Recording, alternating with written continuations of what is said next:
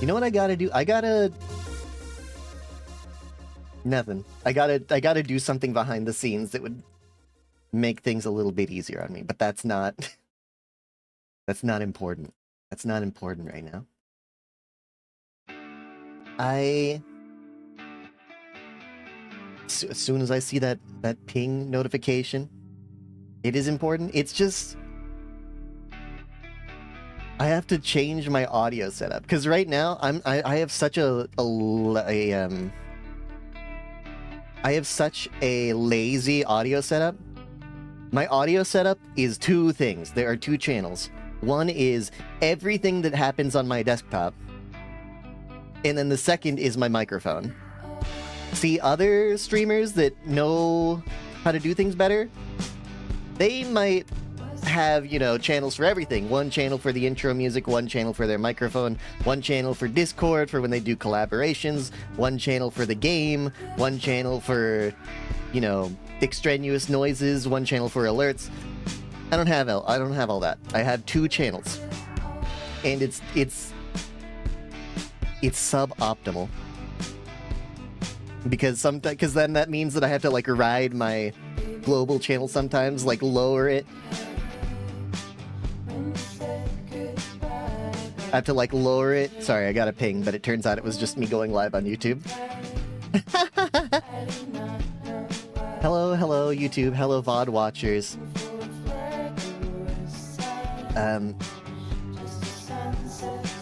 Anyway, my friends that do this also have hello Sonic, oh, sorry. I have to fix that. I should hold on, I'll make a note to myself in the general chat. Fix audio channels. Fix, or not fix. Let's say make additional audio channels and fix YouTube chat showing up without intervention. There we go. Now it should be there. Yeah. See, I don't know why, but I have to go into the OBS without US intervention. Is that what I said? Okay, no. I had to go check. I thought that maybe it was possible just because I'm, you know, I say it so often that maybe it just came out that way, but yeah, I have to like go and toggle on and off YouTube chat once for it to actually show up on screen. I don't know why, but either way. Oh, I had a crazy dream last night, by the way. Like, lots of stuff happened, including me getting in a car chase with the police while trying to do DoorDash deliveries. Can you still add songs? I'm pretty sure.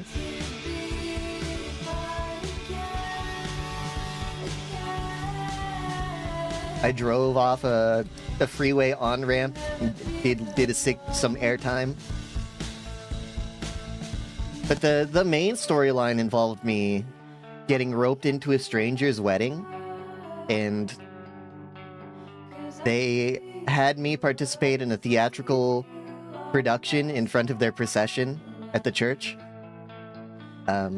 Thankfully, they let me read off the script because I had not practiced, considering I was a stranger to them and didn't know this was happening. But they wrote me in off the street and said, "We need someone to play the honorable gentleman in our play.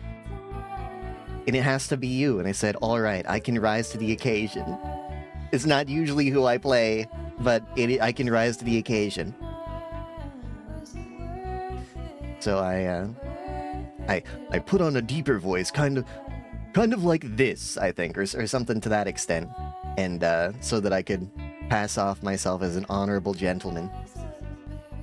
I had like 4 lines in the entire script, but honestly, like, I think I blacked out after the first line, because I only remembered reciting the first line. And then, you know, I blink and then the wedding's over, and then everyone's telling me, like, "Oh, you did such a good job, and I had to, like, ask them, like, "Are you sure? Are you sure I said my lines? I'm not sure that I even finished the play." And they're like, "No, you did great, And then I returned to my subplot where I was like, I think I was stealing cars for a chop shop, maybe? I don't know. Lots of stuff happened in my dream last night. It was a very strange dream last night. Making music and taking down fascism and some other stuff. I do like all three of those things. Making music, taking down fascism, and some other stuff. I don't know how I feel about... It's a rhythm game, right? It's been a long time since I played a rhythm game. I'll take a look at it. Secret agent in the Seth MacFarlane universe.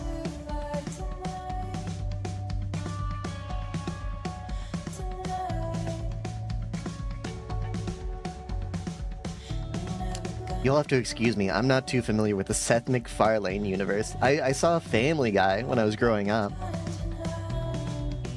I'm vaguely familiar with the fact that he has other shows, like The Cleveland Show, I think, and...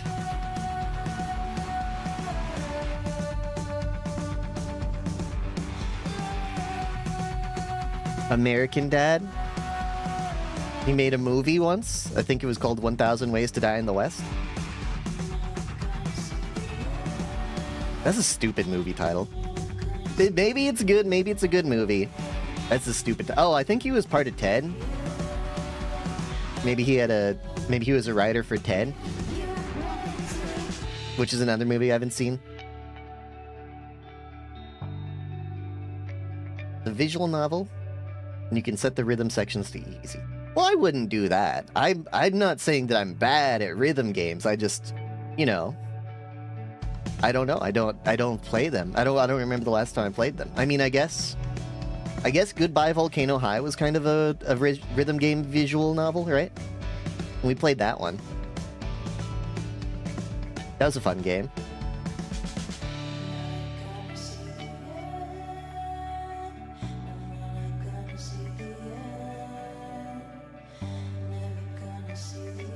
Oh, speaking of, we're listening to a Goodbye Volcano High song right now.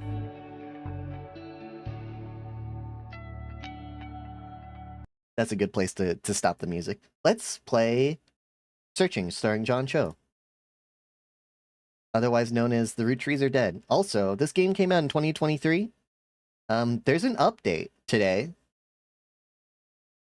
Major update today. What? Hold on, I have to read the... hold on. I have to read what this major update is for a game that came out 3 years ago. In December, we launched The Roottrees Are Dead in simplified Chinese, and we were blown away by how well it was received. Within 2 weeks, it had outsold every language except for English, and continues to be played and well-reviewed by new players every day. We want to thank our Chinese players by providing an update to the game, which includes full voice acting in Mandarin. It is available today as a free game update. This was only possible because of all the Chinese-speaking fans and their wonderful support. If you'd like to stick to the original English voiceover, the option still exists. You can customize your own experience with the game. Thanks again, and we hope you also enjoy our upcoming game, The Incident at Galley House, which will have a simplified Chinese translation upon release. Yeah, I'll rate that up. That's good. The Incident at Galley House.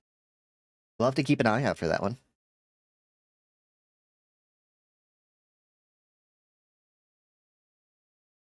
How big could the update be? Okay, it's already done. I'm launching. By the way, I clicked download update when I said how big could the update be.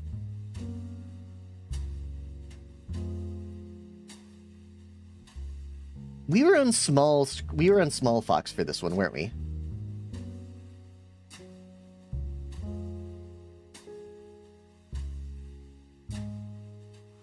I think we were on Small Fox. Incident at Galley House. Wishlist our new game? I'll do that off stream.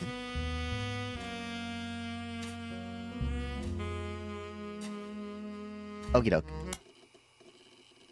So I actually remember something from last week, believe it or not. I remember something that I wanted to check out.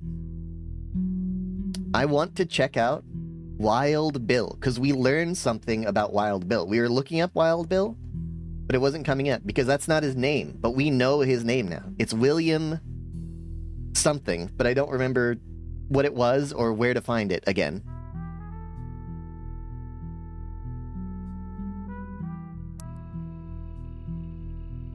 Hold on, do you think that I could... Is there... audio, voice language? We'll be playing in voice language Mandarin from now on, I think. In honor of the new update. But no, I was coming in here because I wanted to see if I could change the...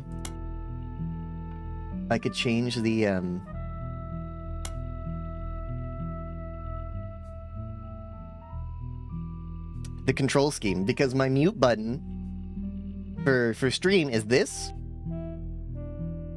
which also opens up this menu, which I wish it didn't. I wanted to just turn that off if possible. Okay, so I just have to remember where we learned about William Wild Bill. We learned his name, maybe in a search. Let's look at our history. Oh shit, I'm not gonna remember it all. I'm not gonna remember it all.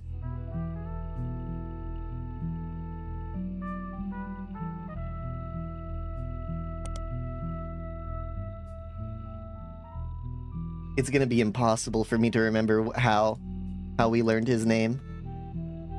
I wonder what disconnect does. I'm a little bit scared to press it.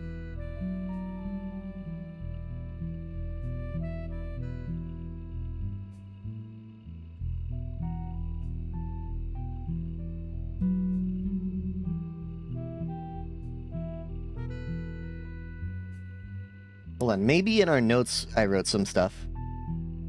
November, Roottrees Motors, Roottrees Curse, Ernie and Debbie. Maybe I would have put it in Gwyn, because she's an actress. Gwyn is Gwyn, but at least she came out of the divorce with her head held high.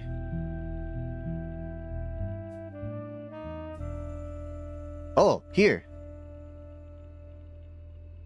Kissing the likes of Harrison Lane and Wild Bill Williams.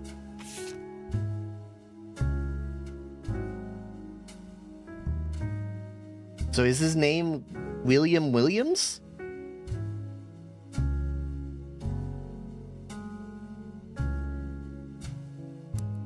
Hold on.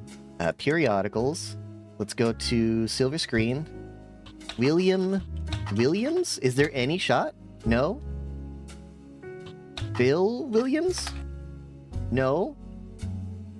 Wild Bill Williams? Okay. Not any help to us, though. Maybe spider search? Wild Bill Williams. Spelled Williams wrong? Wild Bill Williams. The site is not very well organized. The search is broken. You can get to individual pages. Wild Bill Williams was the leading man of some non-notable movies from the 1950s. He was in an adventure movie called Fortune Favors the Grave, which has yet to be released for home audiences. You don't find any additional information about that film. Okay, we could look up Fortune Favors the Grave. Fortune Favors the Grave. Let's highlight that. For Gwyn Roottrees, apparently. He was known for his good looks and off-screen romances, specifically with blondes. He was married 4 different times to 4 different actresses. There's a famous Hollywood rumor that he even approached Marilyn Monroe at a party, and she was already aware of his reputation. Wild Bill grew up in Paris, France. He returned there often. You know what? Let's take note of that. Because we know some people that grew up in France. Okay, Fortune Favors the Grave.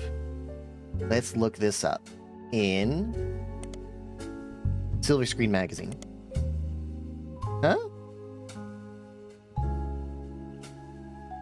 Okay, let's look it up on the internet then. Fortune favors the grave. Fortune favors the grave. Do me a spider search. Nothing. Oh.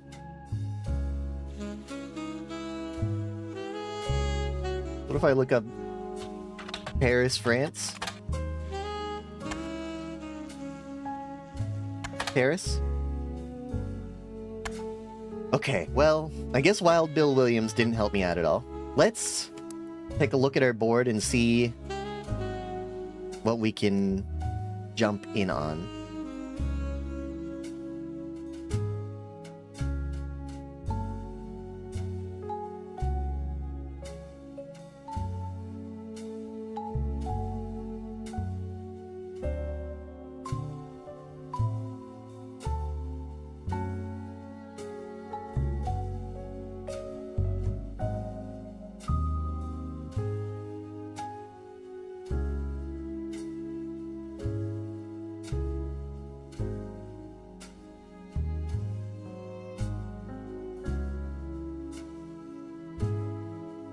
You know, I guess this means that we haven't gotten the Rafferty-Leroux children sorted out. Maybe they're not babies.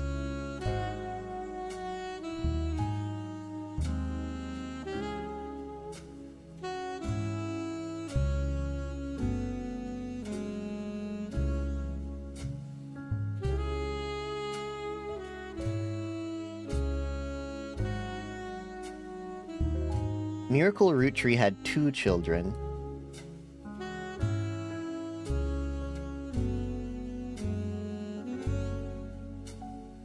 We don't know anything about this tree at all.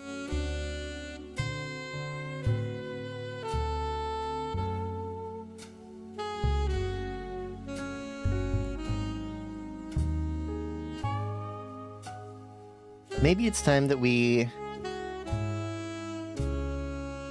Of course I'm watching the chats. How are you, Aaliyah?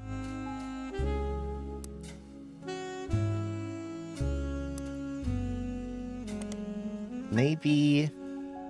Hold on. Let's take a look at our evidence. I just need to grab a thread.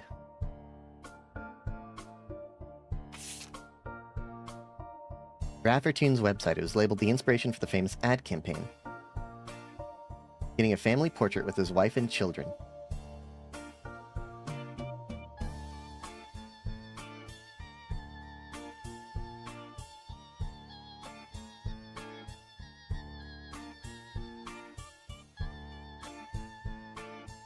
Mine are... I think I just need to get like a new cable, like a new cord for them. Because this one I have to fiddle with a little bit, otherwise it only comes in through my left channel. Thank you, Leah.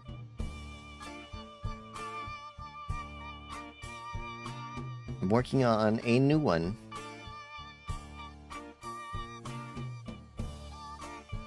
Draw it? No, it's not a. It's a 3D model.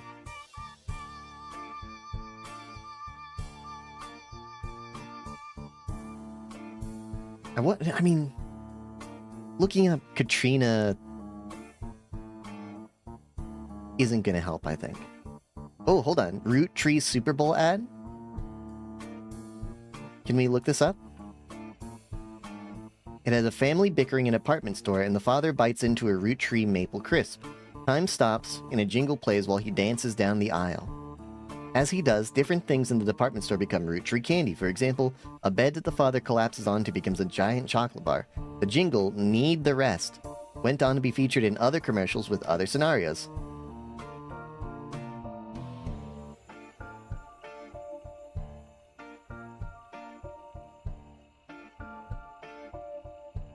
Root Tree Super Bowl. Root Tree Maple Crisp. There's a couple of things in here, right? I want to look up Root Tree Maple Crisp. I also want to look up Need the Rest. Let's try Need the Rest first. No, but I want to show you something. Take a look at this. It's called The Door. Don't let it hit your ass on the way out. This is a famous jingle for Root Tree Maple Crisps, originating from the Super Bowl commercial. The jingle goes, when you're surrounded by madness and mayhem, reach for the best. There's enough there to share, but let's face it, you need the rest. I don't think this is... I don't think that's useful. What about Root Tree Maple Crisps? Is it just going to take us to... No.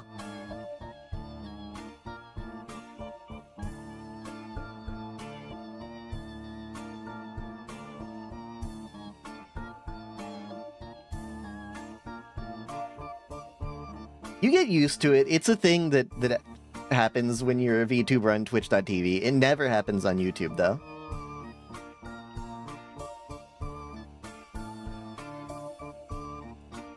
I bet that the father collapses on becomes a giant chocolate bar. I don't think this is useful.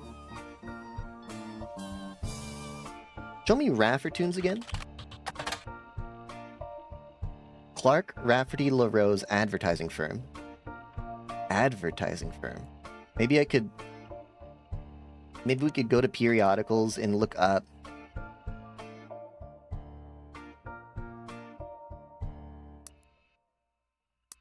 Maybe we can go to periodicals and look up Business Watch. Raffertunes? Butler County Times, Raffertunes? Modern Music Monthly, Raffertunes? Am I spelling it wrong? Raffertunes.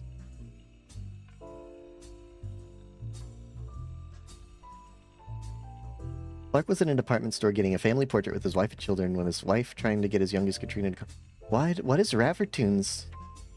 Why is there nothing about Raffertunes? Let's look up the Raffertys for a second. Refresh our memory. Carl's cousin Jim Roottree. Young daughter around the same age as Raina. Carl and his second cousin Ernie Jr., who had just become president of Roottree at the time. Peter Janowicz from MMM. So this says Rafferty's, but it's also about Jim, I see.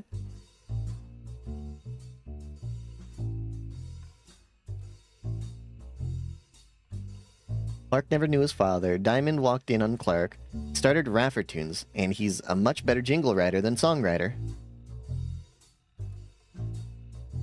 Clark. For being titled Rafferty's, there's only two things about the Raffertys in here.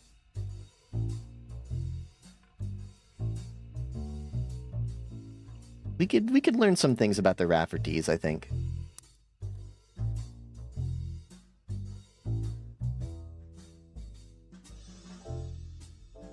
Hold on, we know who this is. This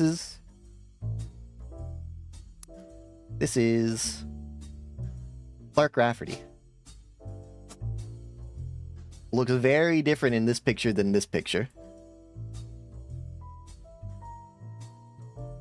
Okay, kind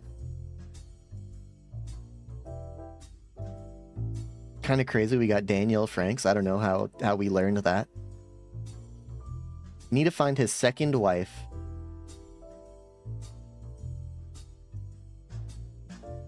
And their child. Also, we have to learn what the Rafferty LaRoe is doing.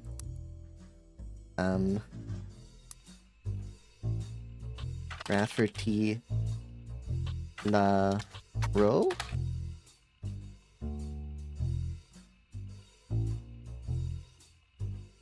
Rafferty LaRoe in anything? No.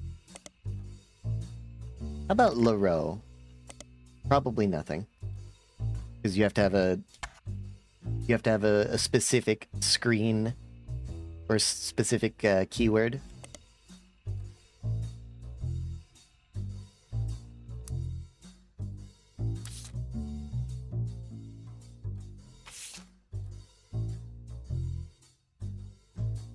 We've already gotten all the notable root trees.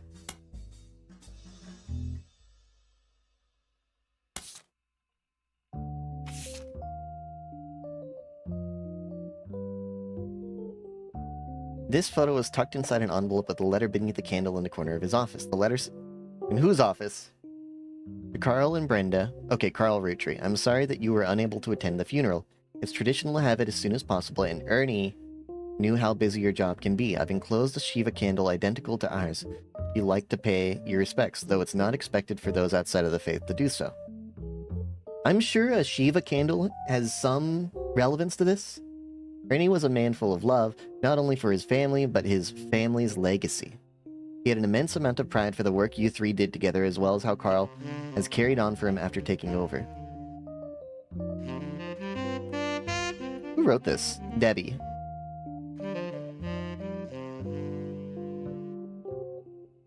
Okay, Debbie has a child named Nicole. Hold on, we've got some notes about Debbie. Ernie and Debbie, who are these people?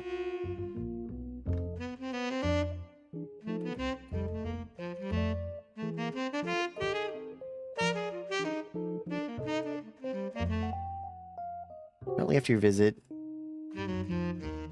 Ernie Madsen Jr. stepped down.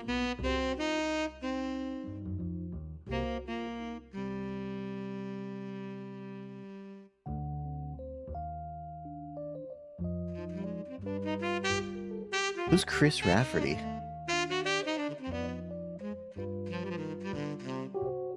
Who the hell is Ernie?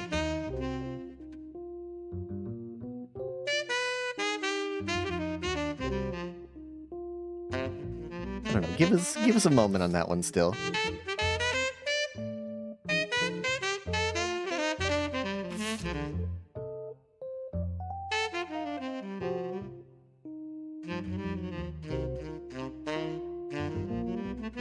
Elias and Gwyneth Roottrees.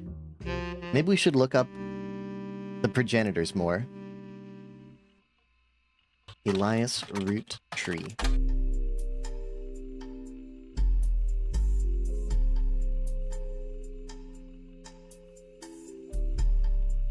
Maybe 5 pieces?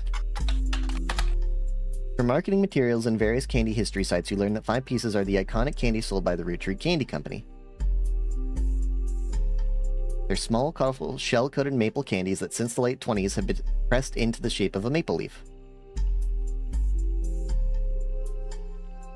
Shaping combination of the maple has been consistent. The History of Print Advertising website that claims to have a 5 pieces advertisement scanned from a book called The Sweet History of Candy, Volume 2. Okay, that's huge. By Charles Lee. Unfortunately, when you click through the website, it seems like all their image links are broken. That's huge. Charles Lee. This, hold on, no.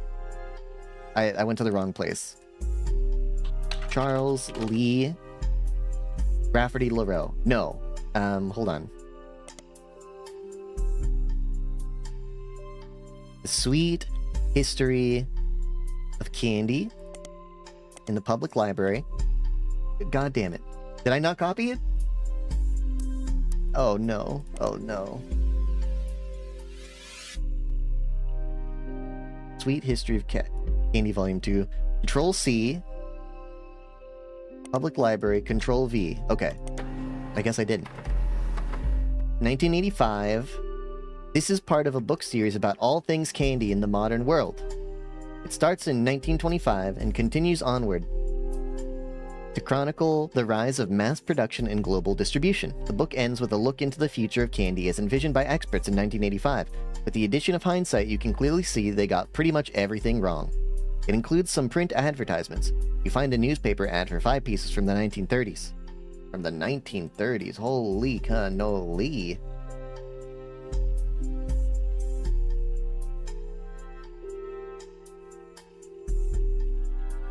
Okay, so what did we get? What did we print out? It's a miracle, a modern candy for a modern society. 5 new flavors, proud family business, inspired by our children. G is for grape, E is for elderberry, CE is for cinnamon extract, M is for melon, and introducing M for miracle berry. You have 2 M's? Miracle berry is a burst of beautiful blossoming blended berries. You found this,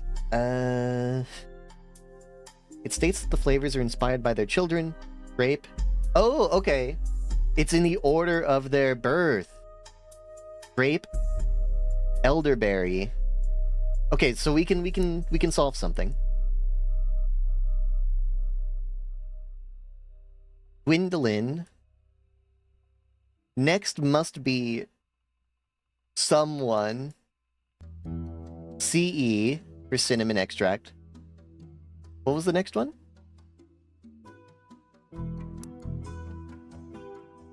M for melon. M for melon, huh? Well, that means it can't be Gwendolyn root tree. Root tree. Any root tree starting with M. This must be root tree Margolite, which makes sense. That does sound like a very old person's name.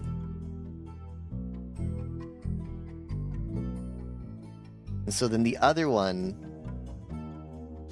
this must be a root tree. I guess it could be Elias or Edward. We know that it starts with an E.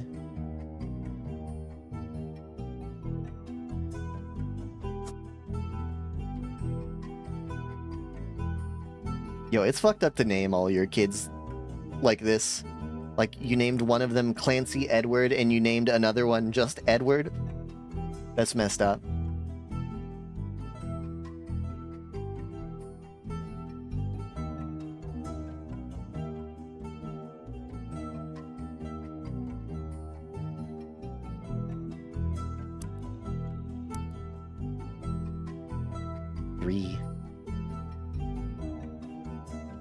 I mean, I understand what this is useful for, right? It's useful for figuring out who is who. We got... The only thing that I need to know is E is for elderberry. I don't know...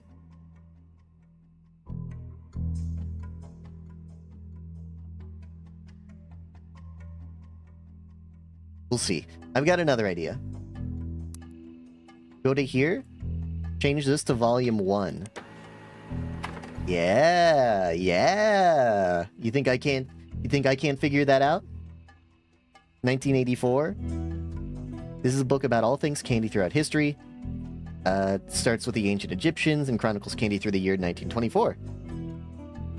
Extremely early newspaper ad for the 5 pieces that Charles Lee included due to a major misprint. A misprint, huh?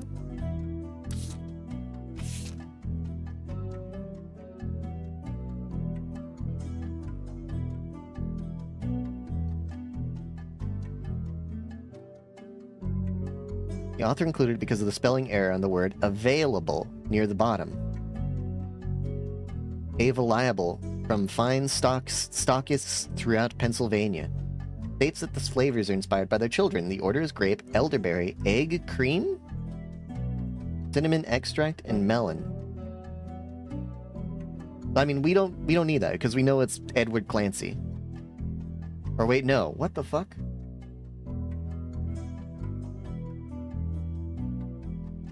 Grape, E. Hold on. Show me the other one.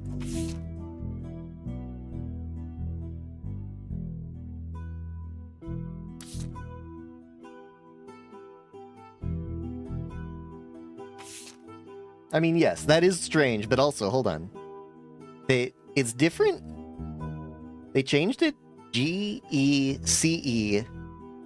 Is it fucking E-C-C-E? Is there any chance they named their kids Edward Clancy and Clancy Edward?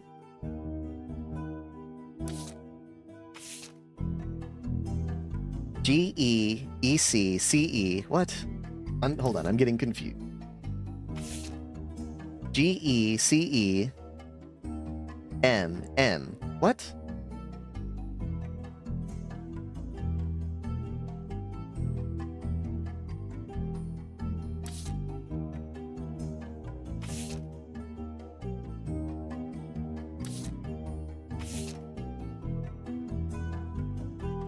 No, there's 5 both times, right? No. There is, but there's two M's in the other one. Melon and Miracle Berry. I don't know if I'm smart enough to figure this clue out.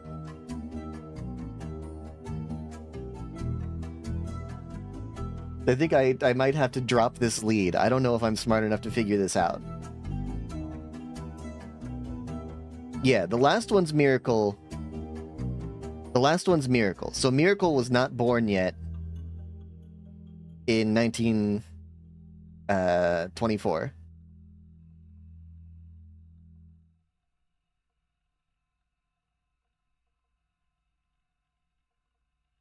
Miracle is his real name. We have this one locked. Miracle Root Tree. He was a preacher. They named him Miracle because they had him when they were very old, and the doctor said that it was unlikely.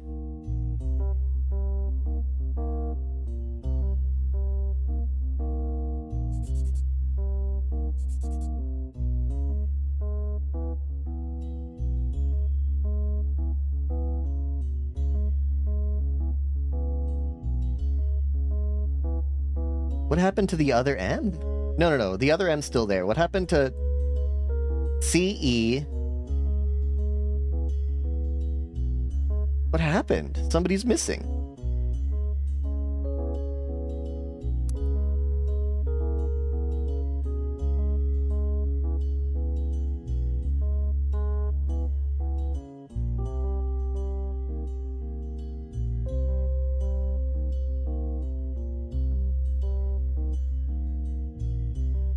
I don't know.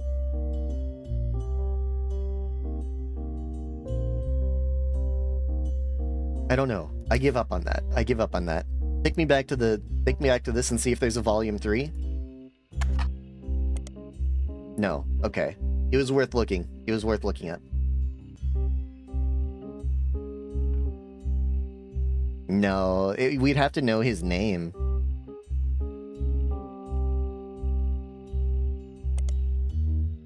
Because we don't, it doesn't actually work like a Google. You know, we can't, like, browse through the links.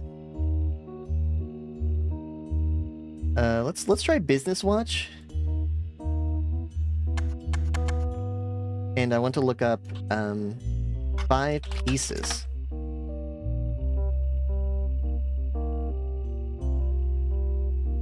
Okay. Butler County Times. Can we look up some of these people? Carl Roottrees? Ernie Jr. One announces Carl's marriage to Brenda White in 1978. They were both in their early 20s. Another seems even more frivolous. Apparently in 1981, Carl got quite drunk at a charity event and broke his arm falling down some stairs. You know what? I bet that we're gonna get, like, access to hospital records or something. The article that also mentions Ernie is from 1996, when Carl took over. You know, I should write that down. We have one for Carl? I don't think we do. No, we do.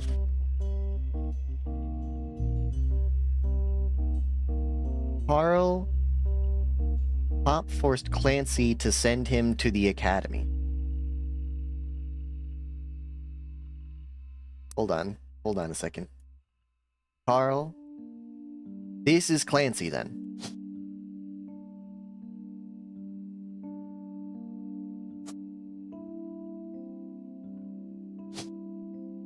His father would be Clancy Jr.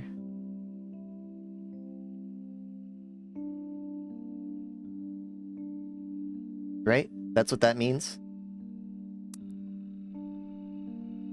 Because it would be his father who sends him to the academy?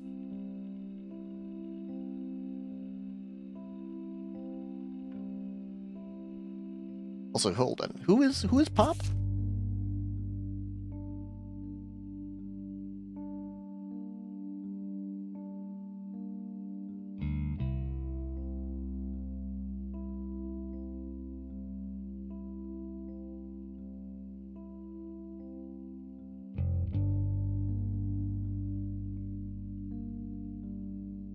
Who wrote this? Lauren. Okay, hold on. Lauren Roottree. Pop would be Clancy Edward. Clancy Edward would name his first son Clancy Jr. Okay. Yeah. I feel good about that. Let's make some notes about Carl, huh?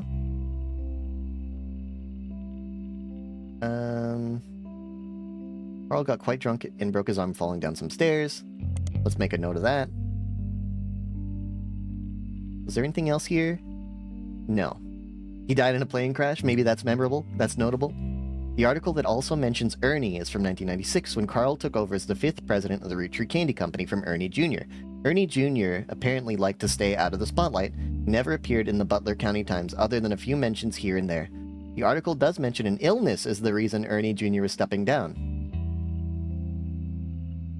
We do have one on Ernie. For him staying out of the spotlight, we have a lot of notes about Ernie.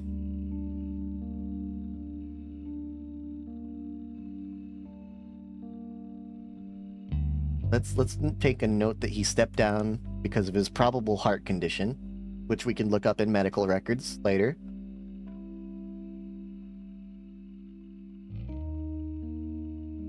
Ernie Jr. liked to stay out of the spotlight.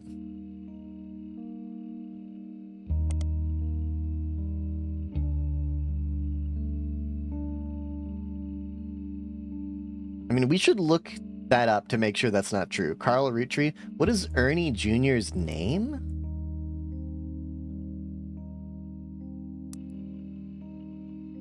Is it just Ernie? No, it's Ernie Jr. Roottree?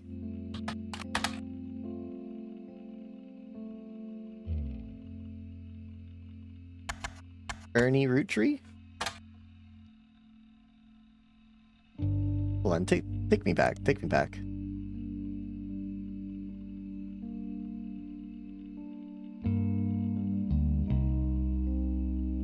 Let's look up some more people in the Butler County Times. I'm sure we can get some information. Elias Roottree? Ah!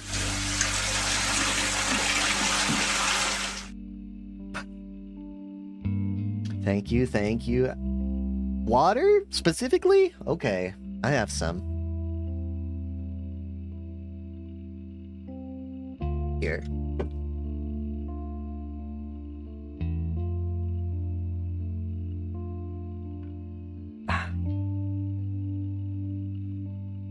Water specifically.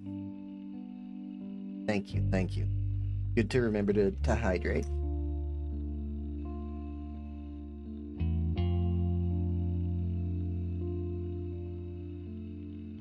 So, by the way, what I'm drinking today, besides water, and when I say drinking, I mean it's sitting on my desk for emotional support. I picked up a can of G Fuel. Apparently this shit went out of business, which is why they're not paying me $40,000 a year anymore to rep them. But they still have some cans left over at my dollar store, my local dollar store. So I picked some up there while I was I needed to go for some body wash. So I got a bunch of G Fuel to wash my body with.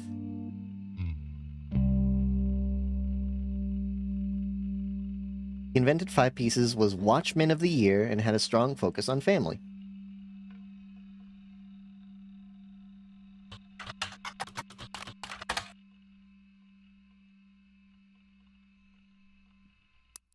Let's just start looking up people in the Butler County Times. Gwyneth Anderson?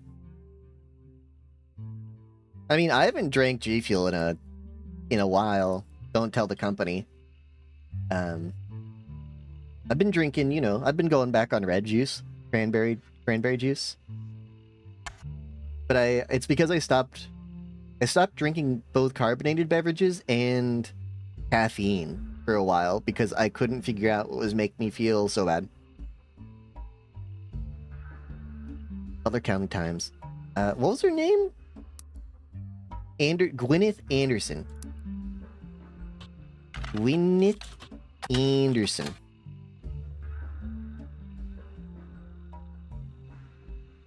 Okay, she's only mentioned in relation to her husband, sexist ass motherfuckers back in 1924, bro.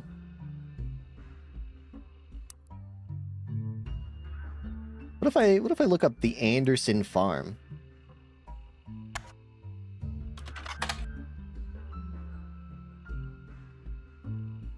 Farm also appears every so often in a section about things to do in Butler County. Twice each summer, the Root Tree Candy Company's current head of farming, Mrs. Cattrall, returns to Butler County to demonstrate how 5 pieces were made at the beginning of the century. The demonstration provides free samples of the original 5 flavors. They cost quite a lot to attend and sell out every time, so the Butler County Times recommends getting tickets at the moment they go out on sale. The ads and blurbs do not have any other relevant information to help with your search. However, you do learn that the farm offers discounts on Tuesdays. I wonder if Miss Cattrall is important.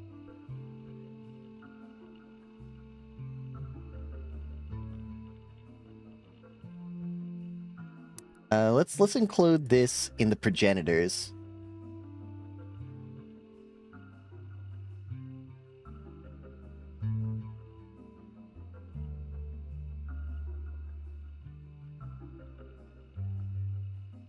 I'm gonna rename this also. This is not the progenitors. This is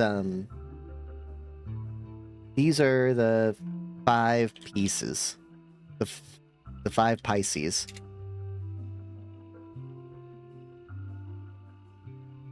And now add me another one.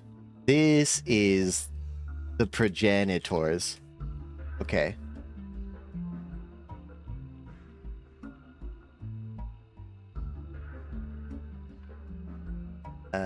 Let me highlight you.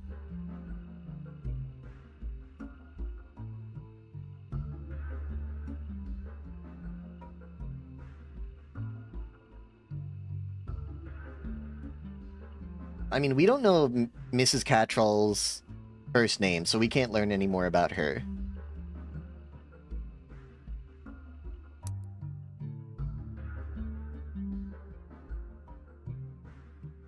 Let's...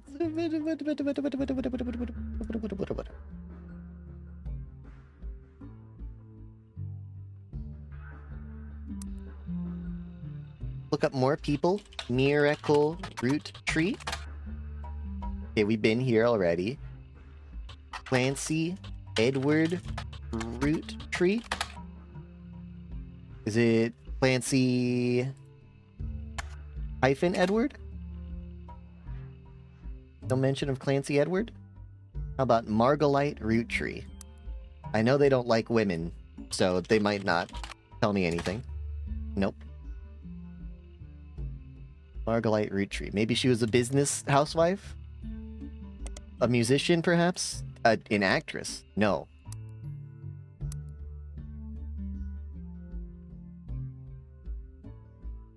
Maybe you don't look up Clancy Edward Root Tree. Maybe you look up just Clancy?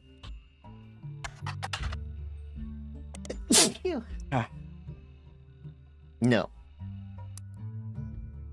Okay.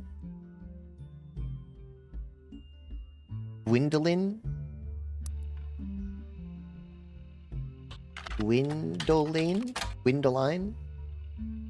Morden?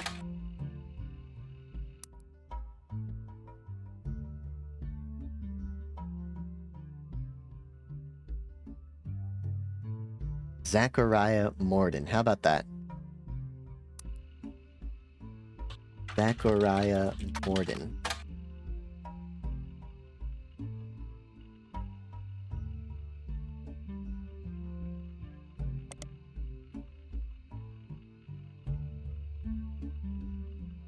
Son of James and Gwendolyn Morden. Do I have that on here? No, I don't. This is James. What? What? Oh, sorry, that's the... I do have that. Morden James.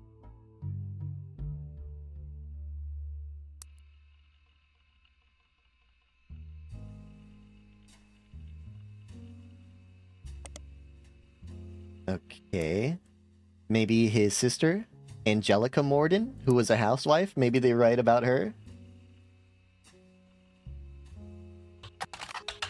how well she's doing with the kids.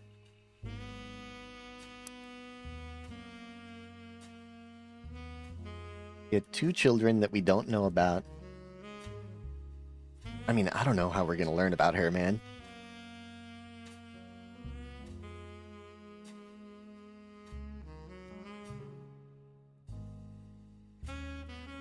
Lauren Roottrees, she might be in the Butler Times.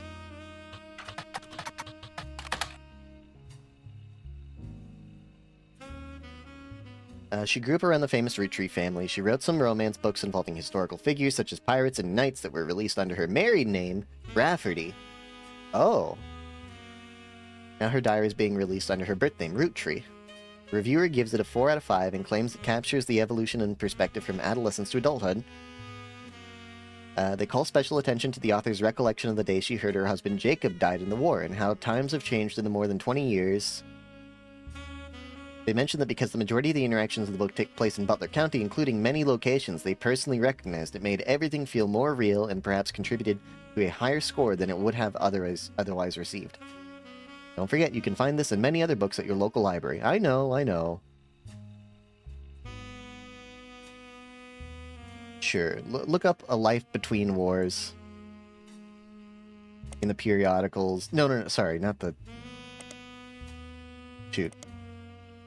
A Life Between Wars in...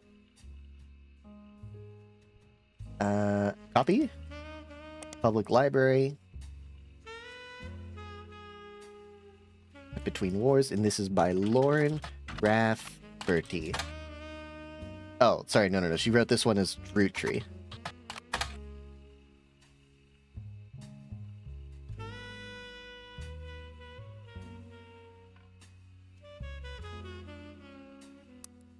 I know that we had... It's this one. Let me see if there's any information in here that we might need to look up. Clark's getting married, and in my opinion, far too young. He's barely 18 for God's sakes, and Danielle isn't much older. But openly confronting them would make me a hypocrite. After all, Jacob and I got married at 16. Clark, like the rest of his generation, is a free spirit. Okay, hold on. Clark's getting married to Danielle. Do we have that? Who the hell is Clark? Oh, this guy. Okay, we already know that.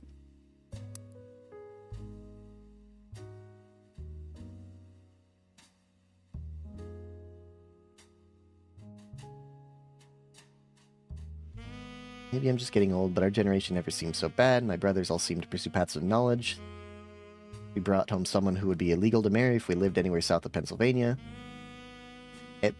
Pop seems to have gotten over it because Edward is set to take over his department once he retires. My first published book, Swashbuckle My Heart. Okay. Swashbuckle My Heart by Lauren Rafferty. No copies available. Released as X Marks the Spot. X Marks the Spot. Hey, Spot. The Spot? Lauren, was it released under Roottrees? It was, okay. This is A Buried Treasure by Lauren Roottrees, and from the author of the Court series. It also says to keep an eye out for Lauren Roottrees' next book, Revisiting the Diary 10 years later, releasing in 1975. Okay. Revisiting the Diary 10 years later. Copy that. Paste that. Yes. That's huge. That's huge. You know it's going to be huge when you get a public library hit. Oh my god, we're getting so many things printed out. This was a version of Lauren Roottrees' diary released in 1975. Unlike the original diary, it contains no pictures but has many new passages that reflect on her thoughts 10 years later. One major event happened between releases that changed Lauren's outlook on certain subjects: the death of Elias.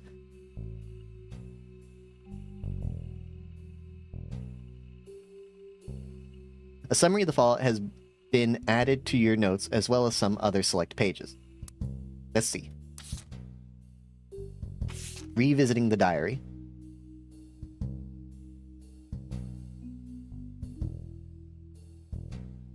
The new diary opens with an explosive incident that happened in the decade between the release and re-release of Lauren's diary. Elias Roottrees had died, and during the reading of his will, There was an audible gasp when a certain name was read aloud.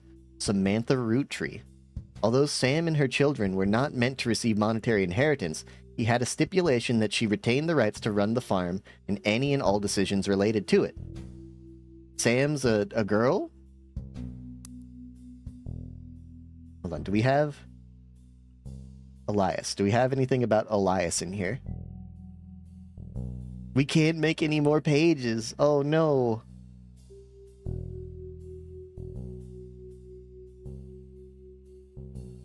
We're out of pages in our book.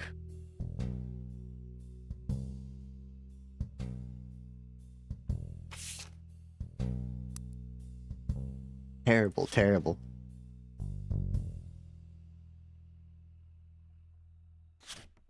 Can we get rid of the welcome page? I would like more pages.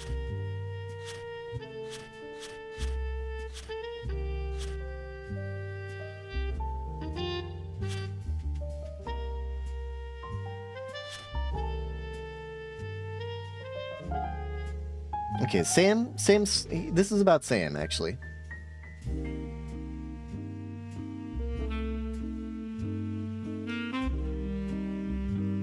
Add this to Sam's journal. It was then the scandalous secrets came out. None of the 5 pieces were surprised, but it was quite a shock to everyone else, including Sam. She had been told her parents died. Apparently, Sam was the illegitimate daughter of Elias Jr. and Patricia Christensen.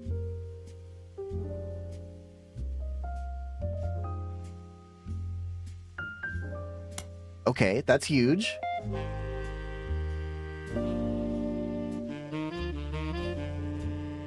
Patricia, the daughter of a local steel mogul, and Eli Jr. harbored a secret romance at age 16. She became pregnant, and after the birth, her father refused to let her see Eli Jr. ever again. Her baby Samantha was sent to the Roottrees. Elias hid her away with a local farmhand known as EC. Oh, shoot. Patricia was married off to a much older man and sent away. That was the end of that, almost. I mean, that's all huge. Highlight all of that. None of the next gens had ever met or heard of Patricia until she unexpectedly reappeared, now going by Patsy. After Patsy's husband died, she reunited with Eli Jr. and they finally married in their 50s. Lauren mentioned the wedding in her first diary without knowing Patsy's history. Eli Jr. had never taken another lover. Lauren, ever the romantic, quite appreciated this.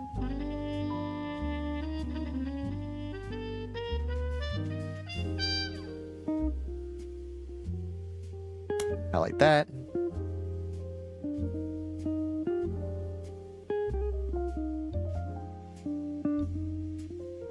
Eli Jr. never taken another lover. I think that's important to note. When Patsy and Eli Jr. finally married, Elias decided Sam should have been a Roottree in the first place.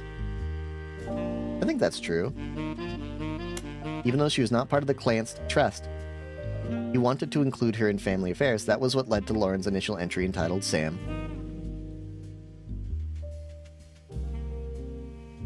I mean, she should probably be added to the clan's trust. She is part of the free spirits.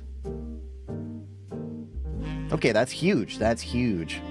Honestly, like, maybe we should do some research on that instead of looking at the rest of the evidence right now.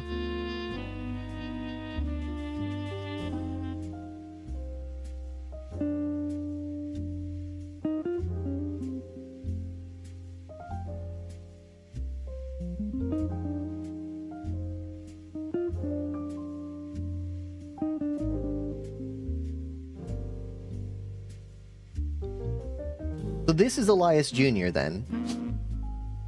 Elias Jr. This is Elias Jr. I don't know what he did. He never married anyone but Patsy. Patricia Christensen. And Patricia Christensen and Elias Roottree had a child named Samantha. Samantha Roottree.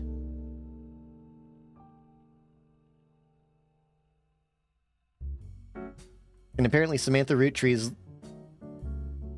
connected to Top Secret.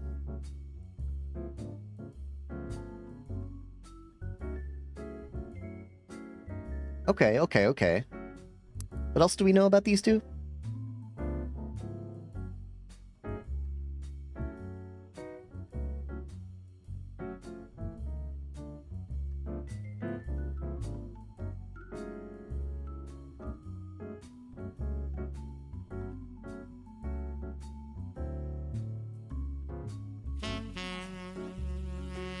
I didn't say that. Get out of here. We have identity fraud happening in the chat right now.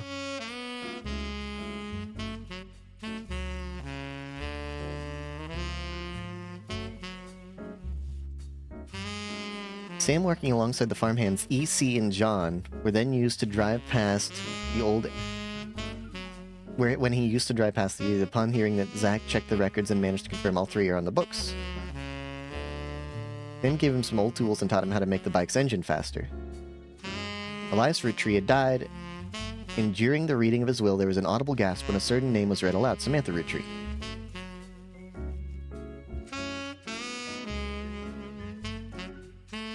Sam was the illegitimate daughter of Elias Roottrees and Patricia Christensen. We got that. So we should look up Patricia Christensen. Let's do that.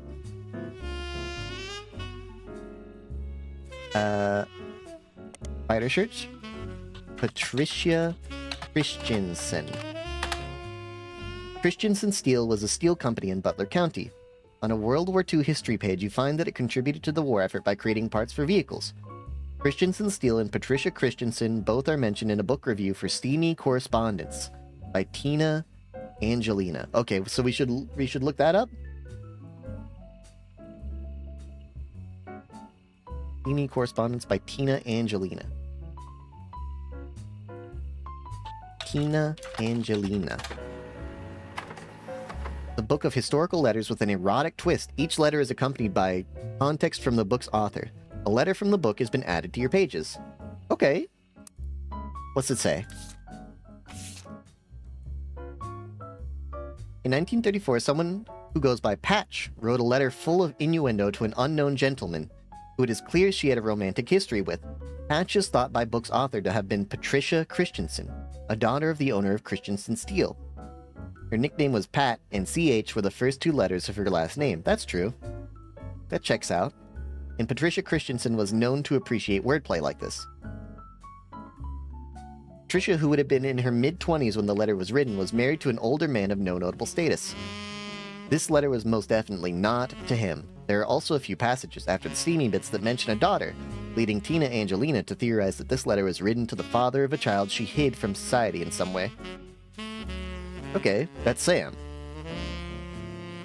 The letter ends on a mention of a twisted twin that seems to evoke imagery from classic literature. What?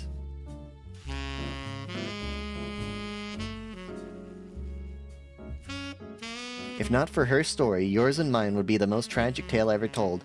How awful is it that such beauty was ripped from its rightful fate and worse, sent to live in possession of your brother's twisted twin? What? Left an outcast, forced to a life of labor under a wicked relative. It's like something from the start of a children's fable. He deserves not the life he has been sentenced. She deserves not the life he has been sentenced to. I can't stand to be apart from you both. Someday I shall return to you, and I pray that he has not corrupted her to know his sins. I swear that on that joyous day, with all of the strength I can muster, I will fight for our child's freedom. Let us pray her fable has a happy ending. Tina has no theory for what the more cryptic parts of that mean.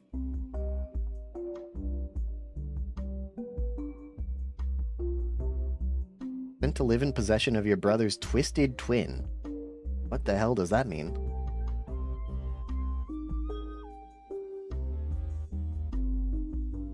Left an outcast, forced to live a life under a wicked relative.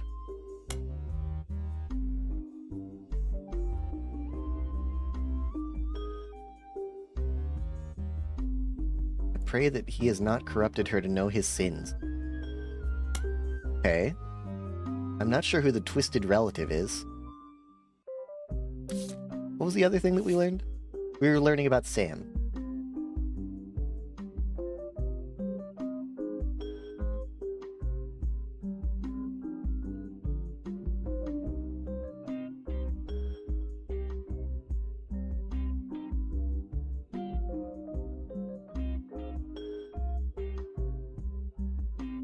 Right, local steel. What was it called? Christensen Steel?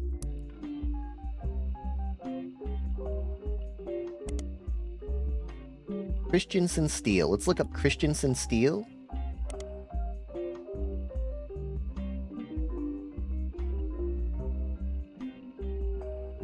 When are you going, Alros?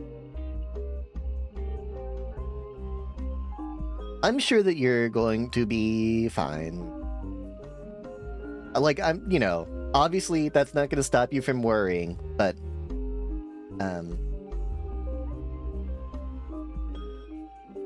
you know, it's not like you're going to, like, Michigan, you know, or somewhere where they're cracking down especially hard or anything.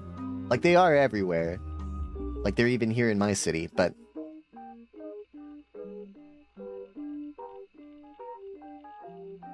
I'm sure that you're going to be fine. You're also a US citizen.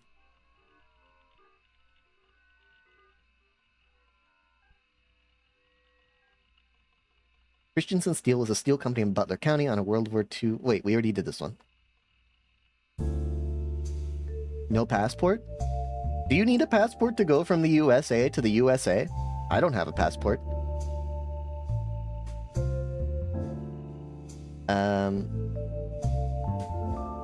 Hold on, let's look at the Butler County Times about this.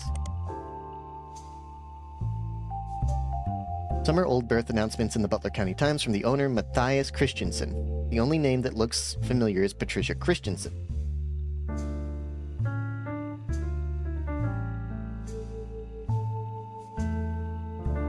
I'm calling it right now. I think you're gonna be okay. I don't blame you for the nervousness. I would be nervous too, but I think you're gonna be okay. I bet you won't get questioned. If you were questioned, I think it would be scary. I bet you'll be okay.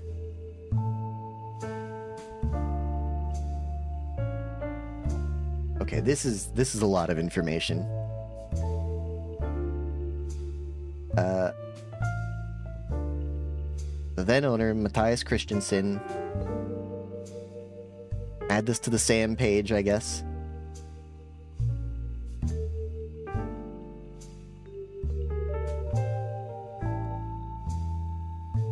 There was a front page article in 1944 stating that the Vice President of the United States had stopped there to visit the factory floor.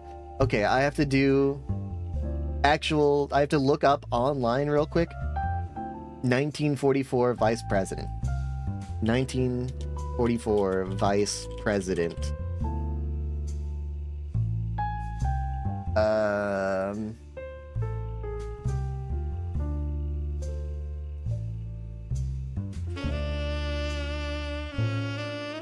Who was the 1994 Vice President? Harry S. Truman. Okay. Should I look up Harry Truman in this magazine? Hold on, read the rest first.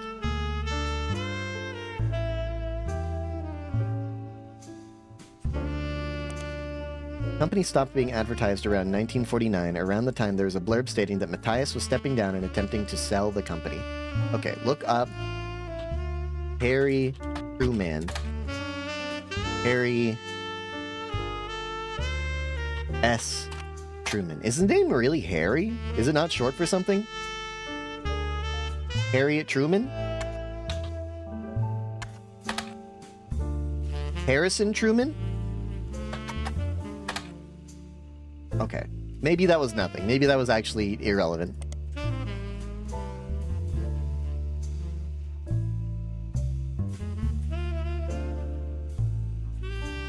Here's more. Matthias Christensen. Oops. Matthias Christensen. Search periodicals for the Butler County Times, please. What? What? Okay, Matthias Christensen. Spider search him? Oh, come on. Nothing. Okay.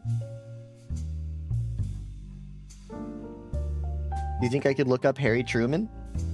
in Spider Search?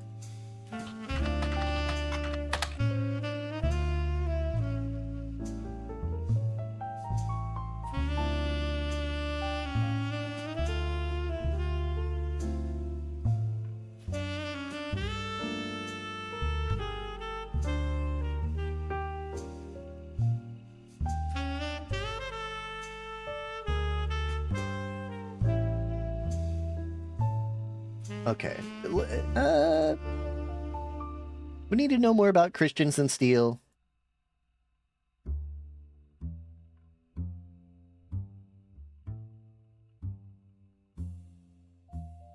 I'm gonna say no. Let's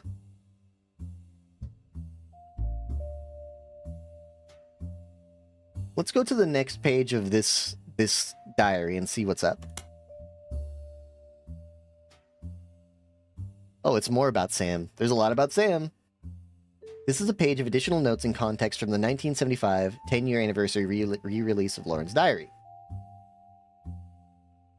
It's a companion piece to the entry about Sam. Clearly, I did not know our true family history when I wrote this. I didn't even know Sam was a Rootree. All of my doubts were ill-founded. She's a fine woman. Had she the chance to grow up with us, Sam might have been the sister figure Gwyn never was. Ernie and the kids were lucky to have her, and her children seem eager to help the family in their own ways. Ernie Jr. has been learning the day-to-day from Zach. It has been a long, long time since any real Rootree was as excited and interested in the actual candy as Ernie. As a bonus, Gwyneth has the green thumb of her mother and her adopted grandfather. What I'm mostly ashamed of is not figuring it all out myself. Sam's a spitting image of Patsy with her jet black hair and green eyes. Jet black hair and green eyes. Hold on. Sam's a spitting image of Patsy with jet black hair and green eyes. She doesn't have the glasses that Patsy did, of course. Her children have that covered. Okay, okay. This is a really good description. Let's try and get a picture of her. Sorry, you have to remember, this is a cyber stalking simulator, so this is gonna happen. We have some photographs. Is it this one?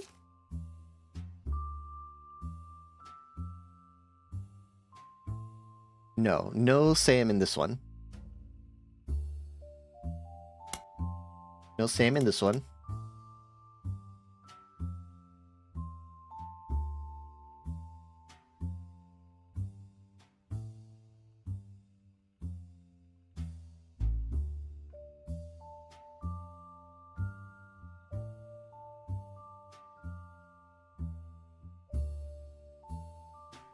Do you think that we... You think that we couldn't?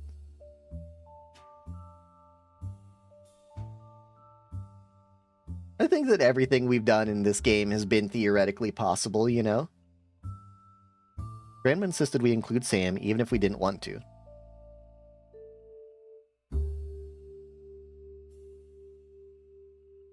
Okay, so Sam's in this picture somewhere.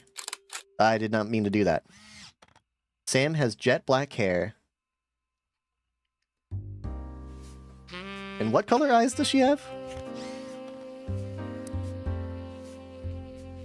Jet black hair and green eyes. This is Sam. Okay. Sam. So that's not Angelica. Whoops. Samantha Rootree. This is you. That's you, Samantha.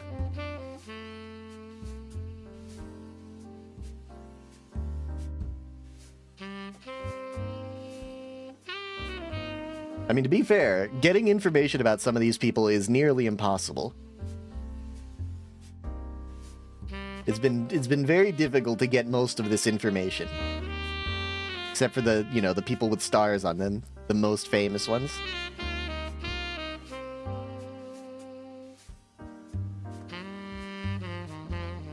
A lot of famous people, you know, write memoirs and stuff.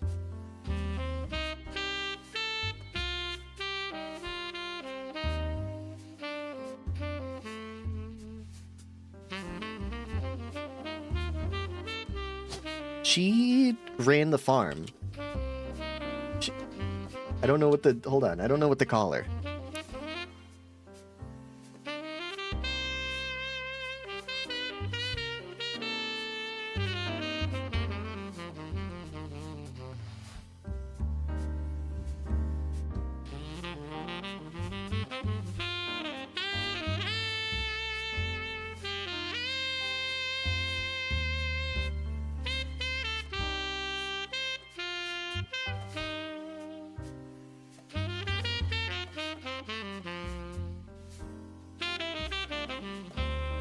I guess she's a farmer?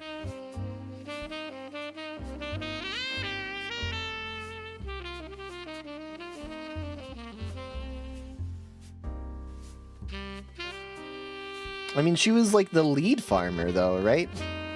She was like in charge?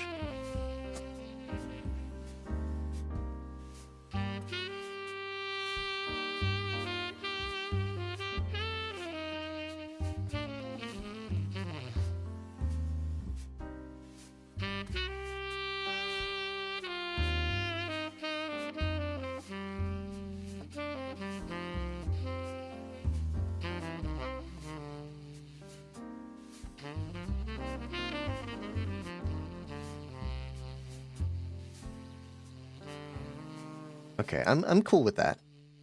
I'm cool with that.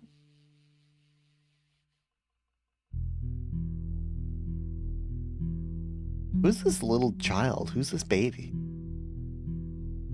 I guess maybe... Oh, you know what? Miracle is putting his hand on him? That must be his kid, right? That must be Miracle Jr.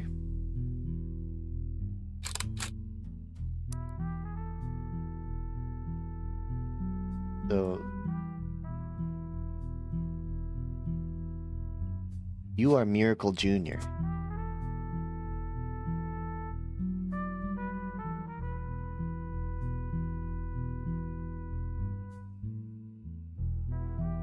Probably. I don't know, he's got another kid too, though. Maybe that's the other kid that we don't know about? I don't know, because this could be Miracle Jr.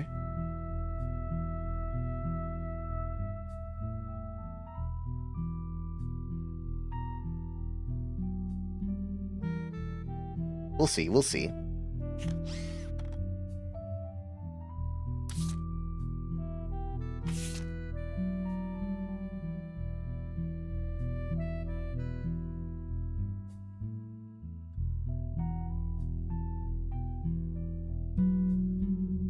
I got flashbacks to when Zach was made president. Mother reframed it a bit to calm him down. Sam wouldn't receive any candy money, after all, and was essentially inheriting the right to rule over the peasants for eternity. Jesus. Pop warned us away from that farm for years. I never met EC in person, but Pop once referred to him as a confirmed bachelor. I suspect that's why he kept us from there. Oh. He's gay. With his roommate, Mr. Miller. That's the sin that he was... what they were talking about. I'm not sure Sam will ever forgive Uncle Junior or Patsy for abandoning her to that life. If I were her, I might never forgive them either, but even so, she seems to blame more than just the two of them. She has no problems with us next-gens, but she has a palpable hatred for the 5 pieces in Elias and Gwyneth.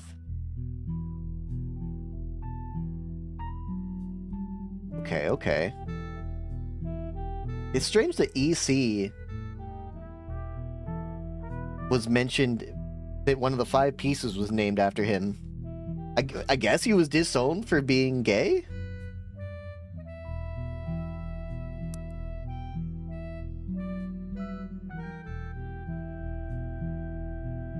I guess he's not even on the family tree?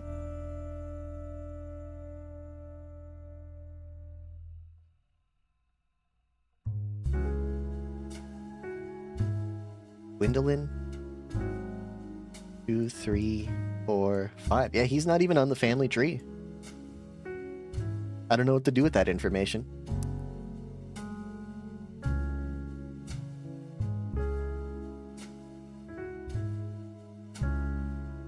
Okay, what else have we got? her son Clark. Reading this back, I get deja vu. As I write this addendum, Clark's gotten married again. No Roottrie has ever remarried. Sure, I lost Jacob, and Gwyn divorced Wild Bill just before she had her second. Not even that I could blame her, but I've seen what she could, but neither of us ever took a second. Oh, sorry, hold on, what? Clark's gotten married again. No Roottrie has ever remarried. Sure, I lost Jacob, and Gwyn divorced Wild Bill just before she had her second. Wild Bill? She was married to Wild Bill?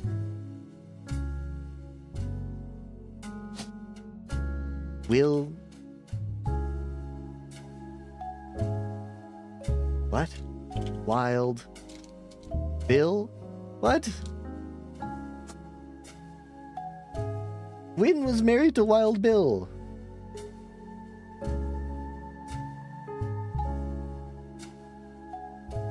His name was William Williams.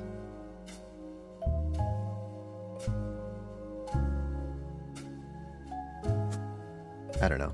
Let's just make a note of that in our journal. Go to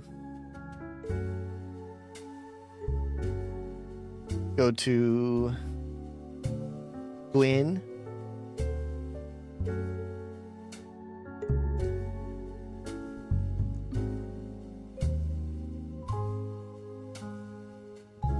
I've seen what he gets up to in Starlet, so we'll probably see Starlet magazine.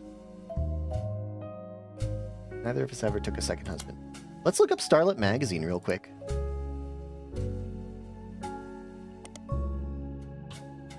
Starlet magazine. Starlet magazine started with a colorization of film and went to around 1964. Generally, it was a tabloid with a focus on famous actors and actresses. It didn't much go into any other aspects of filmmaking or Hollywood news. Okay, we got a new periodical. That's huge. Starlet. Let's immediately look up Bill Williams. Wild Bill Williams was mentioned many times throughout this magazine's lifespan, with stories and gossip about who he had been seen with in public, blondes mostly. 3 specific passages stand out. First mentions of his first roles was under his real name, Walter Forsythe. Okay. Walter Forsythe. Big, that's huge. The second is an interview. Although he doesn't mention her by name, you determine from the context he's talking about Gwyn Roottrie. An apology to all the ladies, I'm actually taken. Earlier this year I did a friend a favor. He was directing a war movie and asked me to play a small part. Wouldn't you know it? That son of a bitch cut me from the picture. I'm just ribbing, it wasn't his fault. Apparently the studio didn't want to pay for a star of my caliber. I got the last laugh though. I met someone. She spent most of the film crying. But even through the tears, she was incredible. I know I tend to have a reputation, but this one's true love. I only have eyes for her. Is there anything important in this? They were on a picture about a war.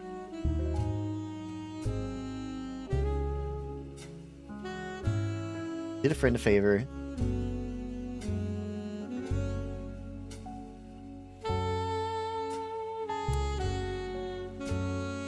Yeah. Make a note of that.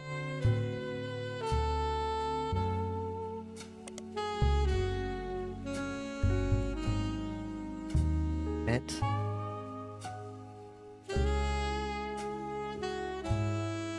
Wild Bill met Gwyn on set.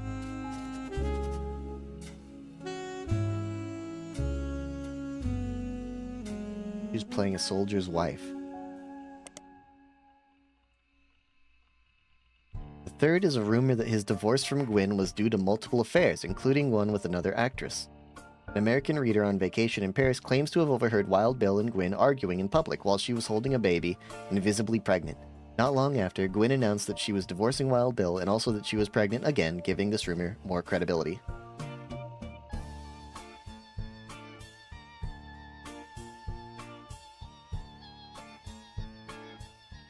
Okay, let's look up Gwyn then. Gwyn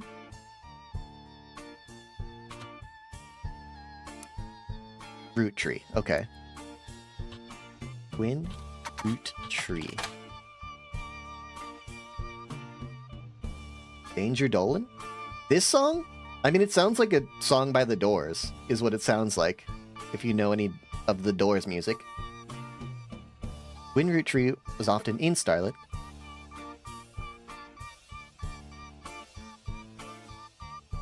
It sounds a lot like a The Doors song. Some of it focuses on the fact that when she was announced her divorce, she also announced she was pregnant again. Others mentioned that the rumor is Wild Bill had multiple affairs, which left her heartbroken. The power of a name is undeniable. My grandfather constantly preached the importance of family names and honoring them. My father decided to bless me with a famous name. There's nothing wrong with Cornwall, but Roottree has power. Cornwall.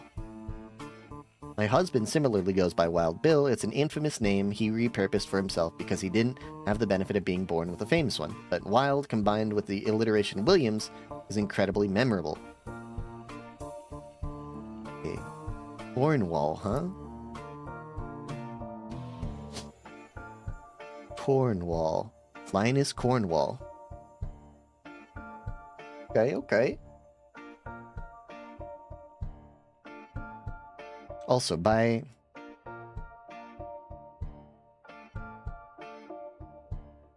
No, hold on to that for a second.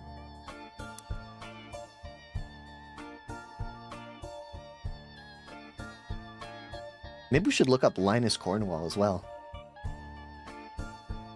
Although we've relocated to Paris, I know your readers love to keep up with my husband, so consider this a Starlit exclusive about both of us. Wild Bill and I have a child on the way, and we're sticking with Roottree for the last name, not Williams. But we also plan to lean into alliteration. That's how we'll honor both of our family names for the next generation. So it's our Roottree. Their first child is...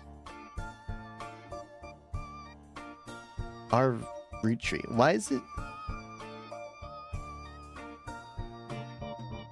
why is there a box around this? What does that mean?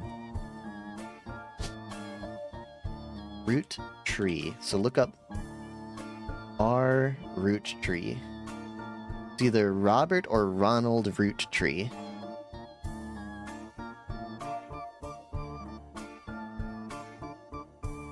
Maybe both of them? They're both alliteration?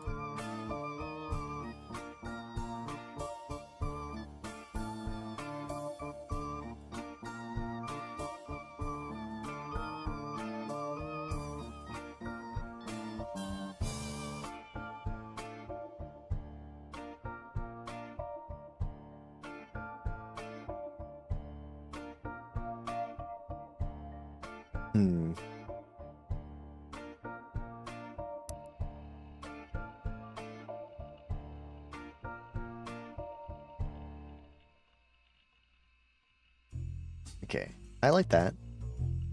We'll come back to that. I wonder if we can find anything about Ronald Roottree in here. Or Robert Roottree. No. Butler County Times? No, because they grew up in France. Doesn't make any sense.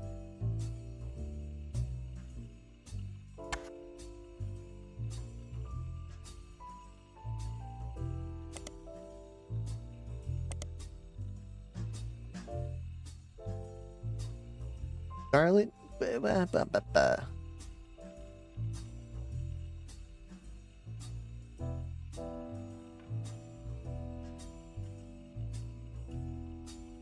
Maybe Jim Roottree?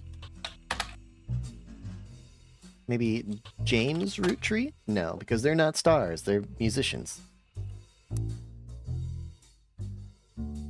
With the way the world is moving, I guess it was inevitable someone in this family would remarry. I just wish it wasn't my son. I can only wonder if Clark's apparent disrespect for marriage is due to the lack of a real father.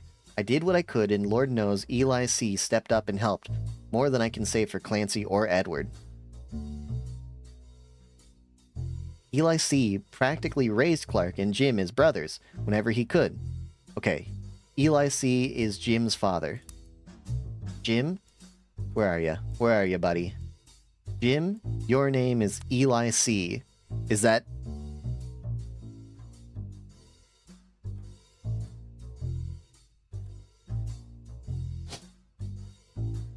Eli...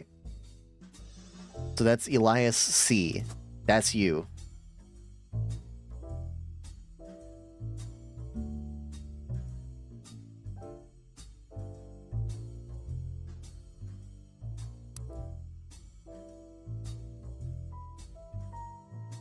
More than I can say for Clancy or Edward. Who the hell are Clancy or Edward? Clancy is her brother. And then Edward must be her other brother. Edward Roottree. Okay. We're piecing it together. We're piecing it together. Lauren is a huge help. Holy cannoli. I suspect that he's marrying Jane to keep her from running out on the band. Without her, he'd be the third wheel, and I imagine they wouldn't last long as a trio. Still, I don't think a marriage on such a shaky foundation like that can last, and Lord knows I was right last time.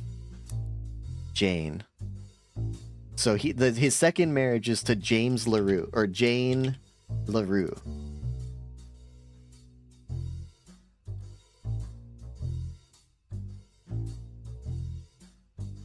And then Jane LaRue had a child with him.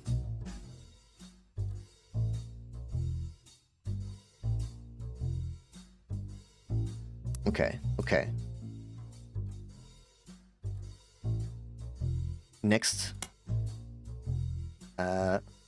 Is addresses feedback. The biggest complaint I got after publishing my diary was how many similar names there are. And I get it. There are 4 Elis for Pete's sake. But that's just how it is. Someone would say, I saw Eli in town, and I wouldn't know which one they meant. My brother, my uncle, my cousin. That's why they became Uncle, Junior, or Miracles, Eli, or Eli C. Miracles Eli. Miracles Eli?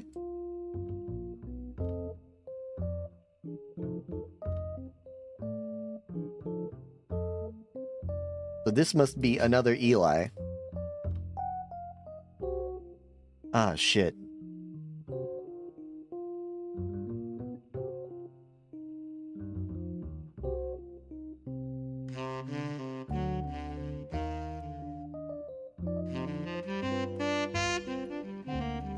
So this must be Eli M. Miracles Eli.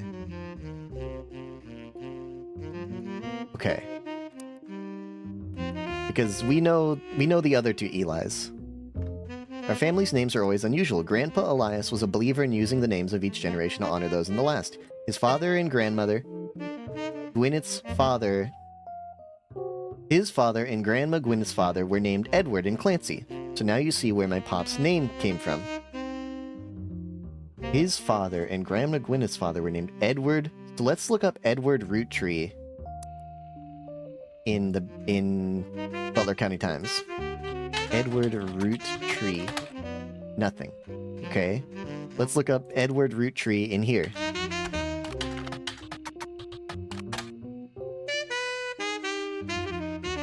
Okay. Who's the other one? Clancy. Clancy Anderson? Clancy Anderson? Okay. Periodicals? Clancy Anderson? You'd think that that was important information. You'd think that was important information. Welcome back, Alrose. One thing that's always been consistent in our family, though, is that anytime someone's a junior, they're always the firstborn son. That goes for Miracle, Eli, or even Clancy. Clancy. Clancy, hold on. Clancy Edward. So this is Clancy Jr. Yeah, we knew that. We knew that already. With the women, however, it all goes out the window. I think Gwendolyn got her name from some combination of Gwyneth and Carolyn, who was Elias's mother. Women's names tend to get all mixed up as the generations went on. I guess that's because there's no female equivalent of Junior. If you're reading my diary and confused, you're not alone. Even the government had problems. I remember once receiving a certified mail for an Edward Clancy Roottree. I had to break the news they got my father's name backwards. That's ridiculous. Edward Clancy Roottree is the gay EC who raised Sam.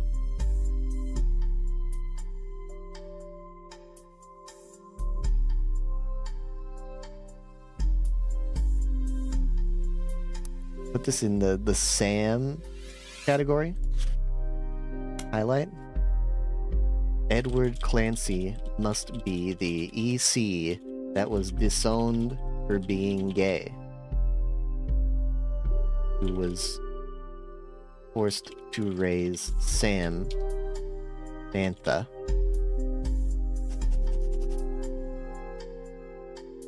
Okay.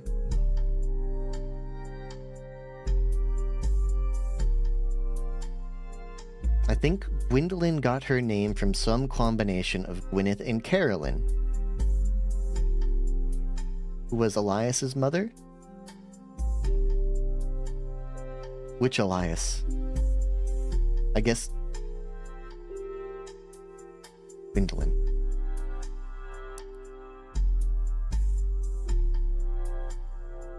Who's Gwendolyn?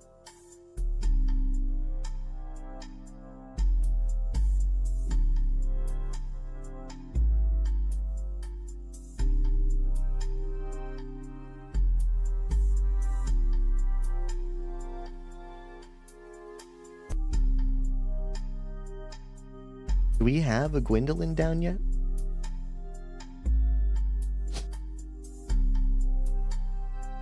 Gwendolyn Roottrees. No, we don't. Who is Gwendolyn Roottrees?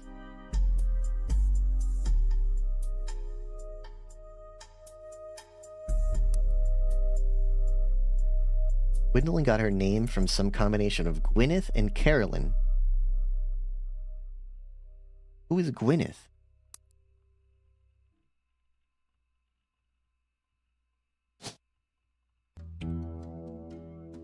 Gwyneth. Madsen Gwyneth?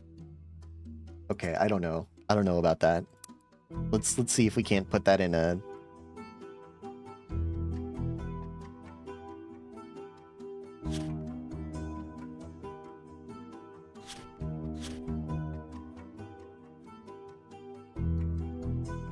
Let's get rid of the Roottrees Motors page and add a page. This page is called Gwendolyn.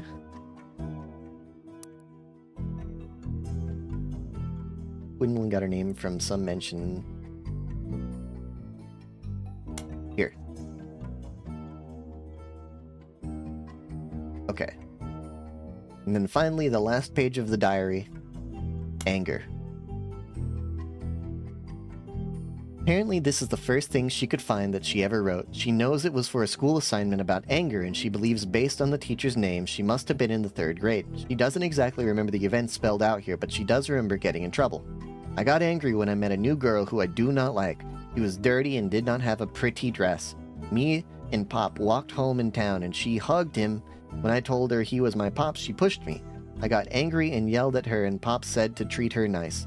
Then she said, "Your Pop is my dad." She screamed it loud in my ear. She was lying to me, and lying is not a nice thing, so I pushed her too. Then I got in trouble. Then Pop took her away. He told me, "Don't worry, I'm glad she is gone." So that's Sam, right? She was dirty and did not have a pretty dress because she worked on the farm. Well, I don't know. She worked in the farm when she was 10, but, you know, or 8 or whatever.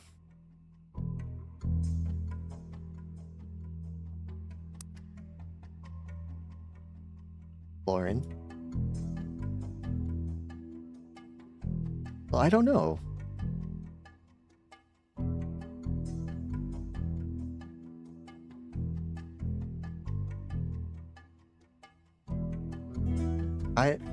I don't know.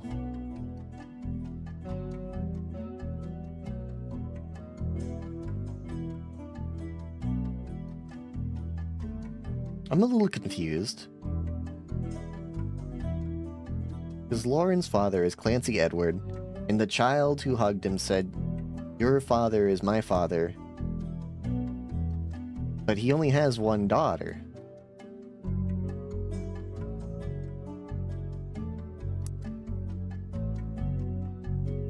I guess I will just note this in Lauren's page.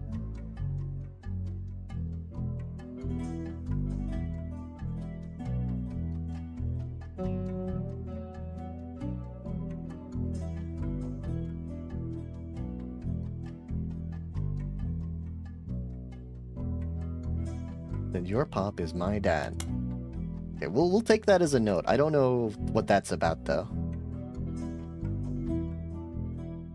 I don't know.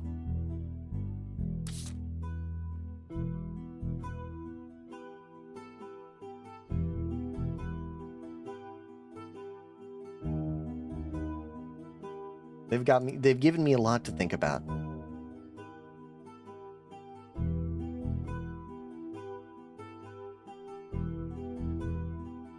We know Jane LaRue, don't we?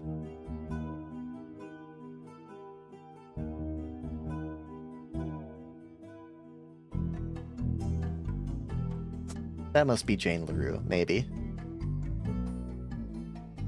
No, I don't know. That must be Jane LaRue. I don't know. We don't know who Jane LaRue is.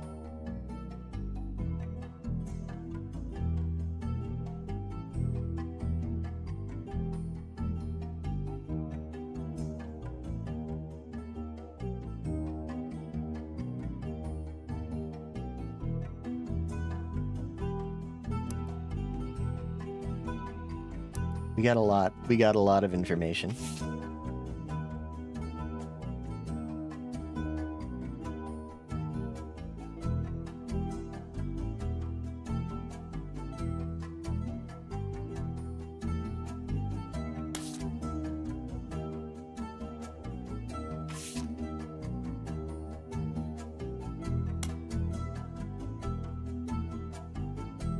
Edward Clancy is for egg cream, and Clancy Edward is for cinnamon extract.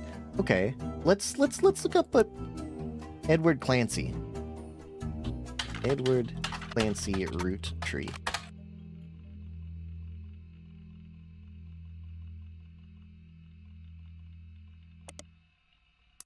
Maybe not.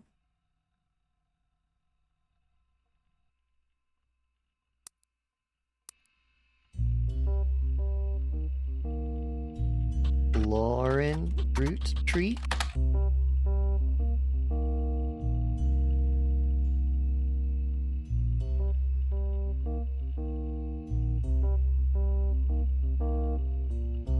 Yeah, we already got this.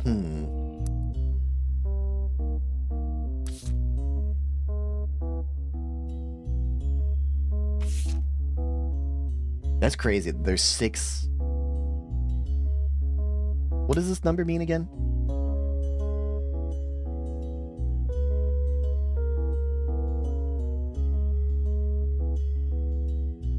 Whenever you find more evidence or lock in family members, new discoveries will be added to the list and old evidence will become less useful. Trust your intuition. If a piece of evidence seems too good to be true, take a closer look at the people or phrases it mentions. Often, most satisfying revelations come from retracing a path that you thought was fully explored, armed with a new perspective. Sometimes the reason certain evidence has such a high value is because it can lead to finding more evidence, maybe missing a huge piece of the puzzle. I gotta be honest, I'm not really sure that I understand what that's saying.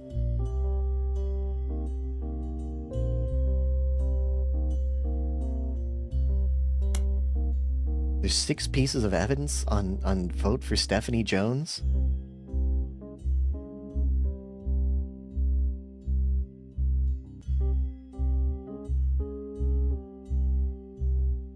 CM. Who is CM? Who is CM?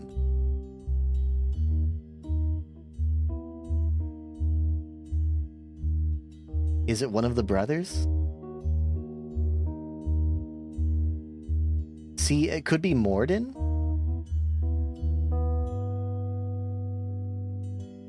Son of Zachary Morden? Morden? No. His wife must be Carolyn Morden then, right? Maybe not. I don't know. He has 2 children. One of them could be Carolyn Morden, and another could be...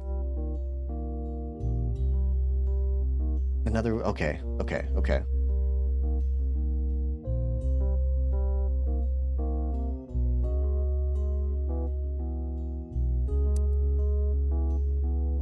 I don't want to think about that information. There's still more information on these guys, huh? Hold on, I want to know what has the most amount of evidence.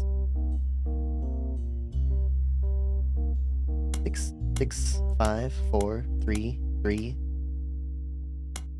1, 3, 3, 2, 2, 3, 3, 3, 3, 3, 2, 1.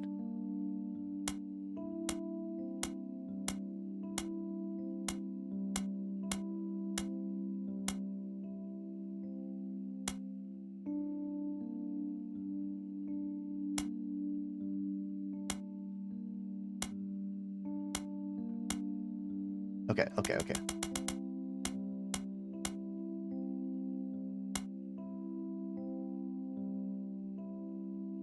These are Gwyn's children. Let's take pictures of them, and let's just take a wild guess and say that the older looking one is the eldest.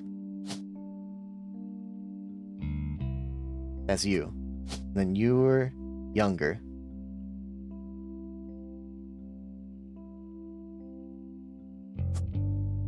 Right? That just makes sense. And these are Ronald and Robert Roottrees.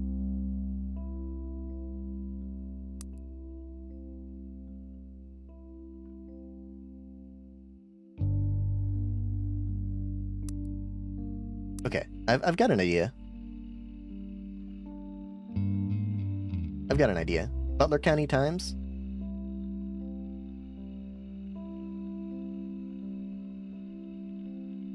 No, I forgot. I forgot what I was gonna say. Never mind. It's not useful. What's he wearing on his jacket? It says film school? Oh, you know what? Then that means one of them could be in Silver Screen Magazine. Robert Roottrees. He's Robbie Roottrees. Oh. Okay. That's the eldest. This is Robert. This is Ronald. Okay, okay, okay. And what does he do? Self-taught television screenwriter. Screenwriter. Okay, okay, okay. We got something.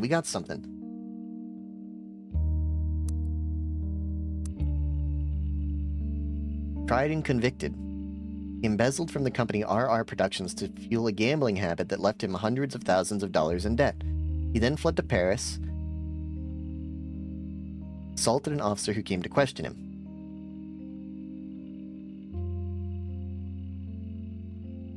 There was a trial involving a Robert Roottrees around the time that Brother Trouble was cancelled. Okay, do we have information about Robert Roottrees?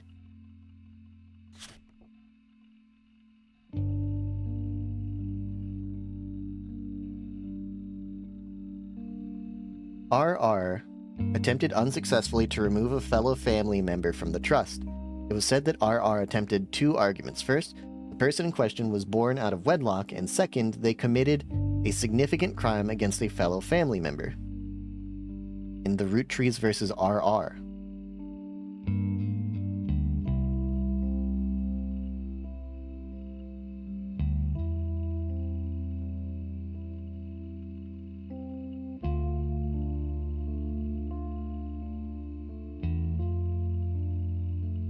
We must have more about Robbie Roottrees, though.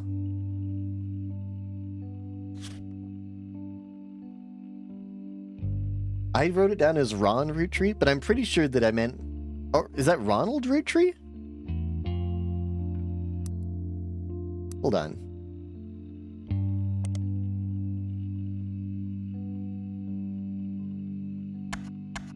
Ronald Roottrees? No. I must have just wrote it down wrong. This must be Robbie Roottrees? Ronb? I'm not sure.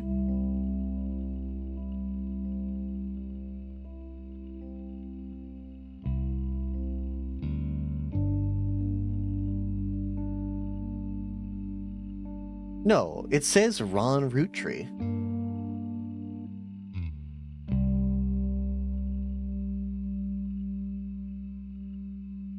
Brother Trouble ended up being an ironic name considering the rumors about RR Productions, Ron and Robbie Roottree.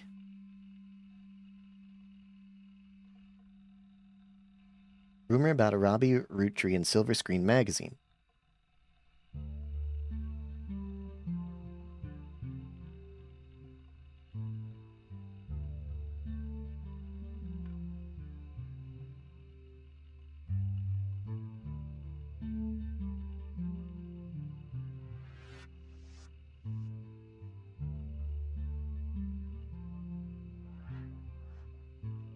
Ron was born in the US but grew up in Paris with his once famous mother and his brother Robbie. Returned to Hollywood to attend film school, he was occasionally called upon his younger brother for script punch-ups. He has occasionally called upon his younger brother for script punch-ups. Ron is the older brother of Robbie? Are we sure? Ron was born in the US but grew up in Paris with his once famous mother.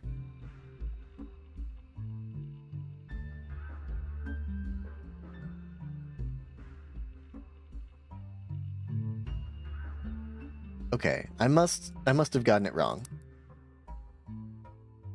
This is Ronald. This is Robbie.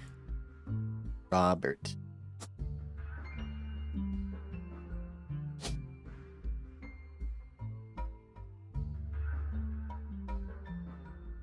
I guess they're both screenwriters, maybe? Maybe not? Director? Ronald Roottree is a director. Yes.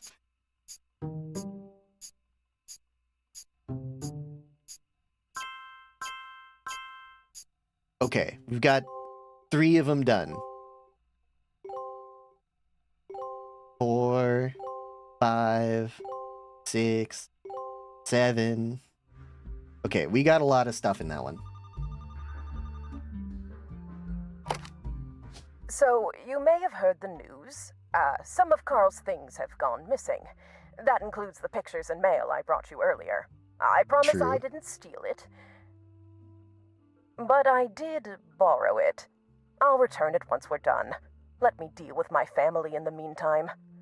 Oh, I guess that means I've officially confessed. I'm a Roottree. I assure you I have a reasonable explanation for the secrecy. I'm about to do something big the family doesn't approve of. If you could just wait a little bit longer, I'll tell you more. In person. I'll 15. return after 15 more blood relatives. That's huge. That's so much. What's our new evidence? Instead of returning, the person who hired you called you on the phone. They claimed they were a Roottree. They also told you they'd give you more of an explanation the next time they returned.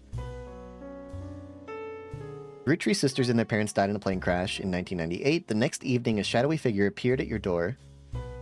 After a quick test, the figure gave you access to some resources. He returned with new resources, a photo of Carl's generation taken in the mid-1970s, as well as some papers. Before they called you, you heard a report on the WRTD radio. Search online for WRTD.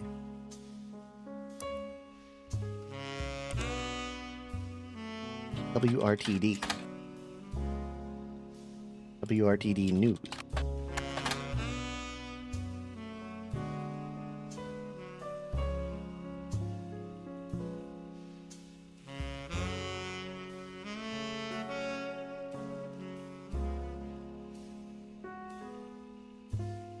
Comment below the article says, "Don't believe their lies. This is just another instance of the Roottree curse being a real true thing. I bet you Carl was murdered and the picture has evidence on it."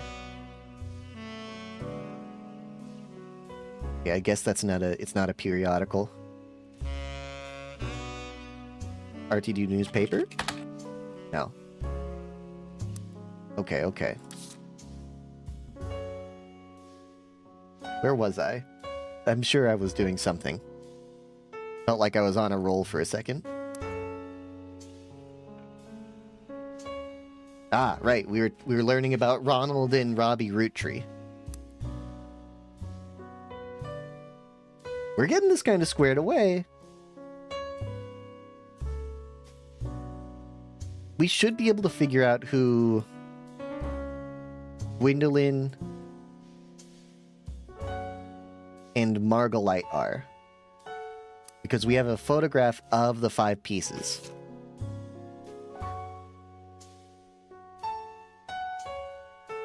Pop had it framed. That's him on the left.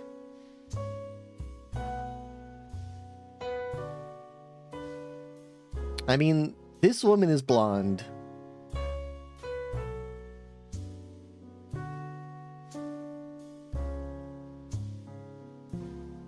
And Gwen is blonde.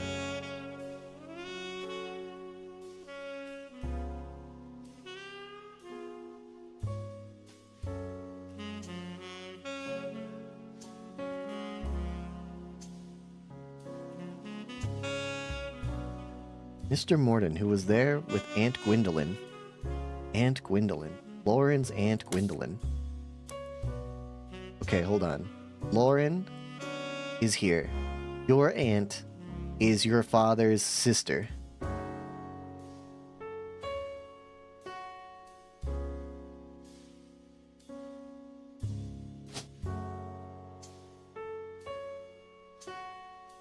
You're Roottrees Gwendolyn, and you are the brunette. Wait, hold on. Who looks older in this photograph? Where is it? She's older. There's no shot, right?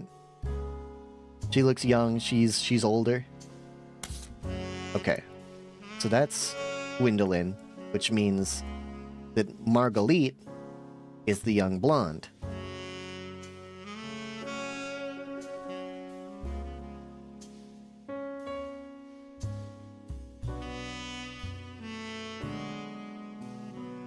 Ronald Roottrees. You know what? Ronald Roottrees got into some trouble, right? Let's look him up in Silver Screen Magazine. Or maybe we already did.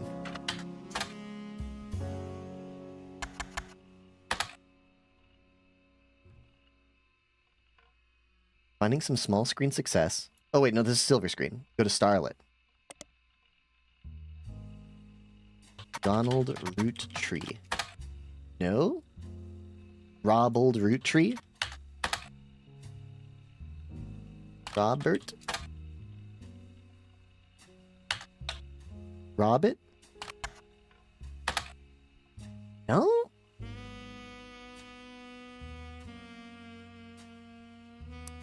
Really?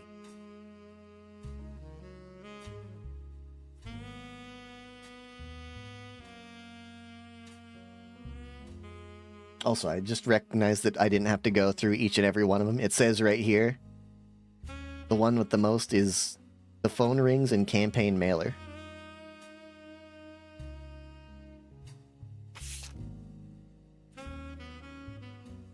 Who are you?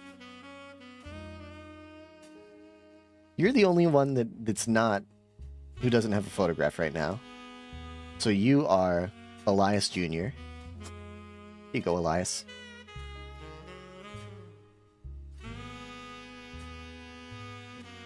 What the hell did Elias Jr. do?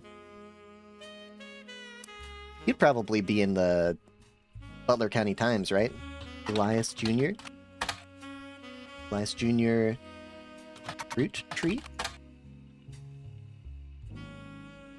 Elias Roottrees?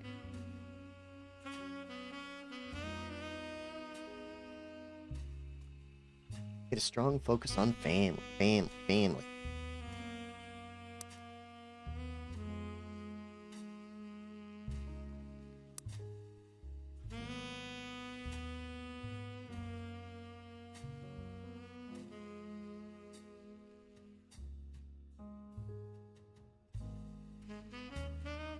We'll figure it out.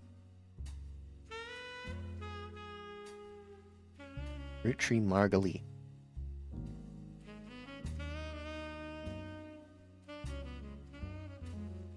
Ronald Roottrees. We should be able to learn more about Ronald Roottrees.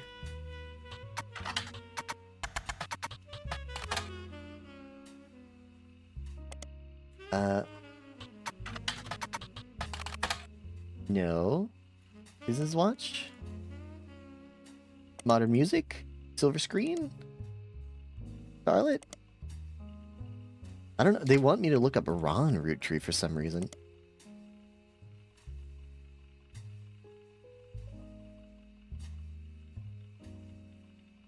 Can I look up "Don't blame the nepotism, he gets results"?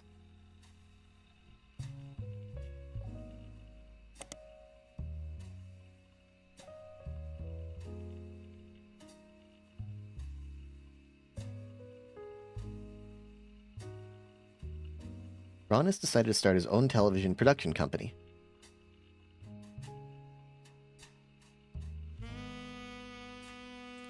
Ron was born in the US but grew up in Paris with his once famous mother and his brother Robbie. He gobbled up American cinema whenever he could, and when he was old enough, returned to Hollywood to attend film school. He brings a special kind of charisma and an eye for unusual shots, particularly when it comes to comedy. Those he's worked with have gone on record as saying he's an attentive director who can work with actors to make sure the timing of a joke lands perfectly. Ron plans to pitch new shows to major television studios as soon as 1986. Until then, he plans to find the right project. He's occasionally called upon his younger brother for script punch-ups and has thought about bringing him into the fold. Okay, I have an idea. Let's look up Brother Trouble in Silver Screen and Starlet. No, okay. What more could we learn about Ron Roottree? What did you work on, Ron Roottree?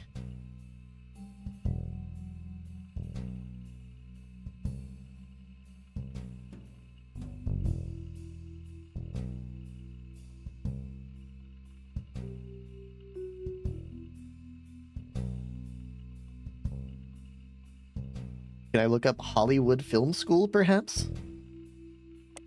I doubt that's what it's called. No.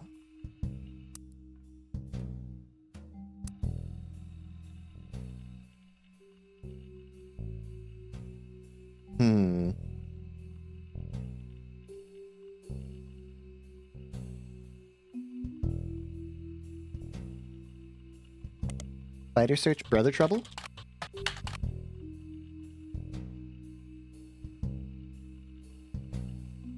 Tommy Mark Sheridan and Dustin Christopher Baker. Let's look up some of these guys. Dustin Christopher Baker is often abbreviated by DCB. Since leaving Brother Trouble, he has appeared in a few straight-to-VHS movies that adapt classic literature to a family audience with minor success, the most popular of which was Jane Eyre, which reimagined the Charlotte Bronte novel as a high school romance with a focus on skateboarding. He doesn't seem to be associated with the Roottrees. Okay, Jane Eyre by Charlotte Bronte. Copy Charlotte Bronte, go to public library. Jane Eyre. Really?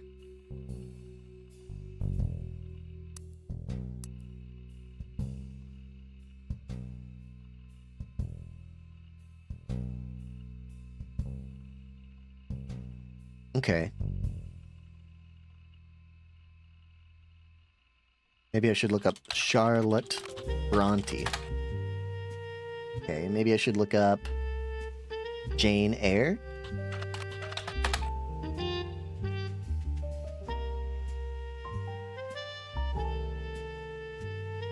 DCB?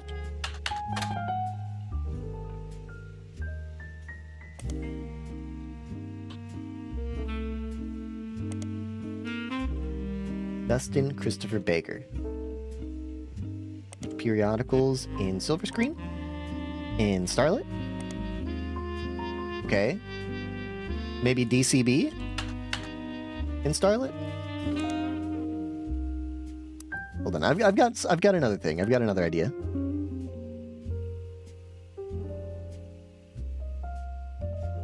Brother Trouble? Let's look up Tommy Mark Sheridan. Search that in Starlet. What? Really? Okay. Her single mother, played by stand-up Penelope Tessa Green. Okay, let's look up her. In Starlit? No? Silver Screen? No? Butler County? No?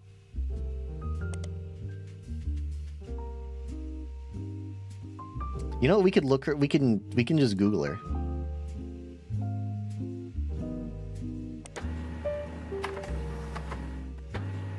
Penelope Tessa Green is a retired comedian.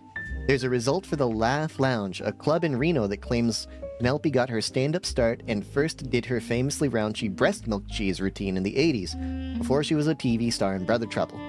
The site claims she retired for the birth of her first child, but still makes yearly appearances for fundraisers, doing more family-friendly material. You find a picture labeled Joke-O-Lantern 1997, as well as a different picture labeled Jack watching one of his mother's charity sets 1994. Both have been added to the evidence. Why do I care about this person? Is she related in some way? Penelope Tessa Green? Okay, she's related to the family somehow. I'm gonna assume that she's related through Ronald Roottree. That they met on set. Jack watching one of his mother's charity sets. So Jack must be one of their children. Maybe their youngest? Jack Roottree?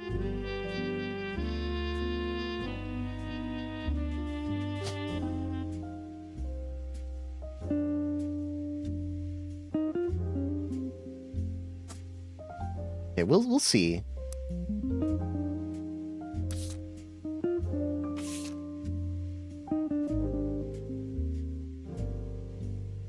Penelope Tessa Green.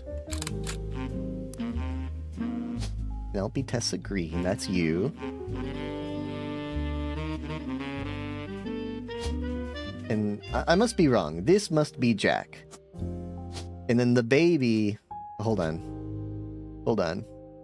This must be Jack. 1997. 1994. Okay, so yes, this is a new baby. Why can't I put the baby in here?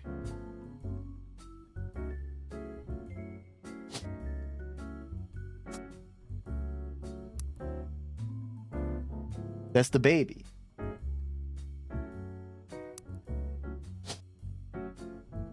Baby. You are Roottrees Jack.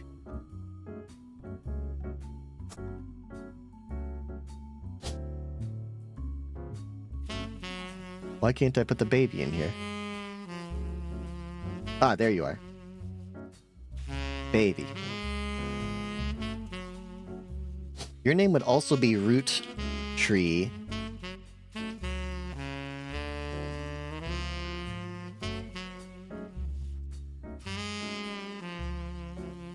Could she be Tessa? Named after her mom?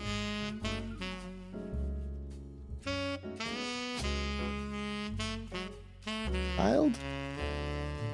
Baby? You're not both babies?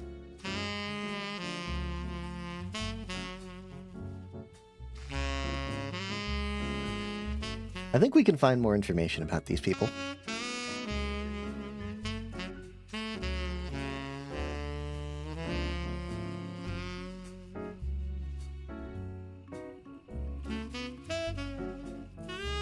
The Laugh Lounge in Reno. Let's look up the Laugh Lounge.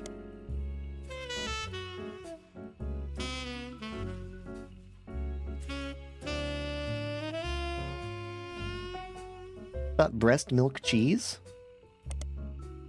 Nothing came up. Okay.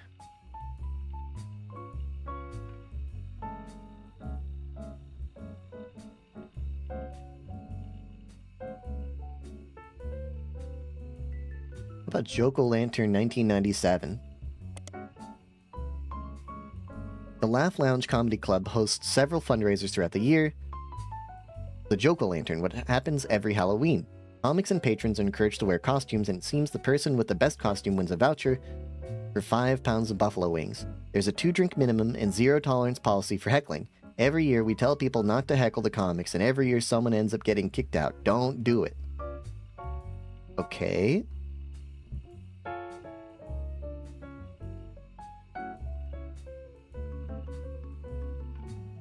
How about Jack-O-Lantern 1994? Ah, okay. You have to try.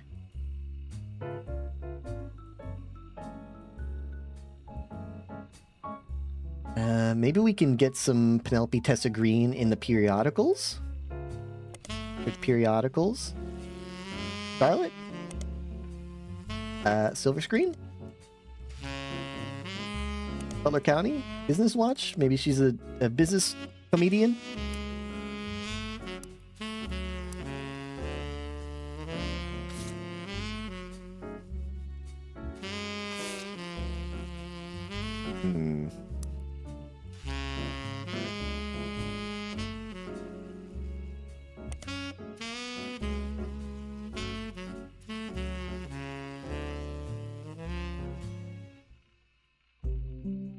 Maybe breast milk cheese? Maybe I can look that up in Starlet? No? Okay, I think that I need to go back to Brother Trouble.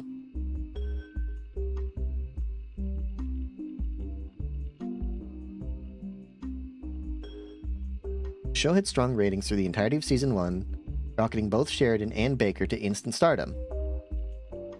It was canceled in 1991, midway through the second season, due to significant drop-off in ratings.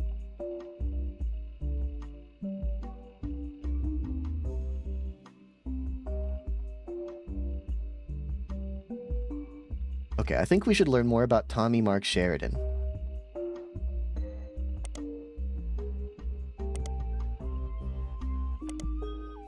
Or isn't he married to one of the Roottrees?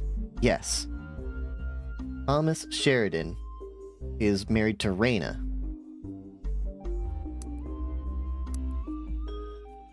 Maybe I have to look up Thomas Sheridan?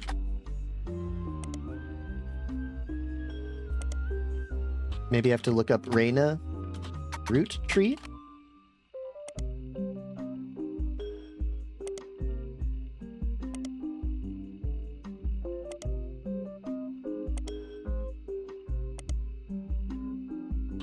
Thomas Sheridan? Okay. That's nothing. That's nothing.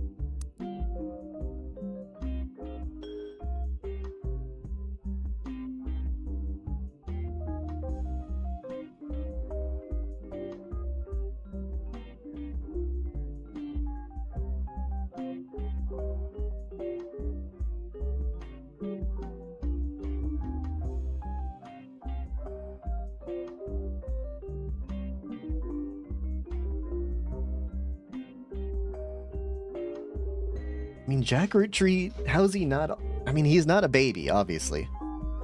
But this is 1994, and this is taking place 4 years later? Like, he's, what, maximum, like, 10 years old? What job could a 10-year-old have? Students, K through 12. Okay. I didn't think student was a job. Marguerite, Jack, and Gwendolyn.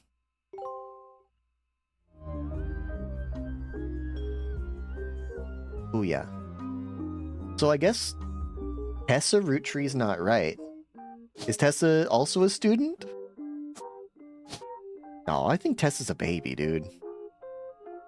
College student, secretary, screenwriter, retail, public speaker, professor, pro athlete, principal, preacher, politics, nurse, news anchor, musician, model, military, media mogul, mechanic, manufacturing, lawyer, lawyer, interior design, housewife, hairdresser, firefighter, farmer, driver, doctor, director, dancer, construction, comedian, chef, CEO, cashier, baby. I think this one's baby. I think this one's baby.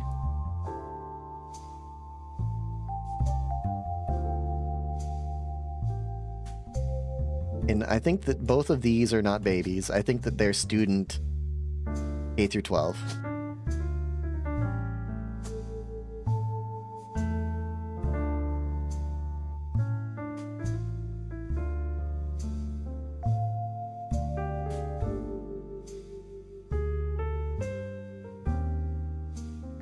Oh god, there's so much. There's so freaking much, dude.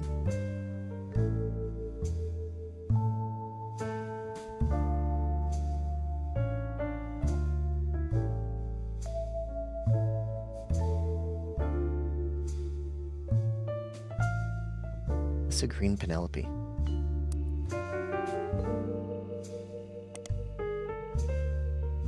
Wait, do I still need to learn more about these people? I only need to learn more about baby. And I think that this is right. I think that Tessa Roottree is a baby. I think that I just need to get a lock, you know, and it'll give that to me.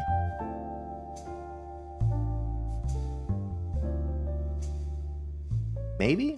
I don't really know. I feel like it should have given it to me before if it was right? Maybe it's not Tessa Roottree? What other Roottrees could it be? Candy Roottree? November Roottree? No, you're way too young. Wolf Roottree? Is that why you're in a bear costume? To throw me off? It doesn't... I mean, like, her mother's name is Tessa. Why wouldn't she also be named Tessa?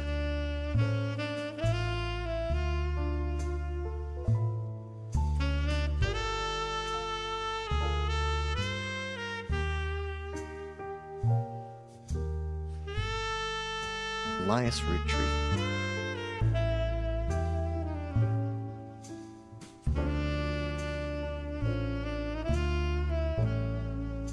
Oh man.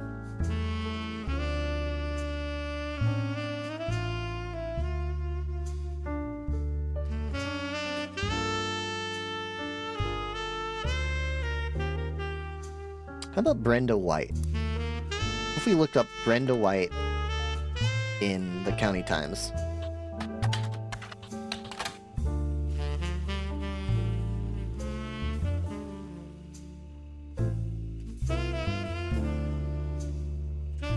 Ernie is from 1996. When Carl took over the 5th president of the Roottrees Candy Company from Ernie Jr. Ernie Jr. liked to stay out of the spotlight and never appeared in the Butler County Times. The article doesn't mention an illness as the reason Ernie Jr. is stepping down.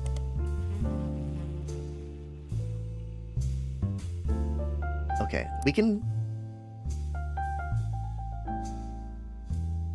Ernie. Who's Ernie? I know that we've had an Ernie somewhere.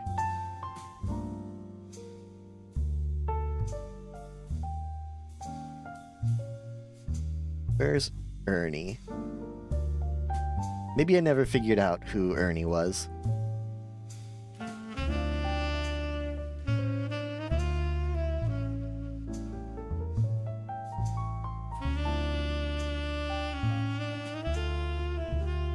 You think Junior could have been a president? Could have been the 2nd president, maybe?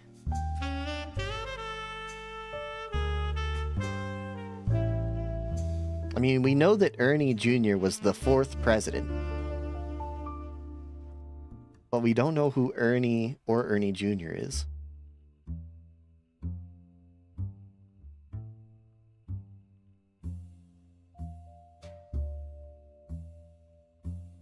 Maybe we should learn more about Miracle. Maybe that'll help us. What notes do we have about Miracle?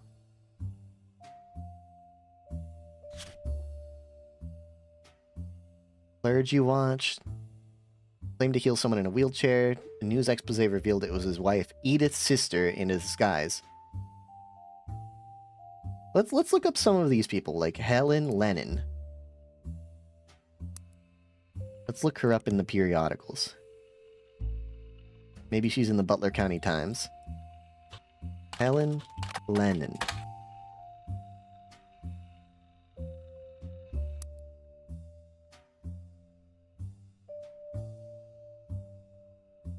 Miracle Jr. Roottree?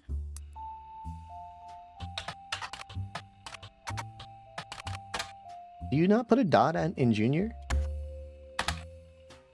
Miracle Junior?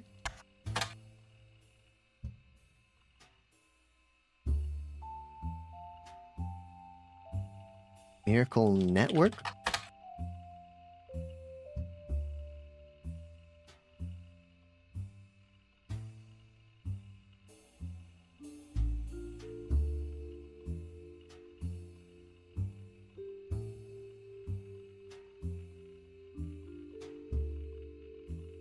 Okay, we should be. There's probably some sort of legal,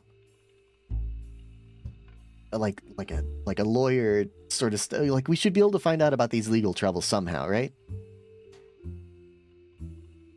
Miracle Network, Starlet, Miracle Junior in Starlet. I mean, he was a televangelist. You know, does that count as being an actor? We've got some stuff about Miracle. It says that there's no more Miracle Third and his wife Nicole, who are youth pastors. Do we have that? Miracle Third, Nicole. Well, okay, we don't know if it's Nicole Madsen or Nicole Smith.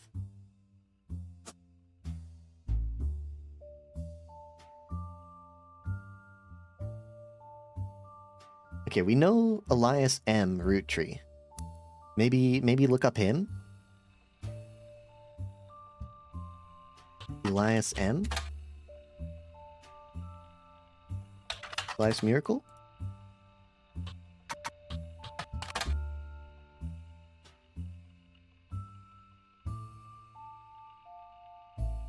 Is this watch Elias M? Elias Jr.?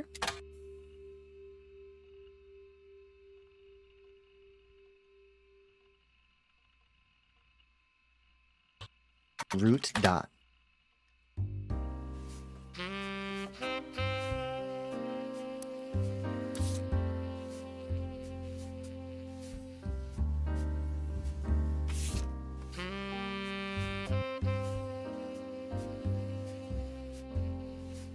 According to the cover, Business Watch is the magazine for and about corporate leaders whose ongoing coverage of who's in the corporate world.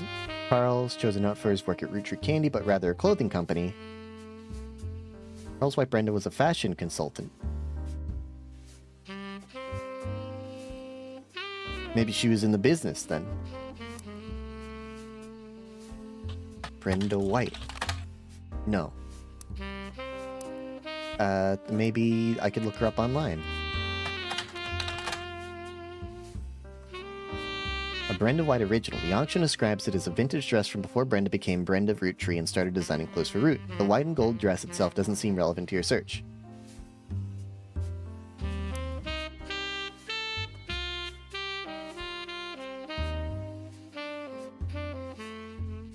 Carl's cousin Jim Roottrees, a notable singer who had a young daughter around the same age as Raina.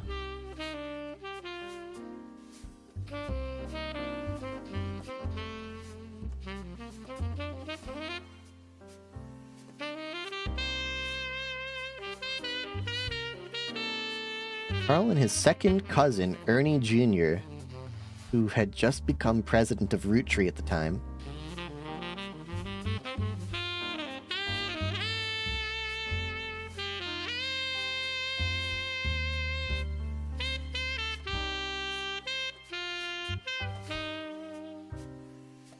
New clothes always debuted the very first ones did. Raina became their catalog's cover model as she grew. Product line expanded to older kids as well. Carl was voted Watchman of the Year primarily for his personal gamble and the ensuing payoff.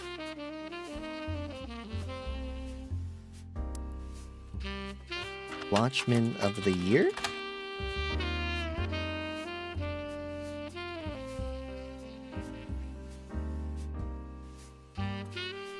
Two Roottrees have been featured as Watchmen of the Year, Elias Roottrees and Carl Roottrees.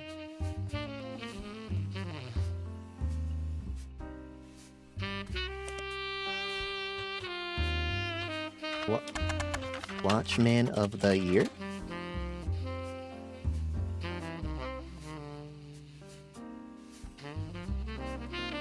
Carl Roottrees? Nothing useful.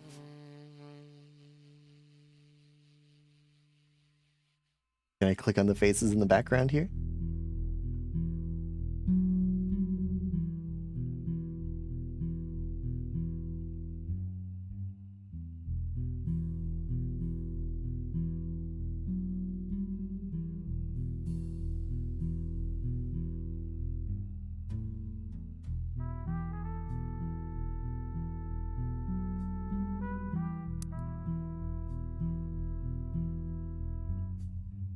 Charles' wife Brenda was a fashion consultant.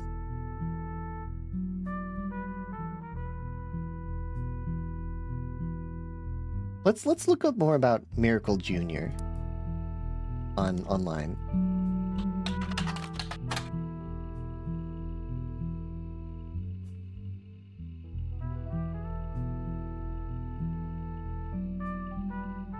He used to have a show that aired on local access. Was it called the Miracle Jr. Show?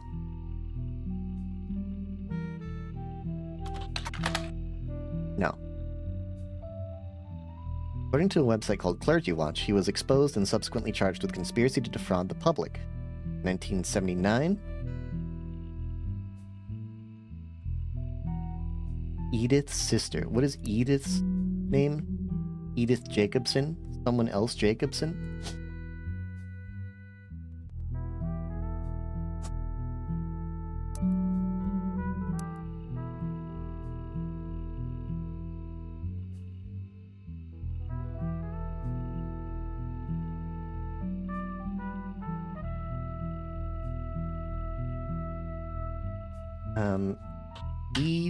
Edith Jacobson.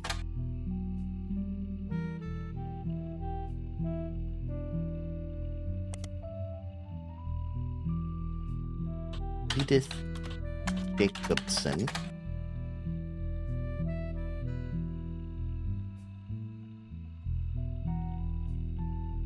Okay, Lucinda Jacobson is the person we're looking for. Lucinda Jacobson.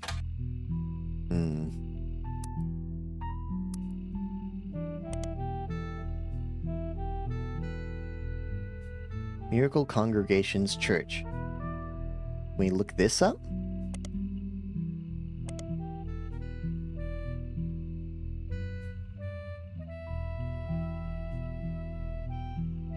Spider search? Miracle Congregation?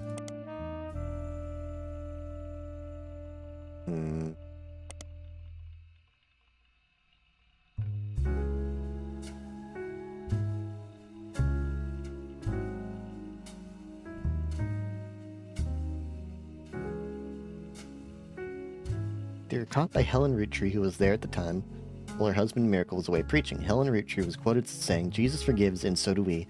The Lord works in mysterious ways, and I am confident that He has brought these young women to us for a greater purpose."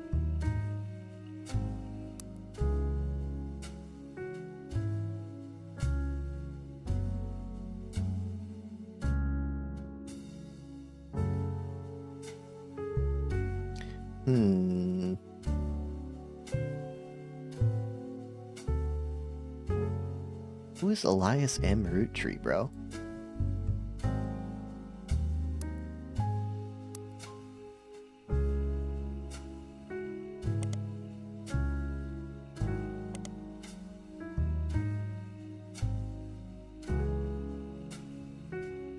Used to have a show that aired?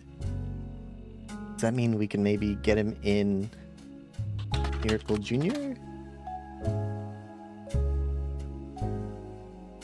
In Starlit? Silver screen? Let's watch the Miracle Congregation. Miracle Network, maybe that?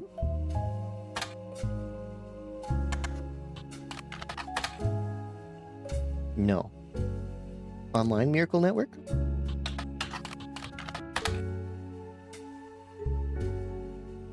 The Miracle Roottrees Estate. Miracle Roottrees Estate.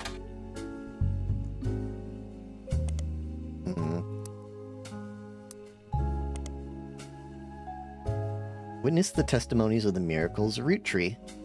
Miracle root tree arrived so late in his mother's life that doctors swore he wouldn't survive his first year. They thought him impossible. He was younger than his brothers and sisters by over 14 years. With a birth that late, the final child of his generation was nearly torn apart by countless health problems, but still with the power of God on his side he persevered. He triumphed over these complications and even regained his sight to spread the healing word of the Almighty. 23 years later, Miracle Rootree Jr. arrived and became the famous family's second vessel for a higher power. At 18, he unburdened himself from the root tree name and took his father's testimony to a whole new level. Via the power of television, Miracle Jr. spread the gospel across the entirety of New England. He has since left the life of glamour and glitz behind to reach those places that need it most. The power of the Lord coming to a town near you.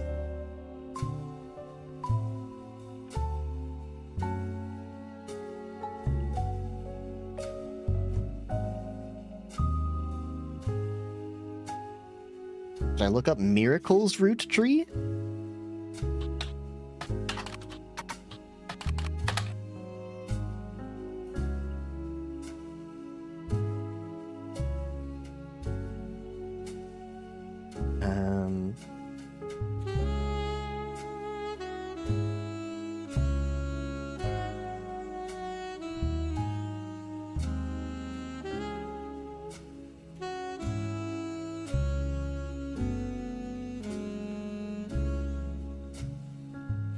No, I don't think that's useful at all.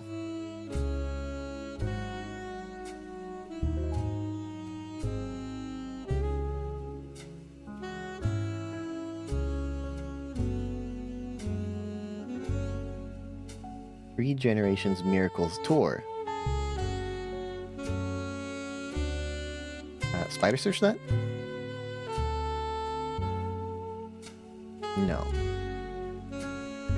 We have evidence about that, though.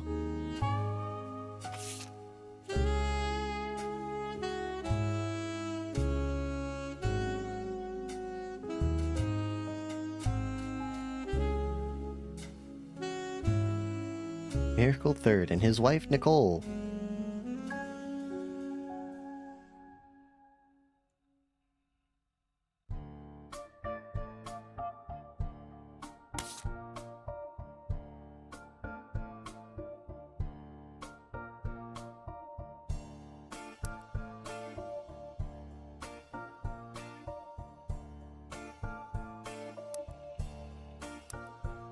Hold on, I'm back. The inspiration for the famous ad campaign. Clark was in the department store getting a family portrait with his wife and children. Trina, their youngest. Yes. Calm down for the picture. He had the idea for the Roottrees Super Bowl ad. No, not useful.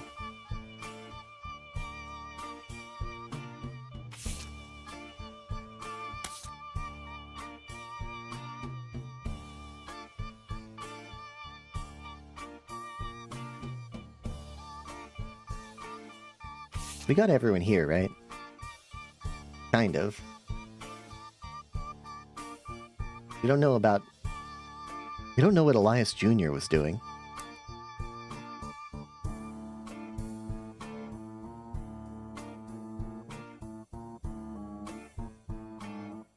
How are we going to find out what Elias Jr. was doing?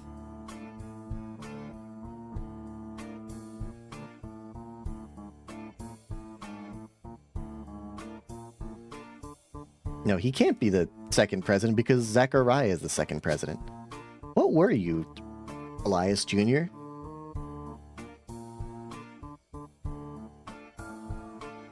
Were you a farmer?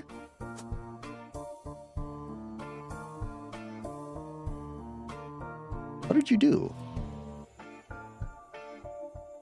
Yo, it's kind of crazy though. I think we have finished up all of Margalit's family tree. I think that this baby will get locked in the next time we lock in. Which is kind of crazy. Finishing off a completely one of the 5 pieces.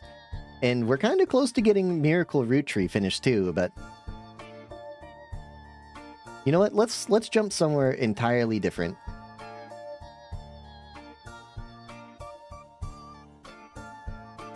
Let's get crazy with it. Let's toss a wrench in here. This has the most clues. This has 6 clues in it. So this is something.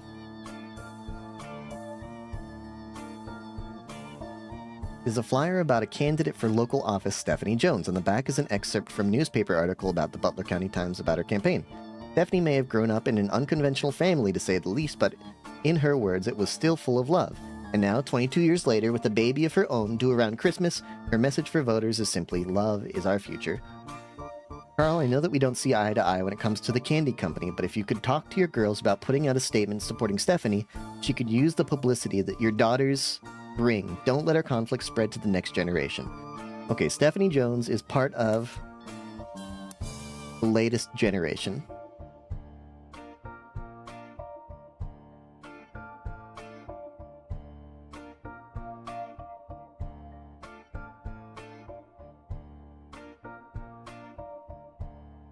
It doesn't help, though.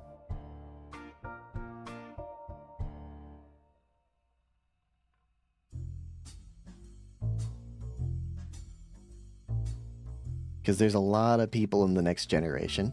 And we don't know who CM is either. We know that Stephanie Jones is married.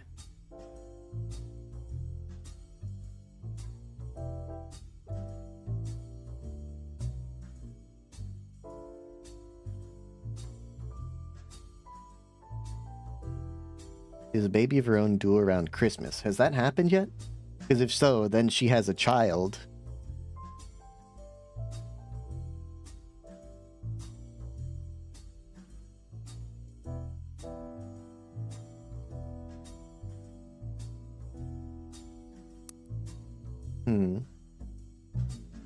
Maybe, okay, maybe not this one yet. Maybe not that one yet.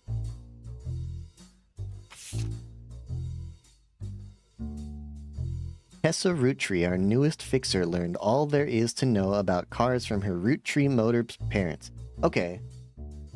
This can't be right then. The baby's name is wrong. This can't be Tessa Rootree, because she's a baby and not a mechanic. Rootree? That leaves Christina and Candy.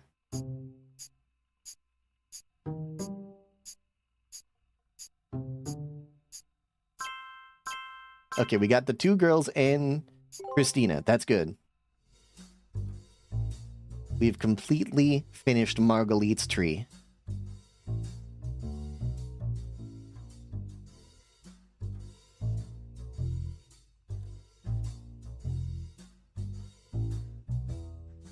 God, this is gonna be fucking hard, though.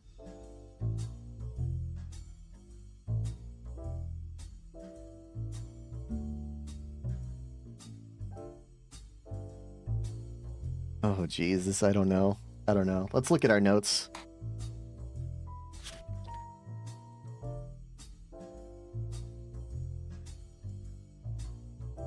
Zach Morton, son of James and Gwendolyn Morton, and grandson of Elias Rootree, inheriting the candy company.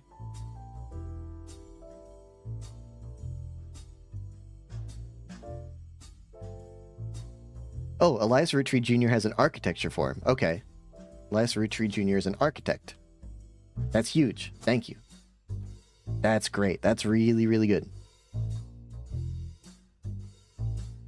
Lance Trust was mentioned many times in Business Watch. Can I like delete this now that I know? Delete note. The Clance Trust was mentioned many times in Business Watch. Clancy Edward Rootree, son of Elias. He was the Rootree head lawyer. Angie summoned all the next gens to a secret meeting in Zach's office. Gwyn's in Paris, but the rest of us, including Miracle Boys. Miracle's a 5-piece, maybe Elias Jr.? No. Has multiple boys. That's not useful. I didn't recognize Sam at Uncle Junior's wedding to Patsy last year. Uncle Junior, maybe Miracle. Miracle and Patsy? No. Incorrect. Edward is set to take over his department once he retires. Edward is set to take over... You know what? Let's read this back again. Let's read Lauren's original book, because I feel like we have more context now.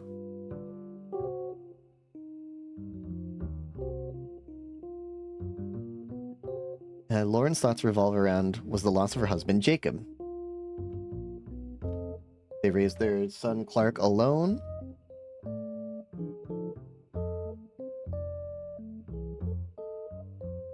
She was the granddaughter of Eliza and Gwyneth on her father's side.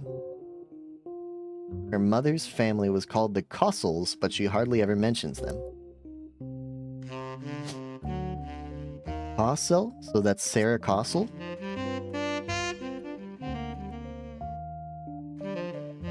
She hardly ever mentions them. What if we look up Sarah Cossel? Or what if we go to the periodicals? Sarah Cossel. Nothing. Okay. Her father, who always refers to as Pop, the head lawyer for the Roottrees Candy Company. Clear from context that the Roottrees have internal shorthand names for the different generations of the family. Lauren uses them often in 5 pieces. The next generation, the free spirits. Okay, page 2. Gwyn, as an only child, complained of loneliness. I told her that being expected to watch after 3 younger brothers didn't feel like a blessing, but it fell on deaf ears. 3 younger brothers. Clancy Jr., Elias C., and Edward. Eduardo. During the summer, where I went to stay... Well, honestly, we can remove that. Like, we know some of these things already. Left her to raise her son Clark alone. We know this. We know her dead husband. We know about the clans to trust. We know she has younger brothers.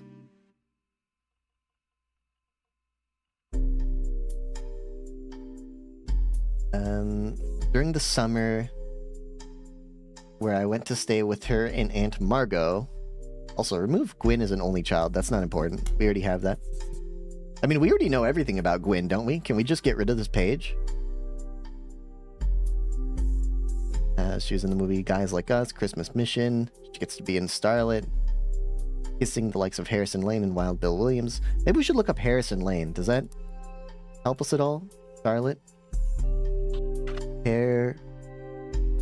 Harrison Lane. Nothing relevant. Gwyn is Gwyn. Fortune favors the grave. Gwyn divorced Wild Bill.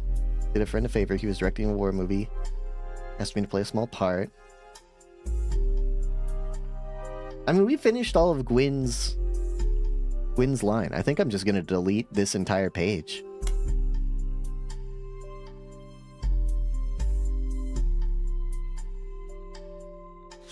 There we go.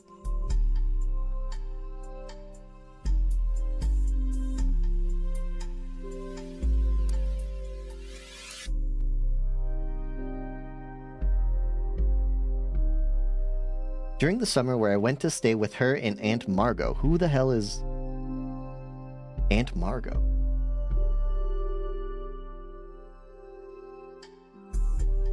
I hoped she would be the sister I never had, and that I'd do the same for her. I even tried to dye my hair blonde to fit in with the two of them. What a mess. She just complained. To her, I was the lucky cousin.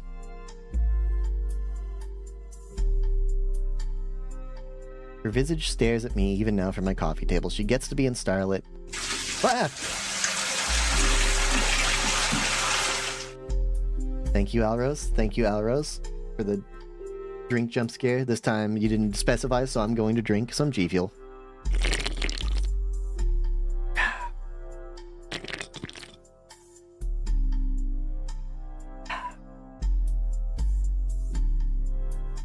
Very sour. What flavor is this anyway? It's Power Pellet Cherry Lollipop. And you probably never will, because they've gone out of business. They used to be my biggest sponsor, and now they've gone out of business, just like me.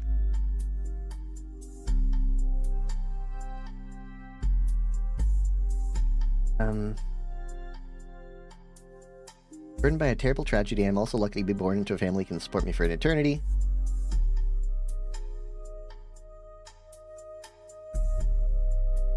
No, I mean, yes, they sponsored me for $40,000 a year. But no.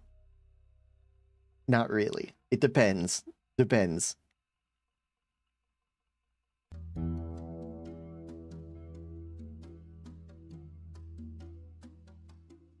Who's Aunt Margot, bro? During the summer where I went to stay with her and Aunt Margot. When? Who's... Okay, hold on. Lauren. I'm Lauren. My aunt is my mom's sister.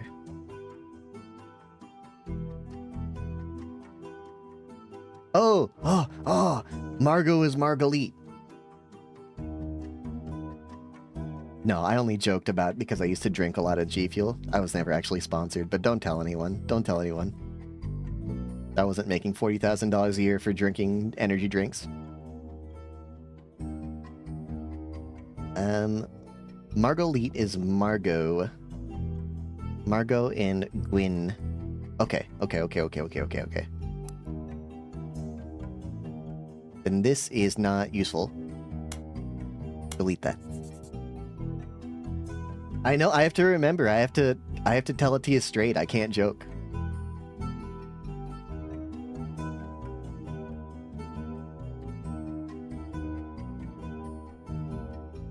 I don't think there's anything really useful on this page.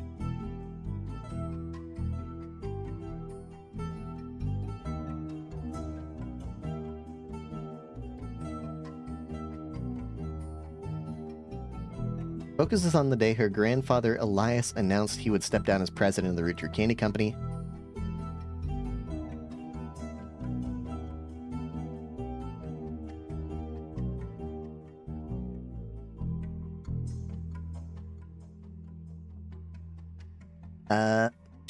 What was it? Clancy told me everyone got quite heated. Granddad was furious none of his sons would take over as president. That's what he gets for holding on to it so long. Architects, preachers, and lawyers, nobody's got time for candy.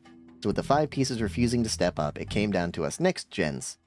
Pop argued at length that the company should stay with our branch of the family, since we still have the Roottree name. I'm not even sure Clancy would have wanted it, but he's the one who was volunteered.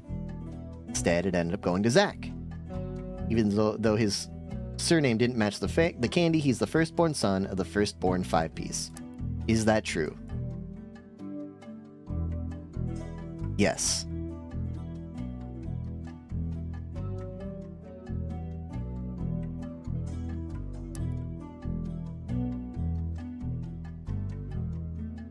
I asked Clancy if it ever came up that a woman could take over. After all, Angie's older than Zach. And I'm next oldest of us all, but he just laughed. I'll never forget the cuss words Pop used when he told Ma it wouldn't go to us. Mother, ever the quick-witted, at least with catty remarks, countered back maybe they wanted it to go to the only member of the family who looks like he samples the product. We already know this. We already know he's fat, okay? You don't have to say that. We already know he's the president.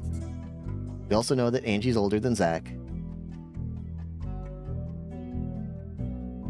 Hold on, wait.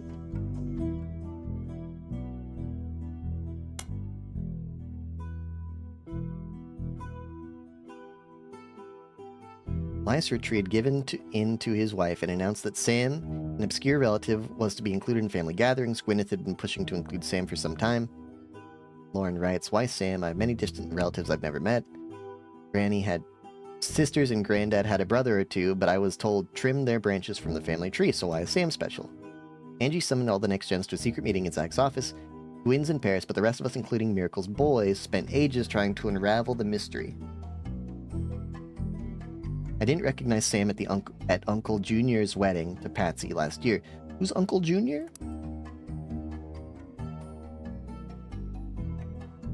Lauren. Uncle would be you. And you're married to Patsy. Okay.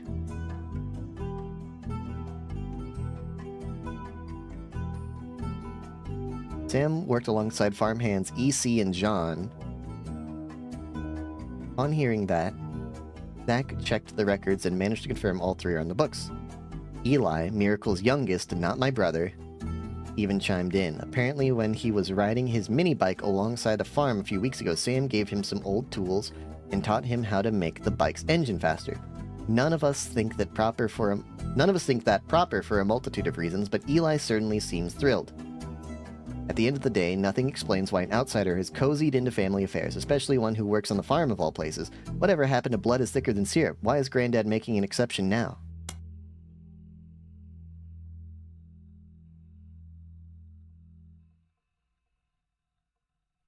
Clark's getting married, and in my opinion, far too young.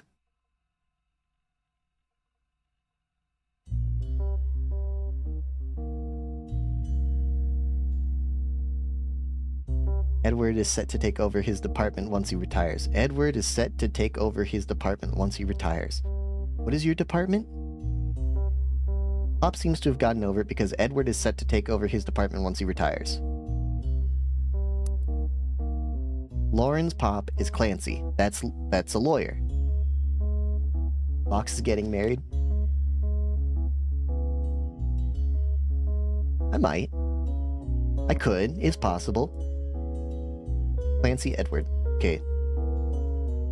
Edward is taking over the department, so that means he is also a lawyer. A lawyer.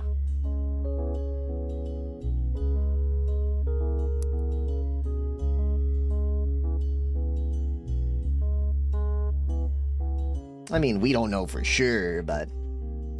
Oh. I slipped in my chair.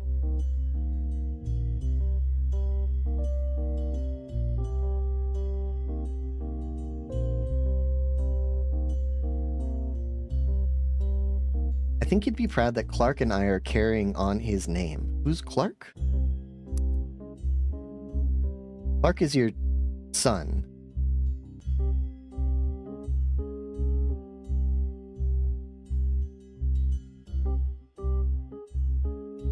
So what? Hold on, what?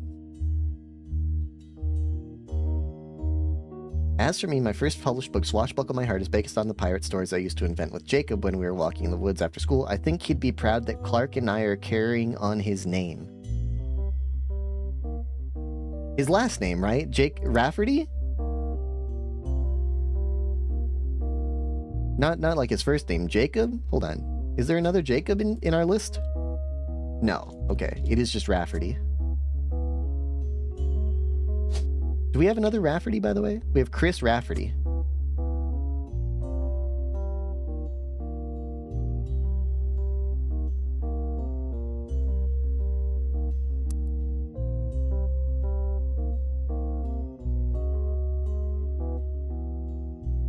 Zach's not a bad president after all, and his sister seems to be doing a good job raising her twins.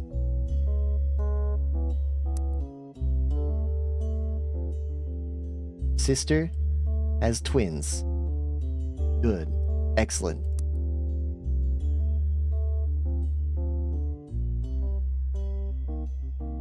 The free spirits in any other family that all end up on the streets, even Clark.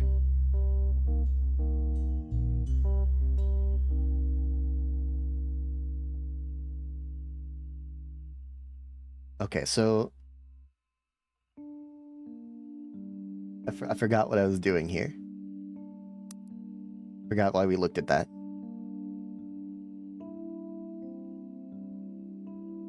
Zachariah Morden.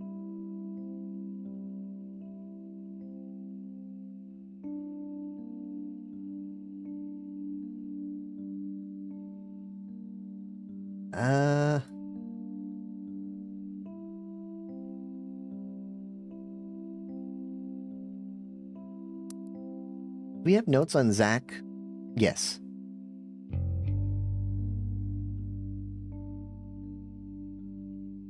Let's do some research on Zachariah Morden.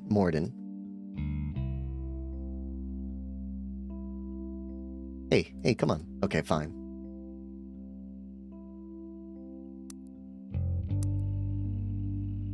Business Watch. Zachariah Morden.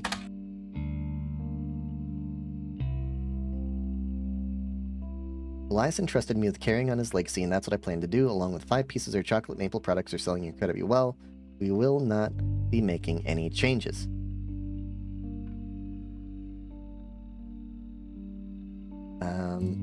Butler County Times? Charlotte for some reason? Spider search. Zachariah Morden. No. How are we going to learn about Zachariah Morden and his entire family line?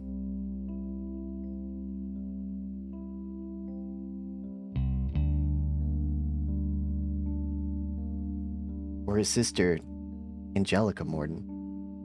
Do we have a page on Gwendolyn, perhaps? We do. Gwendolyn got her name from some combination of Gwyneth and Carolyn, who was Elias's mother.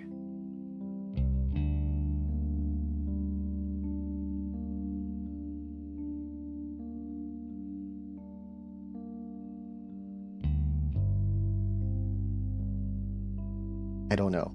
I don't know. I don't know what that means. I don't know what that means for us. Oh god, there's so much over here that we have nothing over here, man. We have no information about any of these people.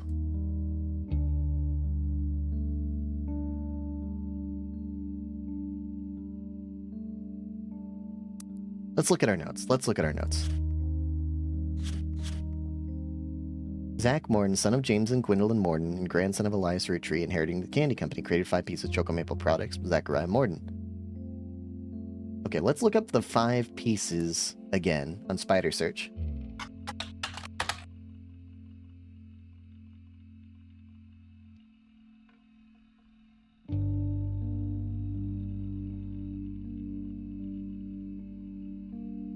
Sweet history of candy.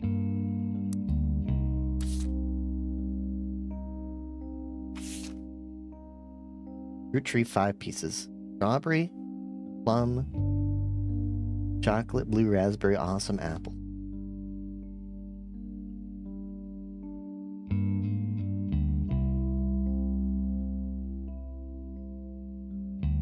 Radical new flavors because it's no longer the 1920s.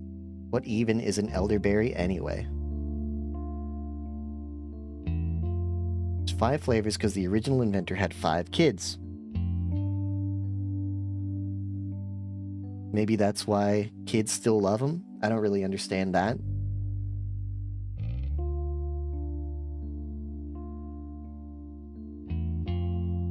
What could possibly be the 2 clues that you can get from this?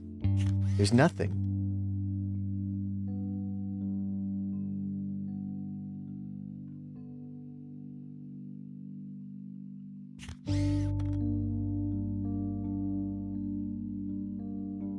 Also, I want to point out that Power Plum, So Strawberry, Blue Raspberry are all alliteration. Awesome Apple, I'm not so sure it's alliteration, but it's close. But Cool Chocolate, that's not alliteration. You'd have to be like Chool Chocolate. You'd have to be like Chill Chocolate. Also, calling your flavor bad, I think is not good. I think it might be the opposite of good. If only there was a word for that. I don't think they did a good job on the new 5 pieces. Okay, you know what? We should be able to learn something about the Roottrees motors, because we know Tessa. Terrible garbage stink apple. True. Many people are saying this.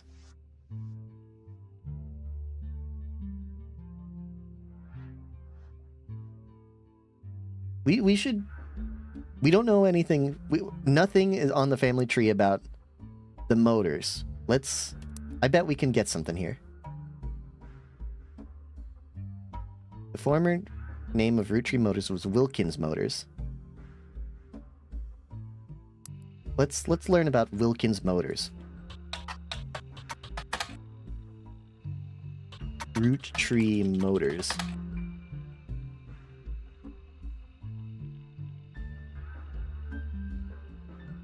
Jones Graphic and Print.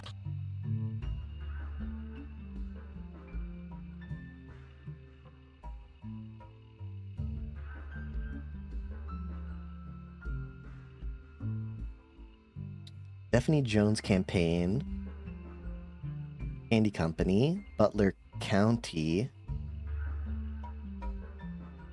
Okay, you know what? Maybe I should look up the Holiday Light in the Butler County Times? No. Ah! I always get confused when I'm trying to get back to my search engine.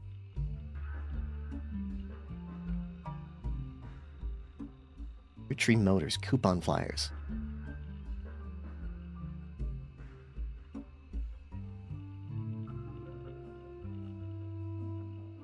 Roottrees Motors.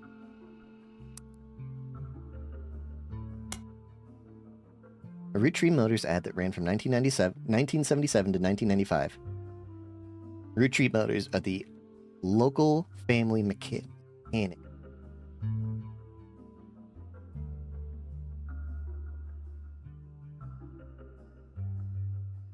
Maybe we need to look up... Did I already look that up? Roottrees Motors?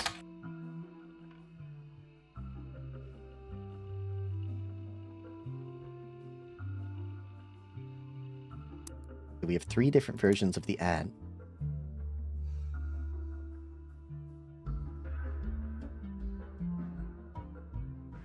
Roottrees Motors ad that is presently running. First appeared in 1996, says that Roottrees Motors has been around for 50 years, is a family business, and also that Tessa Roottrees, their newest fixer, learned all there is to know about cars from her Roottrees Motors parents. Tessa Roottrees, our newest fixer, learned all there is to know about cars from her parents. Funny noises? Who are your parents?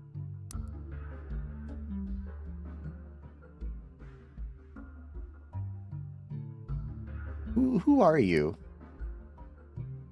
Tessa Roottrees? Maybe we need to look her up on the computer. Tessa Roottrees. Nothing.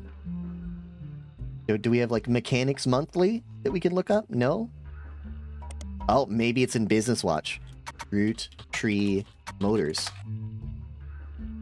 Wilkinson's Motors. What is it called?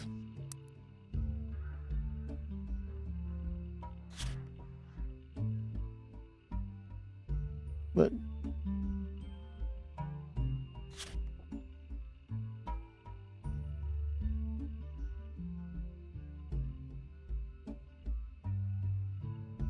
Where's the motor company?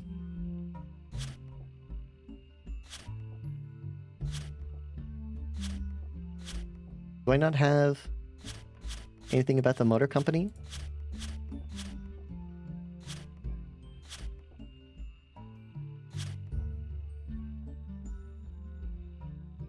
No, the Miracle page we don't need anymore.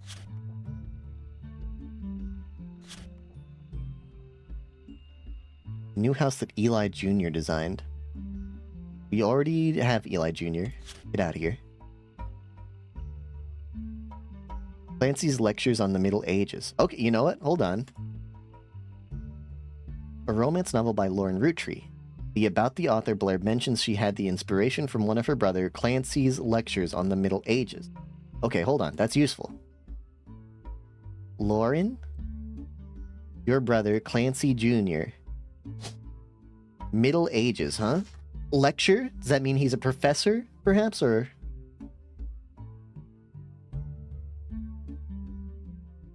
Professor. He must be a professor if he's giving lectures on the Middle Ages.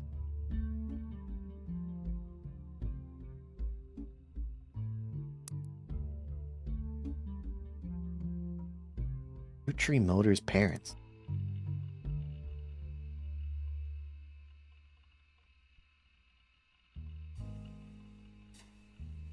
Another romance in court? No. Hmm.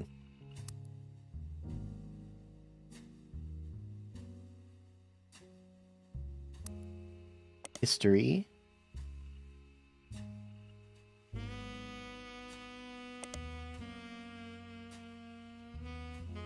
I can't remember what it's called. It's Wilkins Motors? Wilkins Sons Motors? Fuck, I can't remember what it's called. Everyone's drawn attractively in the game? I mean, these aren't drawings. These are photographs of them. You have to remember, these people are extremely wealthy. These people literally descended from, you know, 20th century capitalists. So it's like, what they're not going to be attractive? They can afford it, you know?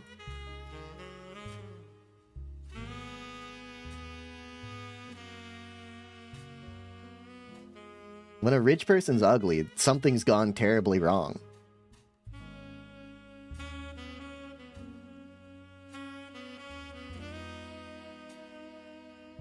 What was I saying? I was looking up Wilkinson's Motors. But what?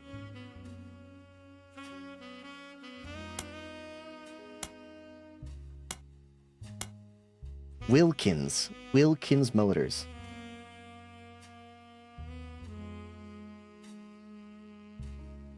Hey, listen. Engels was wealthy. Remember that? Remember Daddy Engels? You can use your wealth for, you know, you can become a class trader as a member of the bourgeoisie. Business watch. Dang it.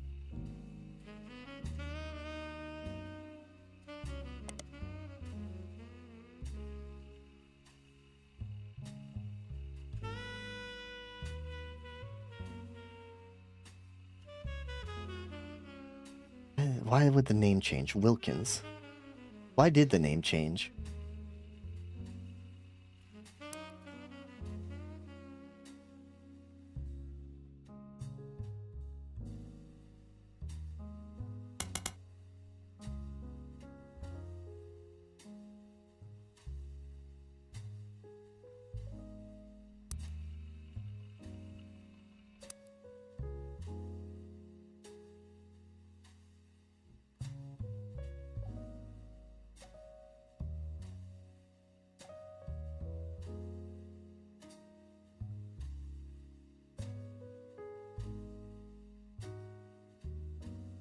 I think that it's factually accurate. I think that's true. 1974 to 1977.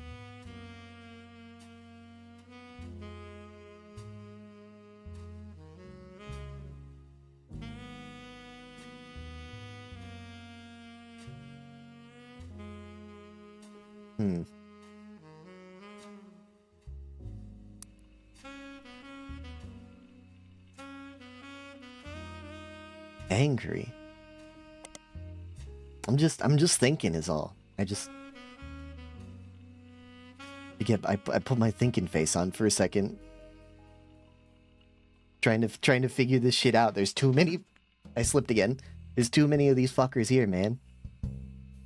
Apparently my hand's sweatier than I think, because every time I go to readjust and put it on my armrest, I keep slipping. I mean, it's not exactly chill in here. It's a little warm, honestly. Even though I have the fan on me.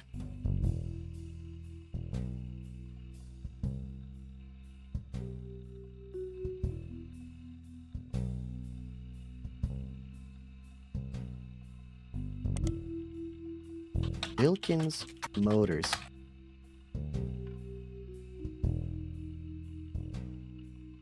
What? I hope not. You shouldn't hear a fan.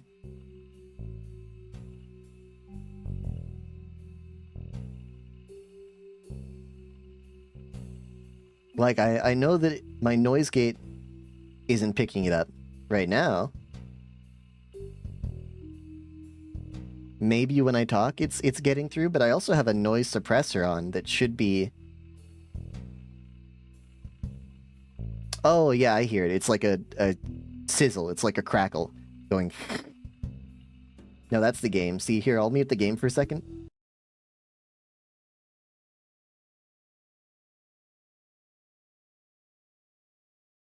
See, it should be gone now. I'm gonna be honest, I didn't even notice it until you pointed it out. That is completely in the background for me.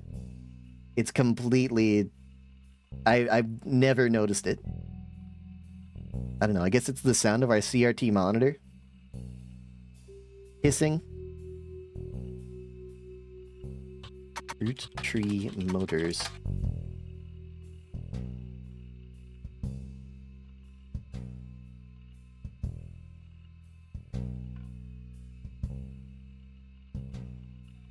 Who's this guy again? Hold on, now you're freaking me out. I can hear. I'll turn the ambient sounds down. Okay, because now that you pointed it out to me, it was kind of bugging me. I did not notice it at all until you mentioned it, and then once you mentioned it, it's all I could hear.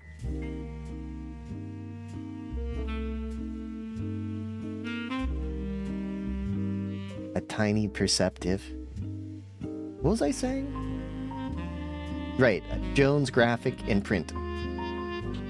Jones Graphic and Print.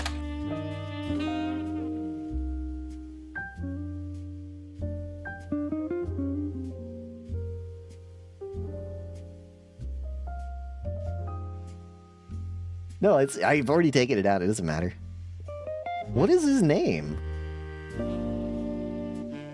What is the name of this Jones guy?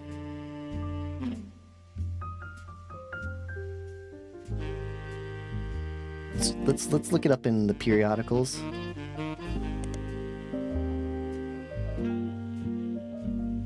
Brian Jones. Okay. I've been in and out of that shop my whole life. My father taught me everything there is to know when it comes to getting the job done right and getting it done quick. We've been a printing staple of Butler County for years, and even the Butler County Times uses us for their coupon. Oh! Butler County Times. That must be a new publication, right?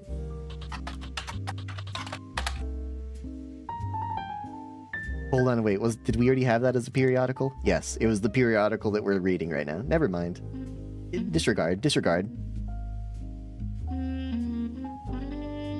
But still, whether you're a new client or one of our regulars, nothing will change. Come on down for the best prices in bulk printing anywhere in the state of Pennsylvania or search us online. I designed the website myself.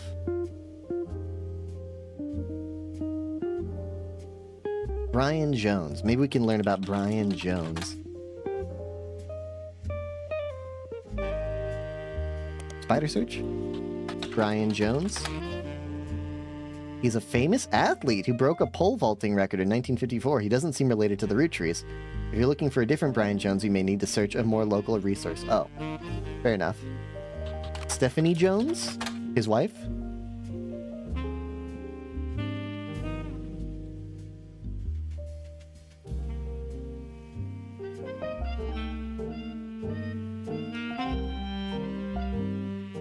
Be sure to read the full article in the Butler County Times. Stephanie Jones.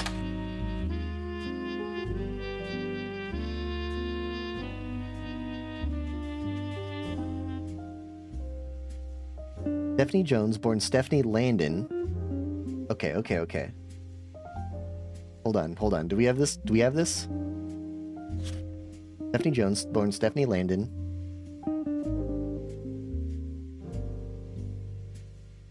Attempted grew up in a home without a father. With my mother and her partner, I essentially had an entirely female influence. Oh! Her mom was a lesbian? Okay, that tells me something.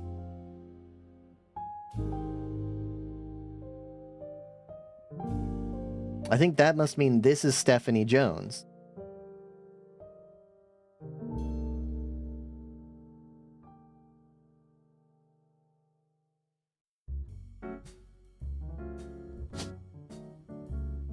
Stephanie Jones?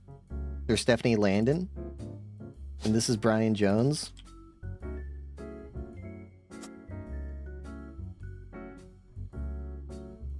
And we've got a picture of both of them. Boom, boom. Stephanie, that's you. Brian, that's you. And you are a politician.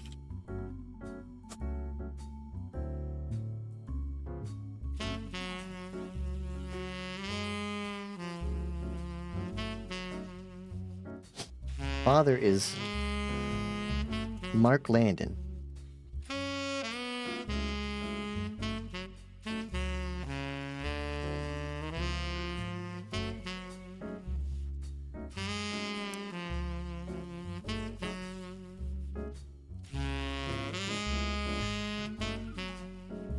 So she's a distant cousin of the Roottrees. Her mother, Carolyn, a local artist who has appeared on the front page of the Butler County Times in the past, has come out opposed to the corporation's policies regarding deforestation of indigenous trees to expand their maple farms. Unlike my mother, I'm not a fighter. I want to bring love to the world. Okay, Carolyn. Her mother's name is Carolyn. Carolyn Morden?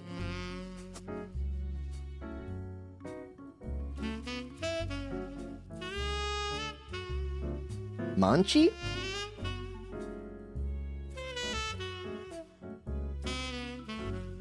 What does Manchi mean? Unless it's just a name. Does it mean something?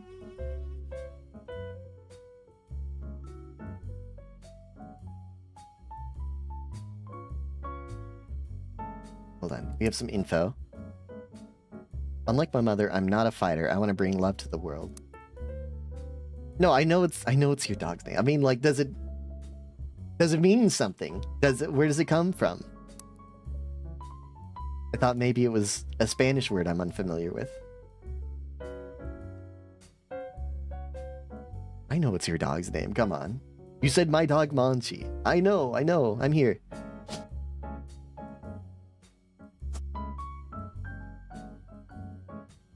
Unless you're telling me I'm pronouncing it wrong and it's actually Manchi?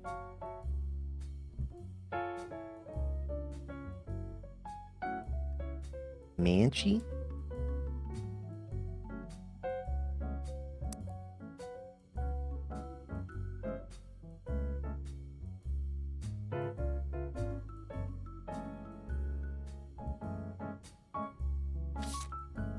Whoops, hold on. I got a little lost. Oh, we can look this up. Carolyn Morden. Carolyn Morden. She's an artist.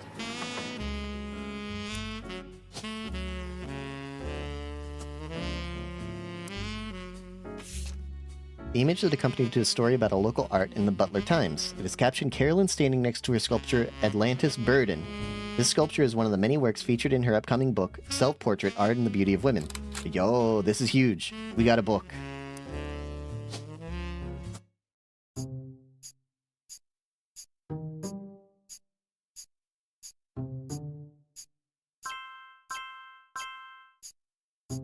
Excellent, excellent. Let's go. That's some good work. Oh, that's a huge lead. Spots or stains, these little brown spots, and tiny. Well, I knew like ita means tiny, right? Like a manchita. Una manchita.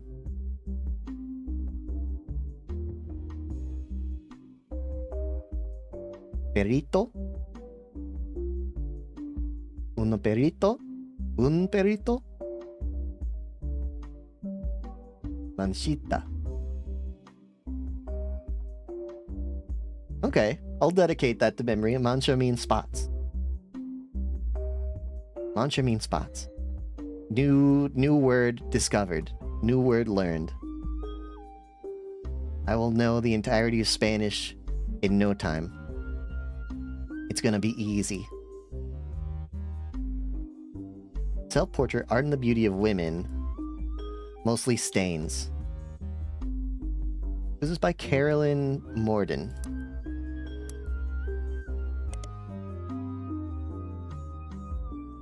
Caroline Morden. Okay. Dedicated to Eloise and Stephanie. Who the hell is Eloise? Oh, Eloise must be her wife. Eloise. Eloise, no last name. Mostly black and white pictures of Carolyn's art. The centerpiece is a series of full-color nude self-portraits at different ages, stretching from 25 to 30. They certainly have not been added to your evidence. Blue spot or a blue stain. Mancha azul. In the intro, Carolyn talks about influences. She was one of the youngest in her generation, and in her late teens, she felt betrayed when her sister Gwendolyn and cousin Bonnie gave up on dreams to settle for boring men. She especially dislikes her brother-in-law, Dr. Wilson, who she calls completely bogus. Their marriages led her to double down on her passions, art and the environment. She even married a man who was the opposite of boring, which was an overcorrection. She comes out strongly against the Roottrees Company's effect on the local environment and rues how she was not able to convince her father Zach to make changes to policies. She also explains that her marriage to Mark led to the most volatile moments in her life, and that the only good thing he ever gave her was a daughter. Leaving them all behind for good has pushed her to pursue her true loves, art and the beauty of women. Okay, this has got a lot of info.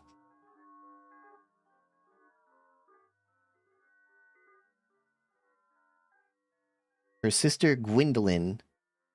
Okay. Carolyn, your sister is Gwendolyn. Gwendolyn. Okay, well, this is huge. This is... Oh my gosh.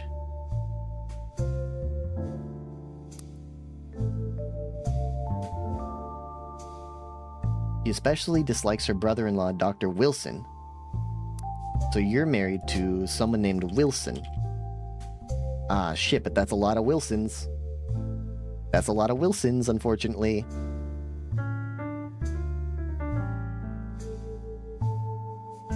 There's 3 Wilson children.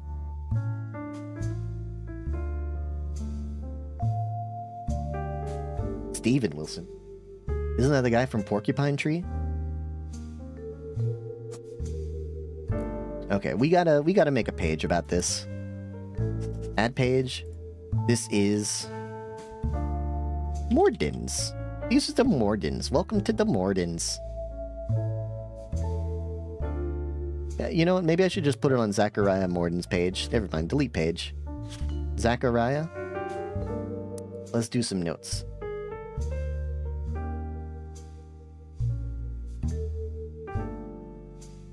Sister Gwen.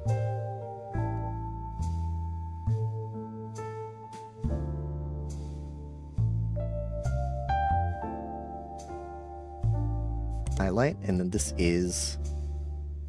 Well, it already says Carolyn Morden. She married a man who was the opposite of boring.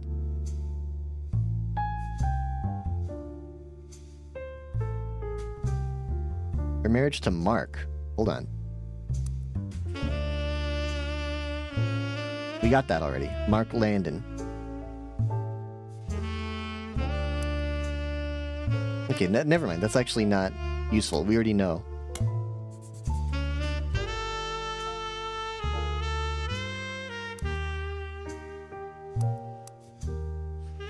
Maybe we can learn something about Mark Landon?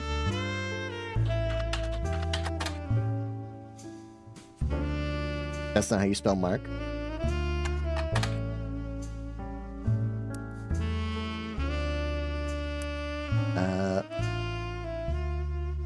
Periodicals. Mark Landon. Caroline Morden.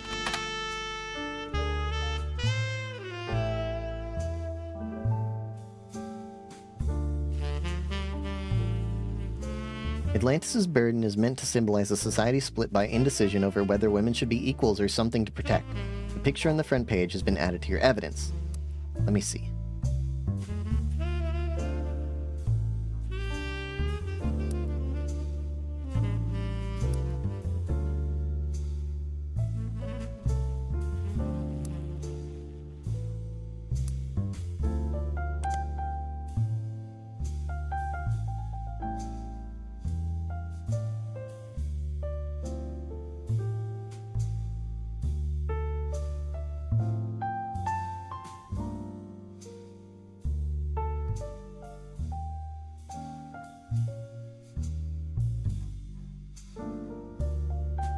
Carolyn talks about influence. She was one of the youngest in her generation. In her late teens, she felt betrayed when her sister Gwendolyn and cousin Bonnie. Cousin Bonnie. You don't know who your cousin Bonnie is. Presumably, she's one of these two.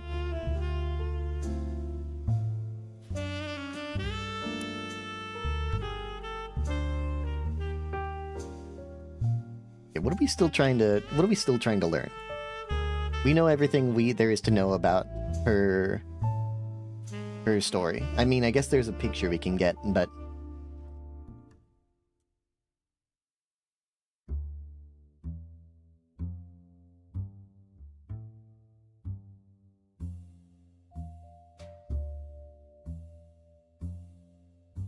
you know, we gotta look up the Wilsons.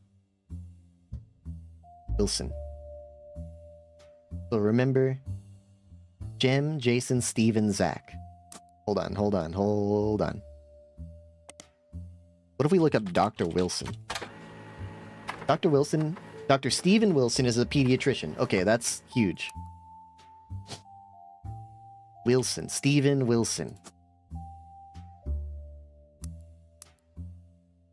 Although there are a lot of Steven Wilsons and Dr. Wilsons, this one apparently found a way to game the search results, as he pops to the top every time.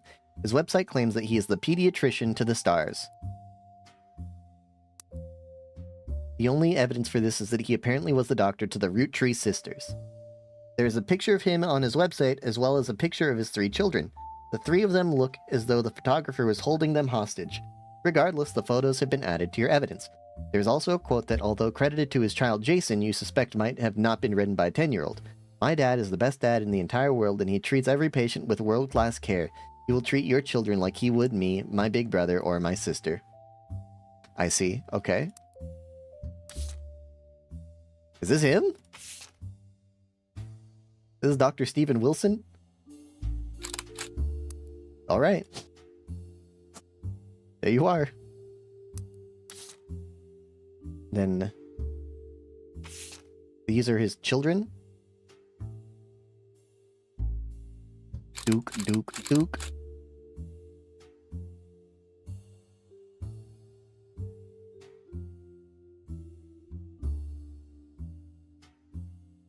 He will treat your children like he would me.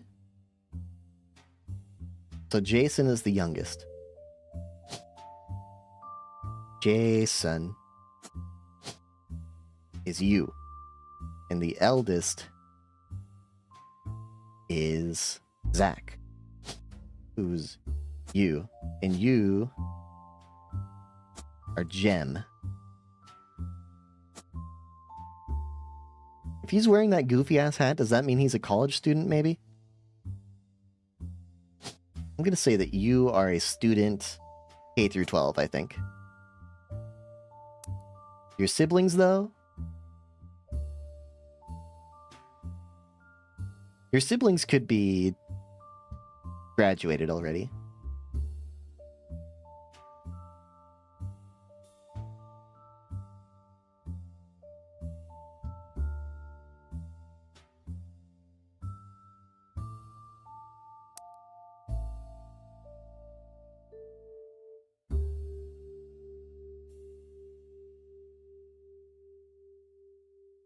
Pediatrician to the stars. Okay, so if we go to our periodicals, can we find Steven Wilson? No. Jem Wilson? No. Oh, hold on. Business Watch, Steven Wilson. Dr. Wilson.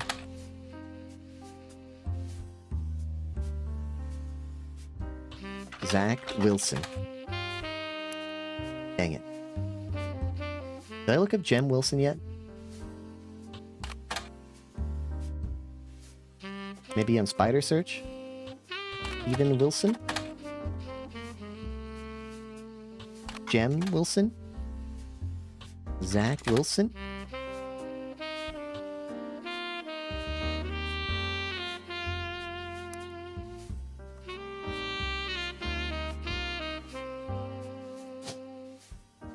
I'm just gonna say that he is a college student. I'm gonna say they're both college students and hope that one of them's correct. Okay, Morden Gwendolyn. How do we learn more about Morden Gwendolyn? How did we get here? I don't remember. History? Carolyn Morden. No, this is someone else.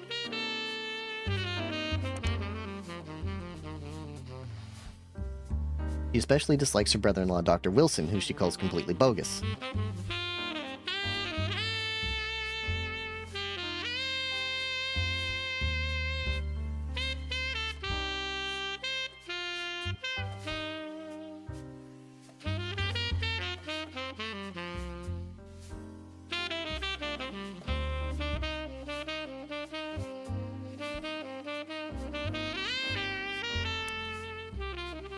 Okay, how about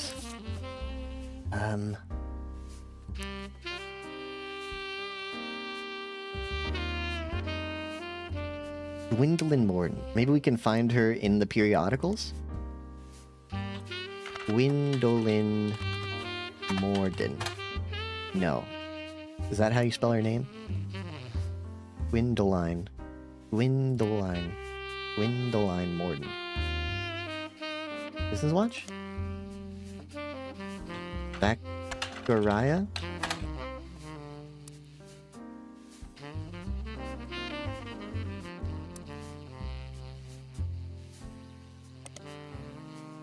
That's not how you spell Zachariah. Son of James and Gwendolyn Morden. What? Ah, Gwendolyn Roottree versus Gwendolyn Morden. Yeah. So she's named after her grandmother.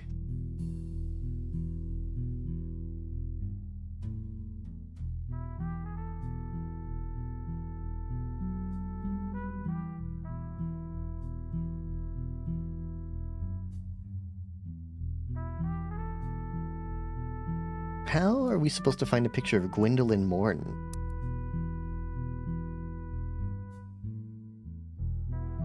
You know what Sonic was talking about earlier? How, you know, it must be hard to do this with real families. I think that it would actually help a lot that you're able to find their Twitter and Facebook pages today. I think that you could learn a lot about people's lives if you just stalked their social media pages. Like, I think that we would be able to find this woman's picture on Facebook, probably.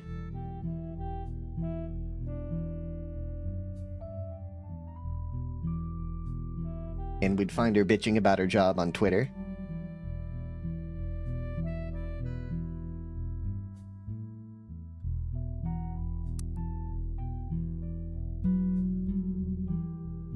Okay, how do we...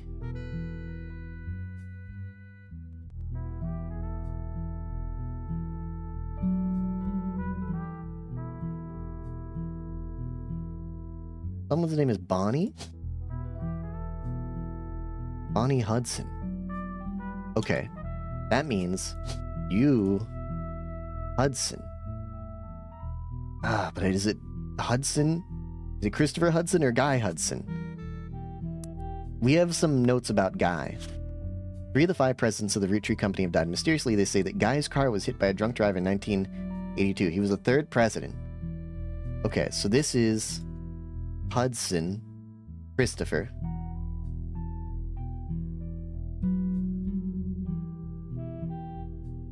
And I think this must be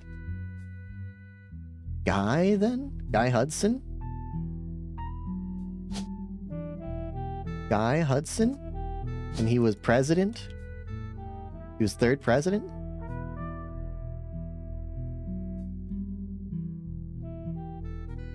Maybe? It should make this Bonnie?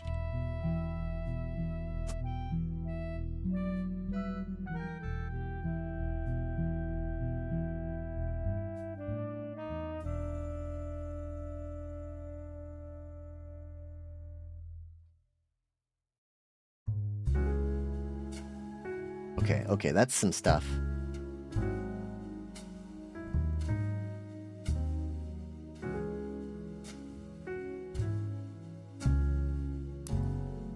Let's look up some James Morden. Maybe that's what we need. Angelica Morden. James Morden. Bonnie Hudson.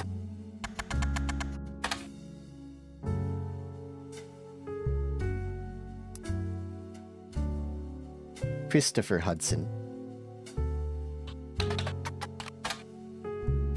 Come on.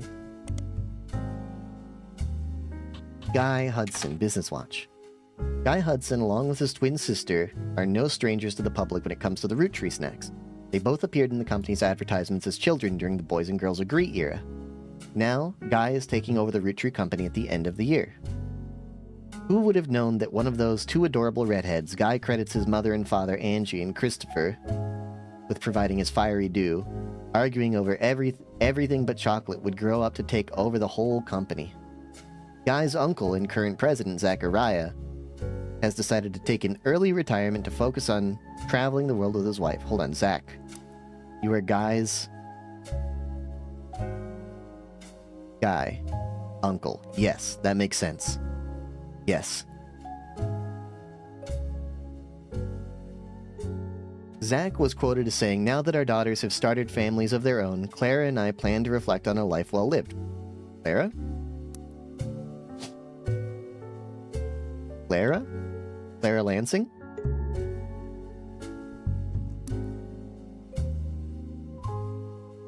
Guy is new to the business world, but he's family. We at Root Tree have faith in his innovative ideas, and he's eager to share them with the world.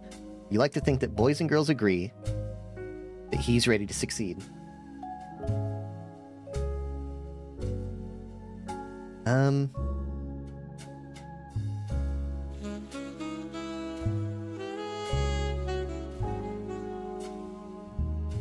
about we look up Boys and Girls Agree on Spider Search? You find a site about successful ad campaigns. One of the ads listed is from the late 50s, Boys and Girls Agree. It is a series of television and magazine ads for Root Tree chocolate bars. The ad campaign is described as having the premise that boys and girls are often diametrically opposed, except when it comes to one thing, both of them agree that Root Tree is their favorite. The first advertisement in the series was the most memorable due to the bright red hair of the boy and girl involved. One of the magazine advertisements has been added to your evidence. Boys and girls never agree on anything except Root Tree.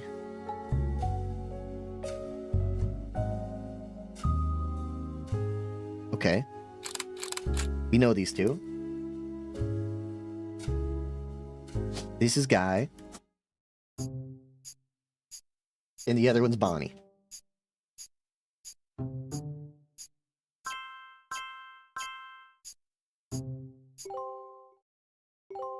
Wilson Stephen, Eloise, Lansing Clara, Hudson Christopher. Picture of Hudson Christopher. Okay, okay. Well, I've got another one for you. That's Hudson Bonnie. And I've got another one for you. I think that's Martin. I think that's Angelica Morden. Yeah, I think so.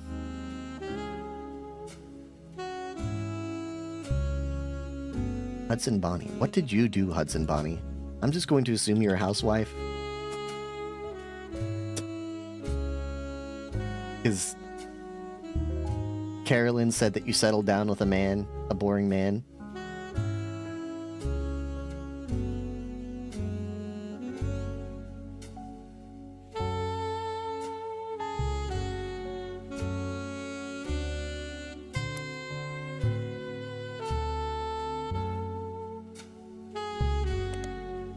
Guy Hudson. Do we know anything else about this guy?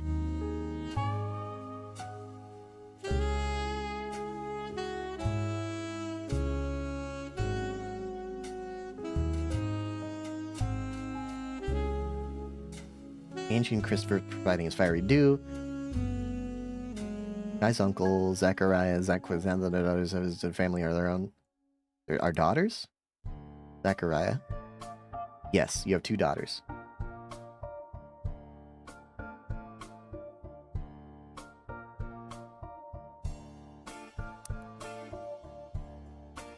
Maybe we look here for Boys and Girls Agree? Boys and Girls Agree? No.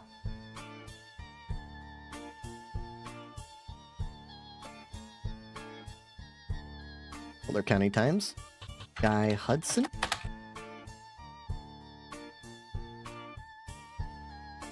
His wife Patricia dying in a car accident. Oh, geez.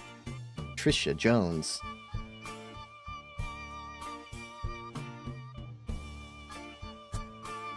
Just happens to be unrelated to Brian Jones. The story itself is surprisingly light on relevant details due to the recency of the accident.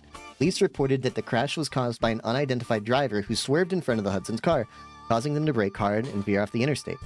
Although Guy was a somewhat controversial president, foul play is not suspected. There were witnesses who reported that the vehicle which instigated the wreck was speeding, swerving between lanes, and cutting other drivers off as well for at least 5 or 6 minutes before the tragic accident. One witness says it could have been any one of us who they eventually ran off the road. The aggressor fled after the accident, and police have few leads other than make and model.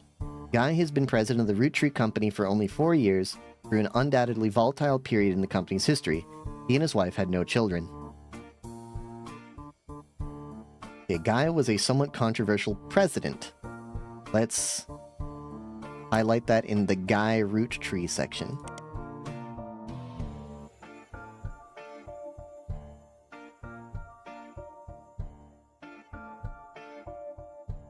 He was there during a volatile period in the company's history.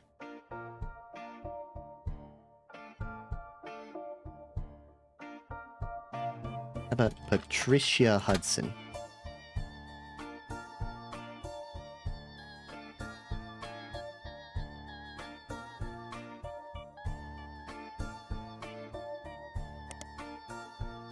Guy Hudson.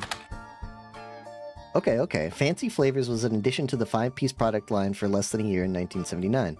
It was Guy Hudson's first and historically most cited move as president of Roottrees.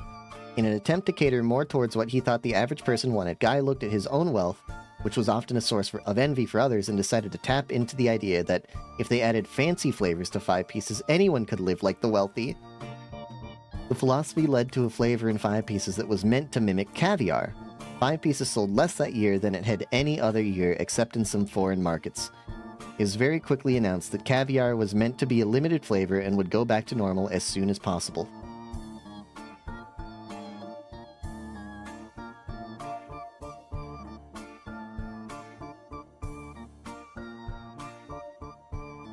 Fancy flavors. Fancy flavors.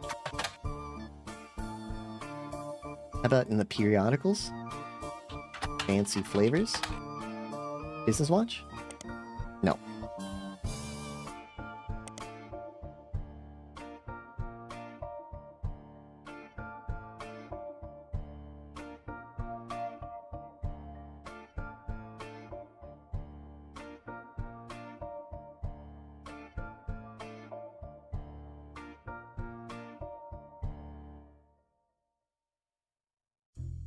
That is from Danger Dolan?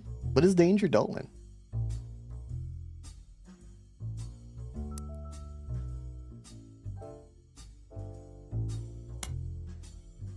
I guess when you asked me first, I could have pulled it over. Current song is by Kevin MacLeod. Or Kevin MacLeod? I think it says Kevin MacLeod. But I think Kevin MacLeod is a better name. He fell off and became an alcoholic. A lot of those top 10 guys kind of fell off, huh? Because it's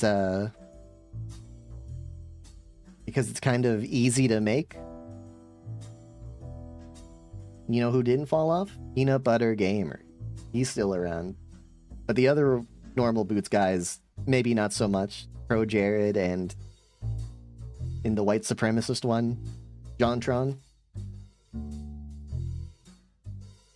I know that Zorro posted a Brutal Moose video, which was very strange to me in the Discord.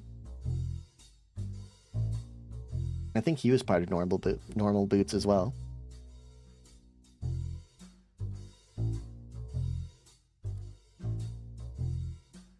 It was a while ago.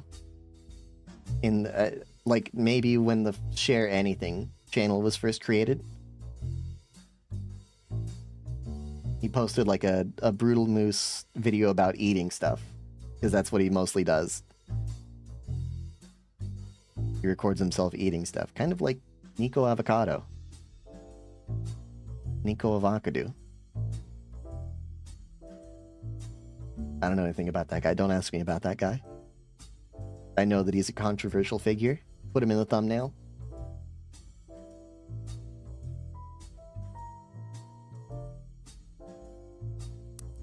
Where was I? Guy Hudson.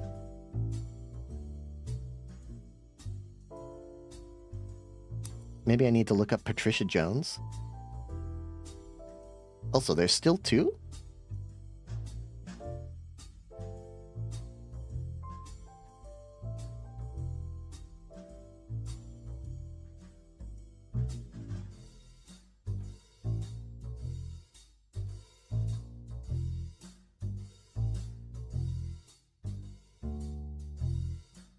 How on earth could there be two pieces of information? One of them is her picture. But...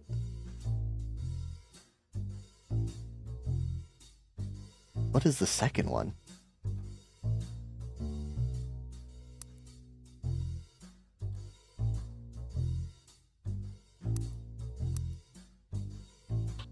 Bonnie Hudson.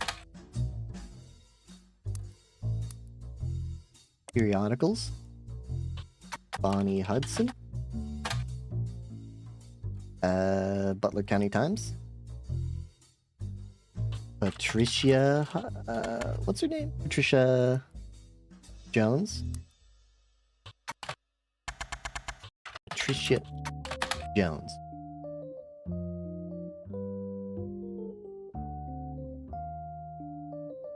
Yeah, I don't know anything. I just know he's controversial.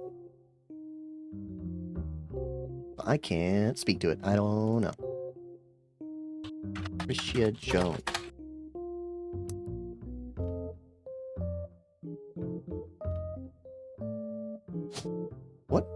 Who are you, Wilson Gem? Oh, she's a K through 12 student? Call me R. Kelly, brother, because I did not know that. Patricia Jones. Oh, you're back. On the phone, I said I owed you an explanation, but I can't reveal everything. Not yet.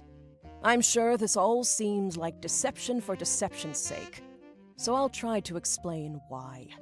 It's true, I'm working with lawyers, but not the candy company lawyers.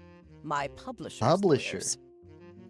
I'm on the verge of releasing a book, and it's not kind to the Roottrees. Especially Elias and the 5 Pieces.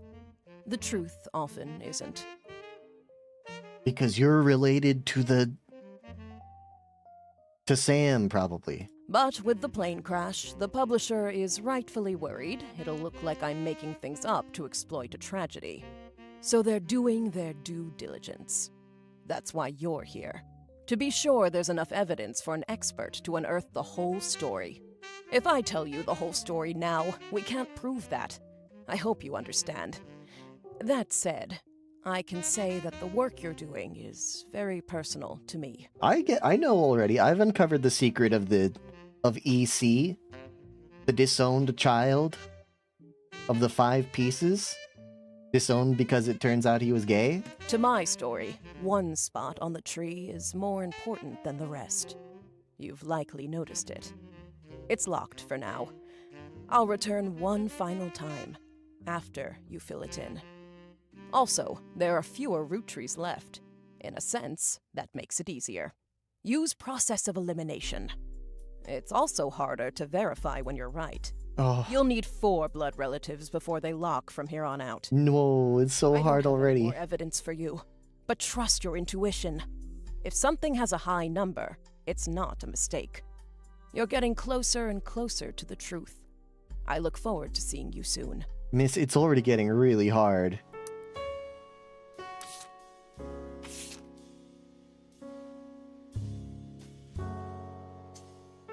Next time they returned, they gave you a partial explanation. They hired you to help verify the personal accounts of the family's history. All that's left to do is finish the family tree and find what's in the locked space, which they said was personal to them.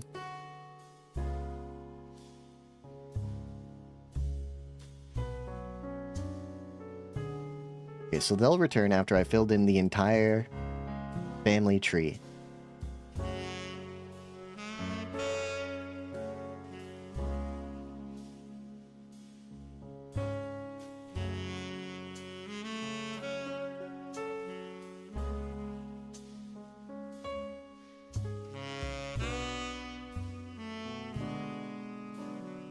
I mean, we made some kind of crazy progress.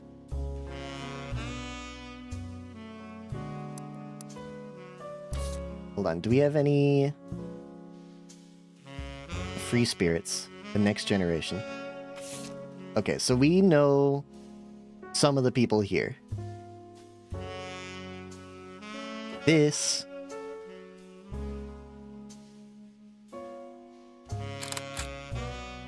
we know who that is. I don't know his name, but that's Elias M, I'm pretty sure. That's you, Elias M. You're a mechanic. You're a mechanic. And this is your daughter, Tessa. How do you know? Because look at his... well, hold on. Look at his uniform. Eli. He must have married a Wilkinson. Or a Wilkins, sorry. Married Wilkins. Catherine Wilkins. And your daughter is Tessa, who's also a mechanic. Okay, I feel confident about that. I feel confident about that. That makes sense. What else can we glean from looking at this photograph? I mean, this is November, but I don't know who November's related to.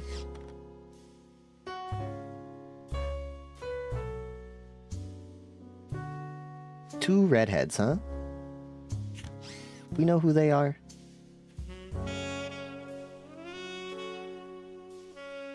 Carl's the teenager in the middle. The back of the photo in Childish Print says November. There's Bonnie, next president Guy Hudson, Ernie Jr., Carolyn Gwyneth, Gwendolyn, Miracle Jr., Jim Roottrees, Clark, Carl, and Eli M.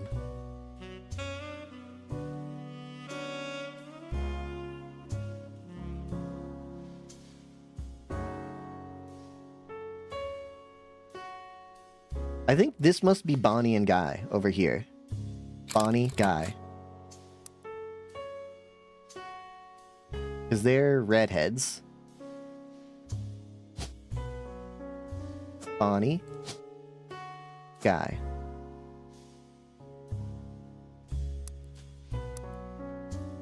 Oh, shoot. Who else do we know in here? I think this could be Carolyn, because she's wearing a hat that an artist would wear.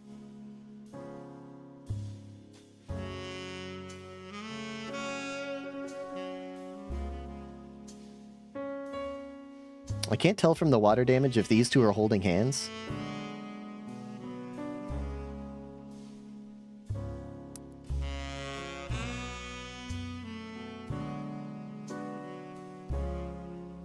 Hold on. Carolyn said something about this.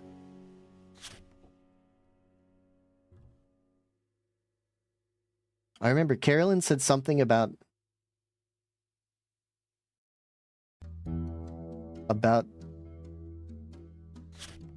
glasses.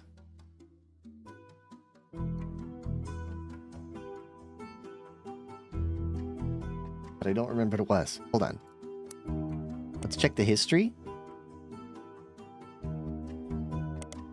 Art and the Beauty of Women, maybe?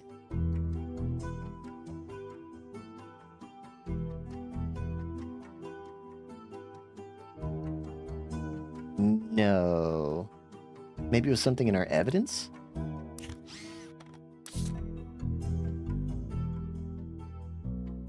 I remember her saying something about Thick-rimmed glasses.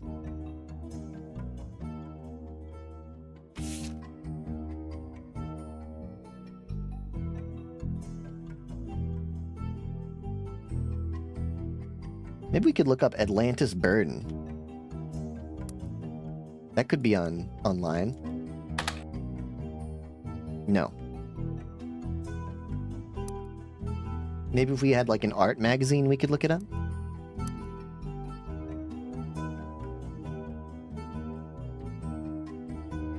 Oh, maybe we could look it up in Butler County Times.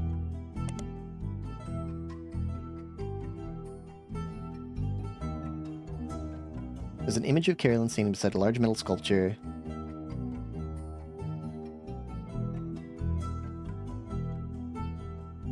I don't remember. Where did I learn about...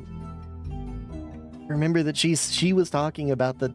Someone was talking about the thick-rimmed glasses. Who was it?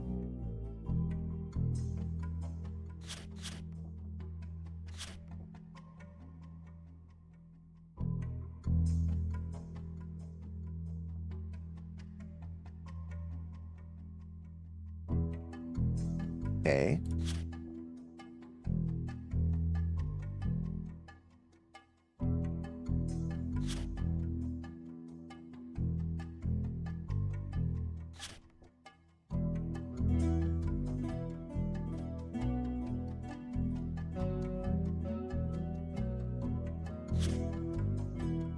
Nancy's lectures on the Middle Ages.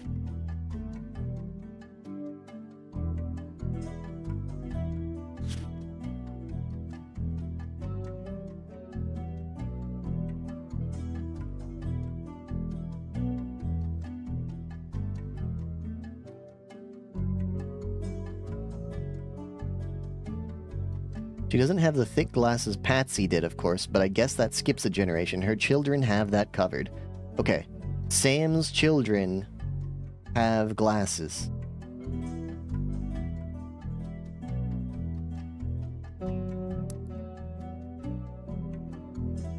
Sam's children. Where's Sam? Sam? You have 2 children. You have 2 children, and both of them wear glasses. Are you part of the Free Spirits?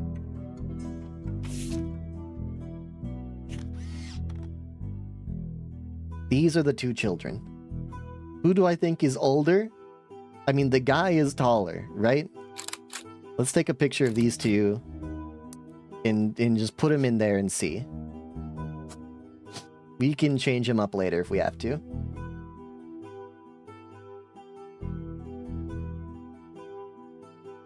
And it looks like she is holding hands. Well, no, because they wouldn't be mother. Because she's in the same generation. She's just young.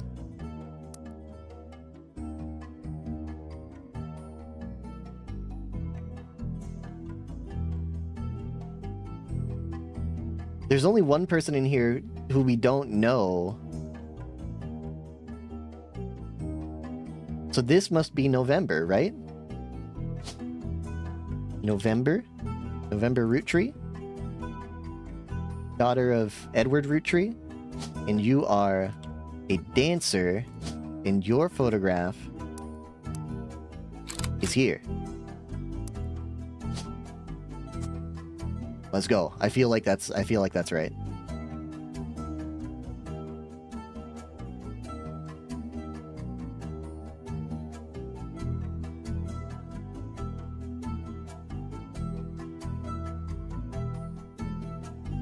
James Roottrees.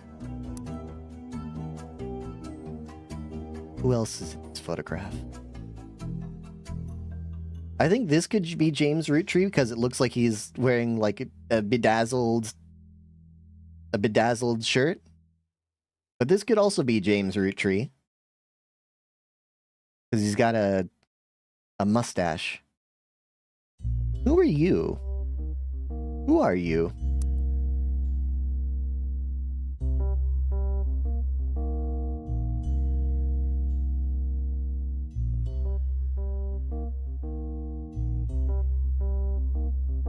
Could you possibly be Gwendolyn Morden?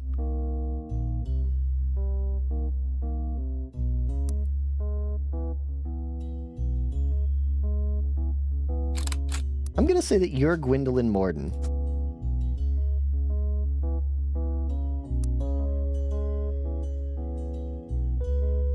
And I have to decide between this person...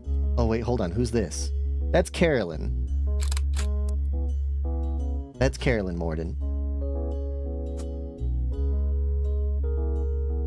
Look, she's even got like the same hair.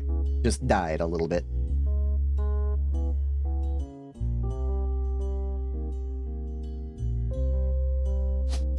Gwendolyn, are you a housewife?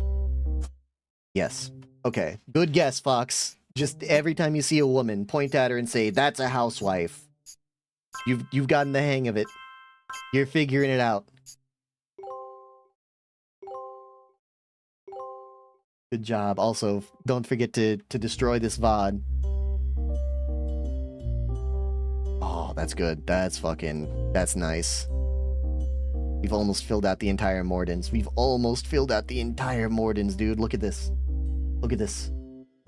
We have 3 more people just over here in the corner. That's so good.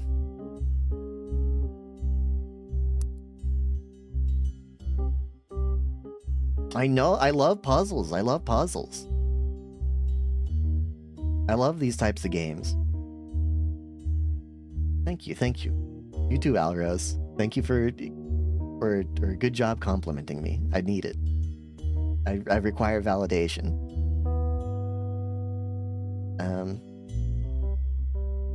You know what? I actually require less validation when I'm playing a game like this. Because I'm like, this kind of game, I know is not like super exciting for people usually. You know, like it's only for it's for select people. It's maybe a little less pog. But I don't know, I find them very fulfilling.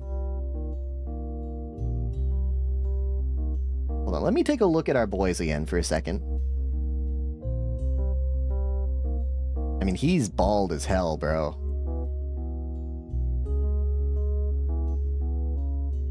He has a mustache here. Oh, hold on. Wait. He might be wearing the same shirt. He is. That's him. That's my boy.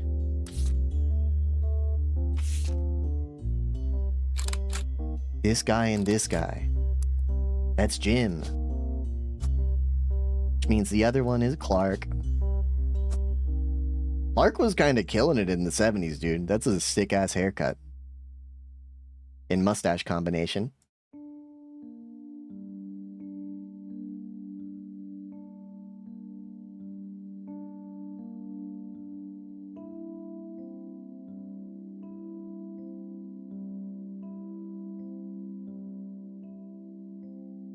We've got another clue here. Because this is Jane, no, this is Diamond LaRue. And we also...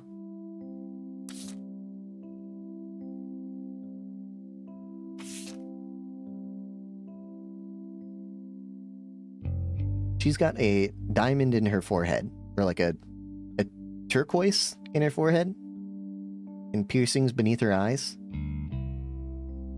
We have another photograph of her.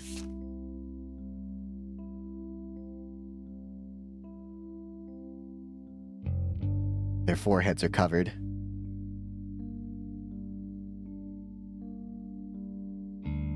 You know, we could reasonably believe that these are they're connected to the people that they... Like, this is probably Jane, and this is Diamond. Diamond's blonde, Jane is brown hair.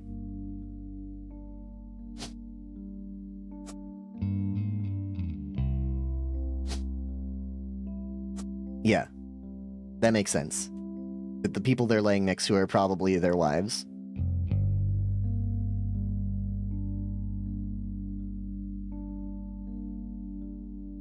Let's go back to these. The next generation. Do we have all of the photographs here? No. Got 3 people left. This guy, I don't know if I'm just stereotyping. This motherfucker looks like a professor. I'm taking a picture of him. I'm going up here, and I'm making that the professor. I think he's a professor. Those are some professor-ass clothes, bro. Look at this. He's got a fucking bow tie. Thick rim glasses, like this Parisian sort of mustache. Manicured mustache. That's reading professor. Especially a medieval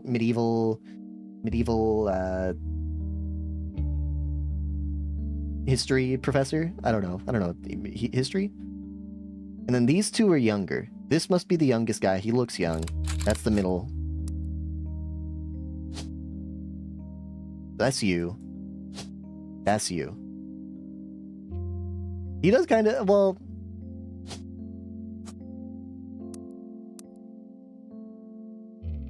I mean, his is really, really short. I'd have to see again. I don't know. Isn't that like also the Salvador Dali mustache? I don't know if Salvador Dali was Latino.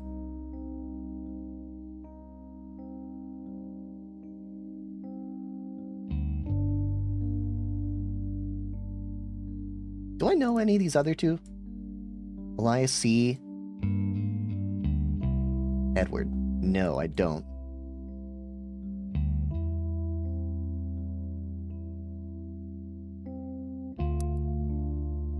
So we've got all the pictures at least.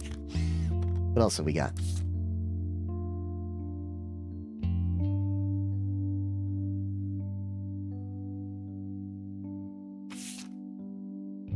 We got you 2 already. True, true. Fair enough. I didn't even think of that. I didn't even consider. Everyone here. Everyone here. Everyone here. Everyone here.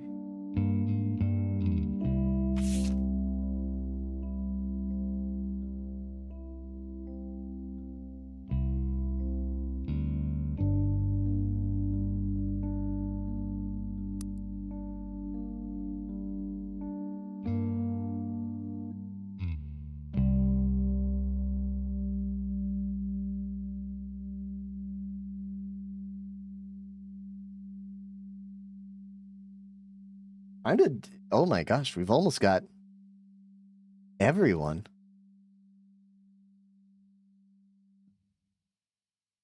I just have to figure out what some of these people did for work.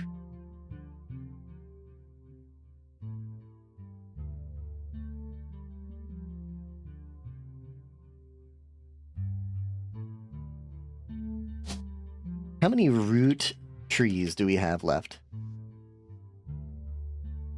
Wolf and Candy. Could you possibly be Wolf Root Tree? No.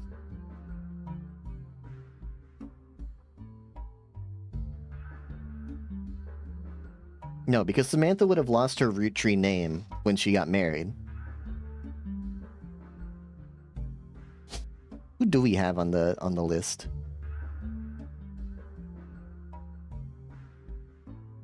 You're Sam Cattrall. Who the hell is Sam Cattrall? Looking back over here. We could get Miracle's spouse, but I don't really think that's important. Women, I mean. No, we don't have to get spouses. They're bonuses, but we don't have to. Honestly, I think we clear out some pages. Miracle Jr., we delete this page. We don't need it anymore. We finished all of that.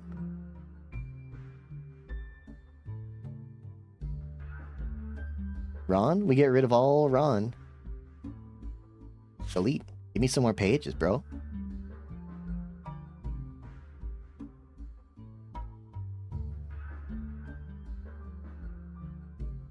Now, how are we supposed to... How on earth... Well, slipped again. I slipped again.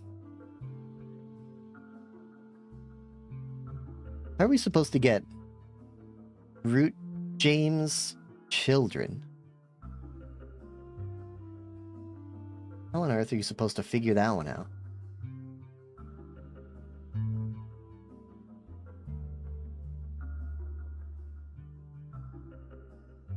I keep banging my arm on my chair every time I slip.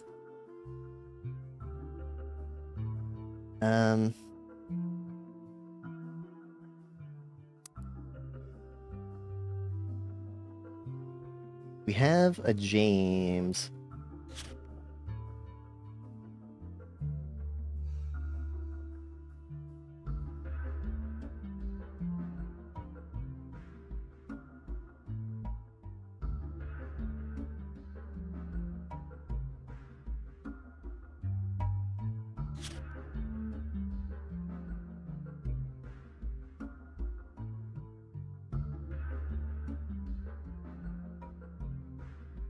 Hold on. Maybe there's some more stuff we can learn about Sam here.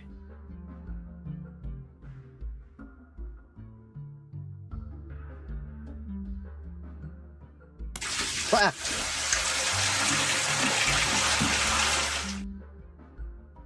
Regular water. Hold on. Where did I put my water? We have very little water left. Conserve it.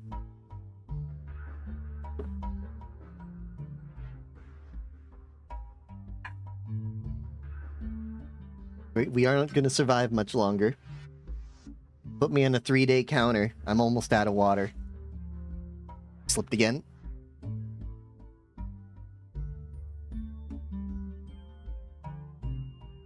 Delete this note. It's not useful. Delete that note. It's not useful. That's not useful.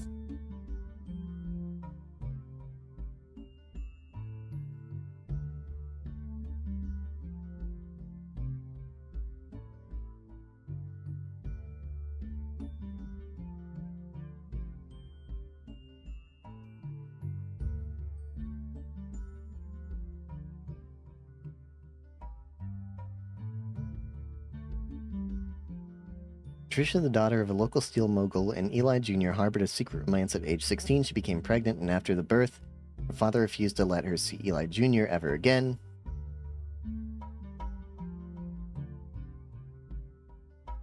Her baby, Samantha, was sent to the Roottrees. Elias hid her away with a local farmhand known as EC. Tricia was married off to a much older man and sent away. That was the end of that.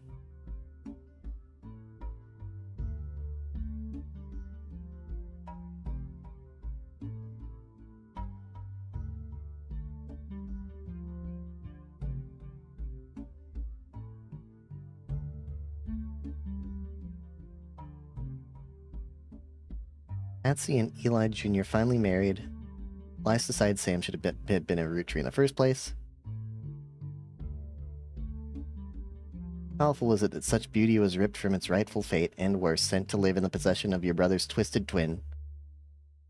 Left an outcast forced to a life of labor under a wicked relatives, I pray that he has not corrupted her to know his sins.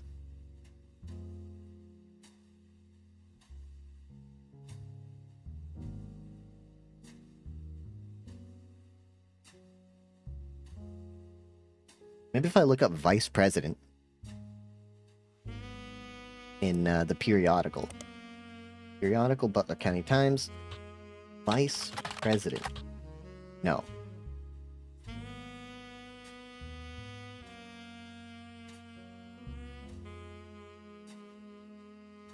Pop warned us away from the farm for years. I never met EC in person, but Pop once referred to him as a confirmed bachelor, and I suspect that's why he's kept us from there. Sam had to grow up in a house with him and his roommate, Mr. Miller. I remember once receiving certified mail for an Edward Clancy Roottree. I had to break the news. They got my father's name backwards. Edward Clancy must be the EC that was disowned for being gay who was forced to raise Samantha. Okay. Edward Clancy.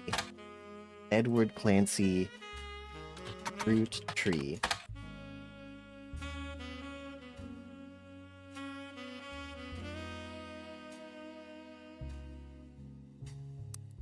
How are we gonna find out about Sam's children? Or Sam's husband?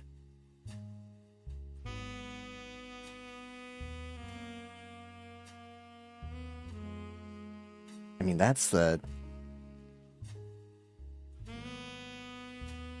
Gosh, I mean, that's the least that we know about Sam.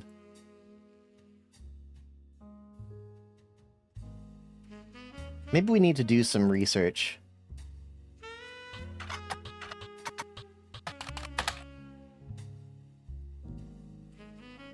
Samantha Roottrees. Were you a star? Were you the Business Watch? November Roottrees? No. Star? Silver screen? I mean, I know you're in a dance. You're a dancer.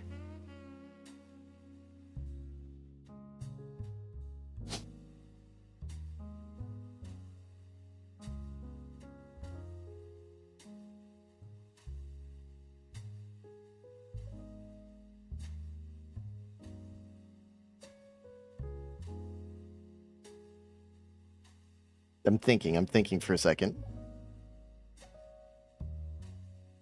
We need two...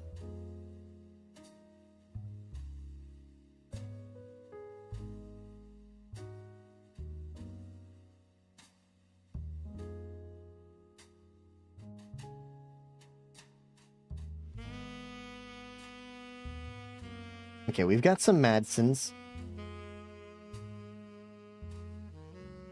We have Madsen Ernest, Madsen Ernest Jr., Madsen Gwyneth, Madsen Nicole. We've got a lot of Madsons. We've got some Kellogg's, who are named David the 3rd and 4th. We even have a motherfucking Garcia in here, man. Luisa Garcia. I'm gonna say that she was probably married into the family. I'm just gonna go on a limb and suggest that maybe Luisa Garcia is not there. Oh, good luck on your flight tomorrow. Hope you have an easy and good flight. I'll hear you then. Thanks for dropping by. I think this could be the Catrells. Someone's last name is Bean. I'm gonna go crazy. No, I'm not. Never mind. That doesn't make any sense. Catrell Sam Catrell marrying Samantha Roottrees? Sam Roottrees? No.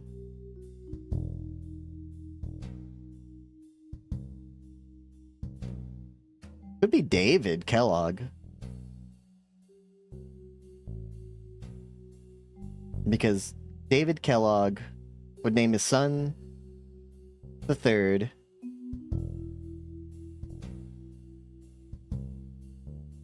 No, I don't know. That's confusing.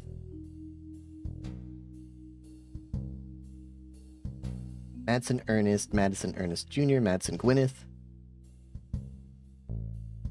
Madsen Nicole. Okay, I've got some crazy ideas. I think this is Madsen Nicole, which means that this is Nicole Smith.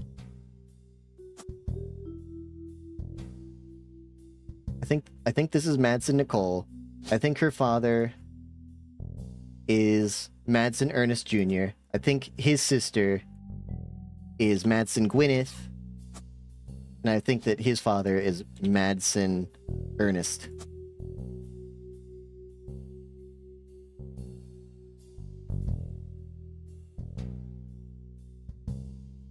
And then whoever Madsen Gwyneth marries.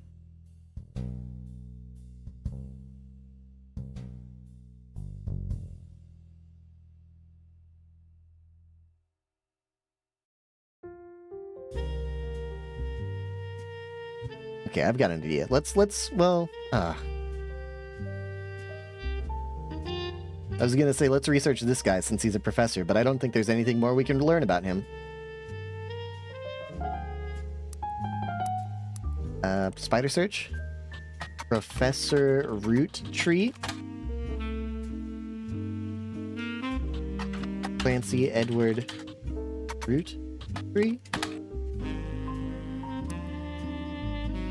No, it doesn't matter. That's Elias C.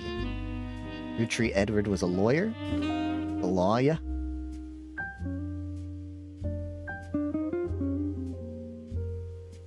I feel like if we have... No, I got rid... Dang it, I got rid of the information about James Roottrees.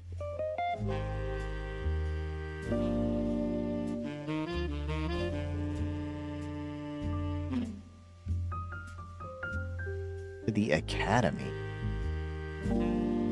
What academy?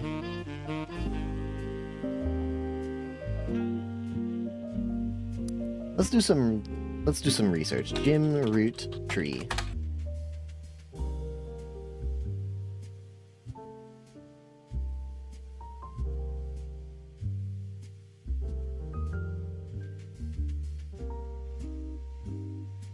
Diamond is considered by fans to be the band's lead singer. The band never had another hit, but it's fans who refer to themselves as Diamond's Dazzlers.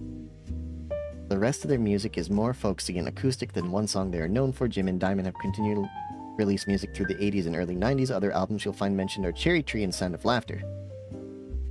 He hasn't made a public appearance since 1996. How about periodicals? James Roottrees. Jim Roottrees. Former Butler County resident enters disco charts.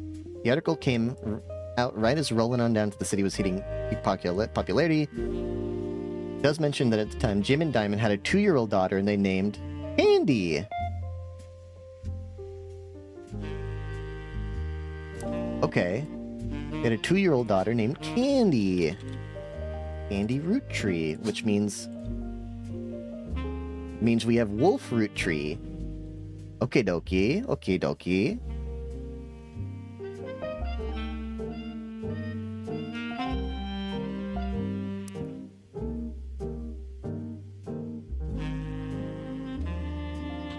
Candy Roottrees? Let's do spider search. Candy Roottrees? Wolf Roottrees? Okay. Check our periodicals. Business watch for Candy Roottrees? Wolf Roottrees? I mean, I think they're children, so I doubt it.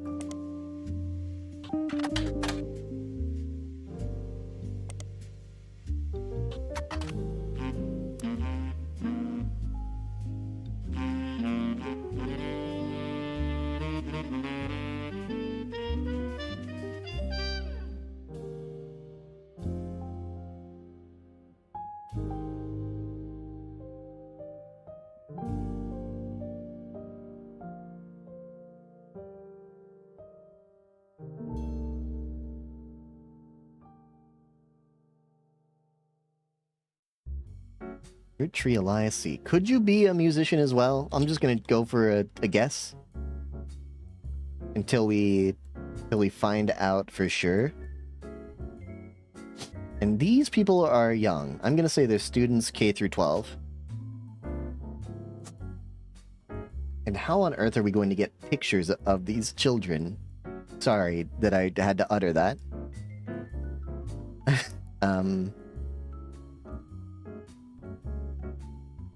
Spider search. Diamond LaRue.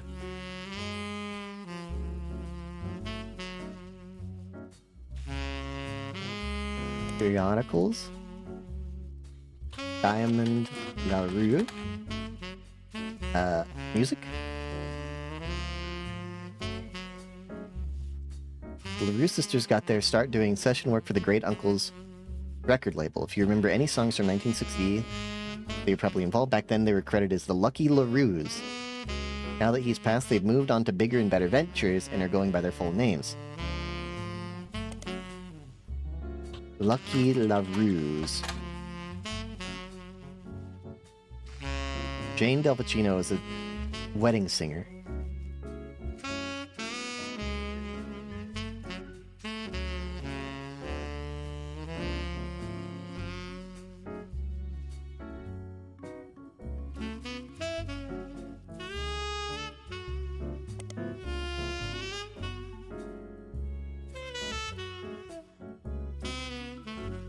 Youngest Kim is about to step into a prominent role on Broadway.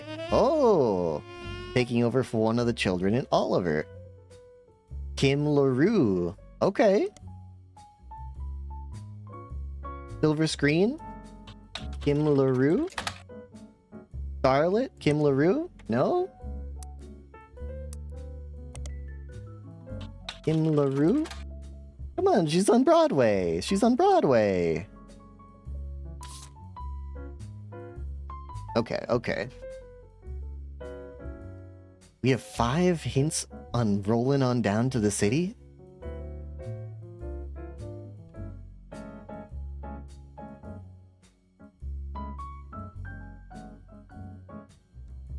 What on earth? Okay, 5 hints. Let's take a look. Satirizes how part of society was content to remain indifferent to economic inflation and civil unrest in the Middle East, unless pop culture tricked them into caring. Somewhat ironically, listeners didn't seem to pay attention to the lyrics enough to trick them into caring. Instead, most of its play came from roller discos. Because it was such a product that Simon didn't get much play anymore, even on the stations that play oldies. This image is from an auction for a sealed copy. It has a sticker that says, "Only the great-grandson of Elias Roottree could make disco this sweet." It is credited to Peter Janovich from MMM. Music and lyrics by Jim Roottree, vocals by Jim Roottree and Diamond LaRue. Jim Roottree is on... Yeah. Is it in the lyrics? No, the lyrics of the song contain no clues. What on earth? 5? 5 more hints?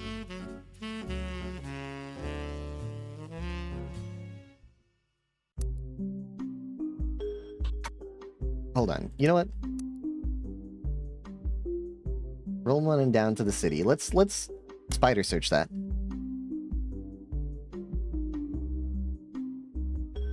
Okay. Didn't help. Let's search periodicals for it in modern music. We've been here.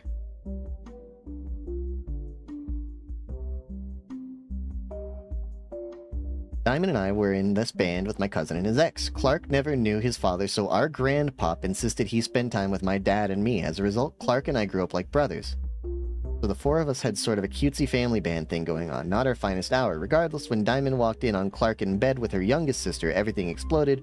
No more family band. The only thing Clark and I had in common was music, but even then we never agreed on what it should be. He was always more interested in catchy tunes. I don't mind saying any of this because he'd agree.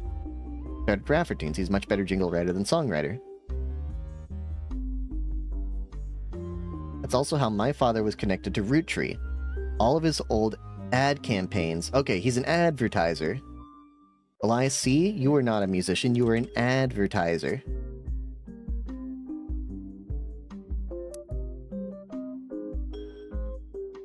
I just went straight for the music. I guess Clark was paying more attention.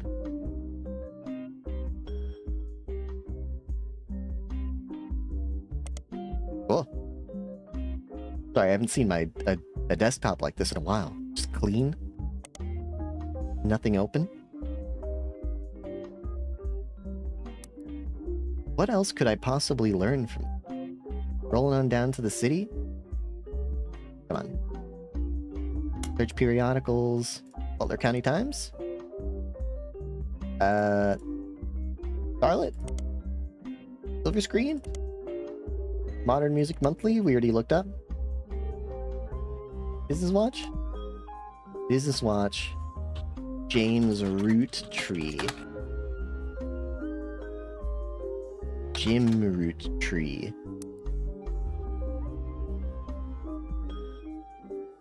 Elias C., maybe?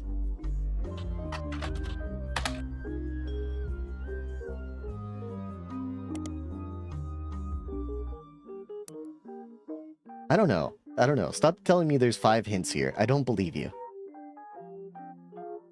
How could there possibly be 5 hints in here?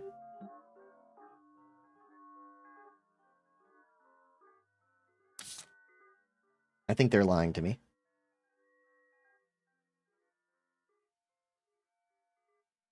Watchmen of the year 87. There's still a hint here.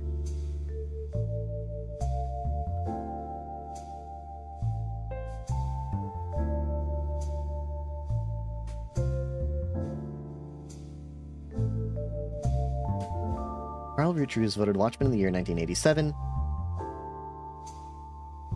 Carl was chosen not for his work at Roottrees Candy, but for the clothing company. When Raina was born, Brenda retired to become a stay-at-home mother. Looking for a creative outlet, she spent any free time she had at the sewing machine.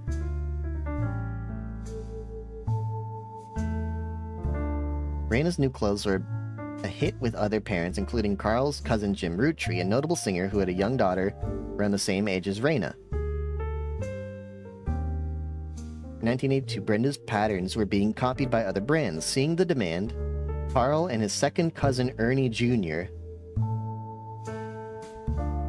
I know Ernie Jr.? His second cousin. What the fuck is his second cousin?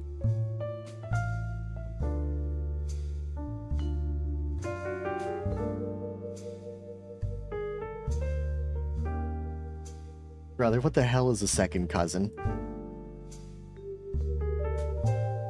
I think my computer tells me.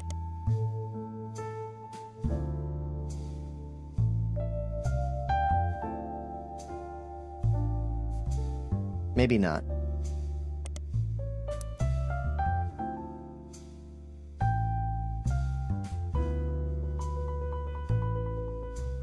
I could have sworn there was like a hint about what a second cousin was.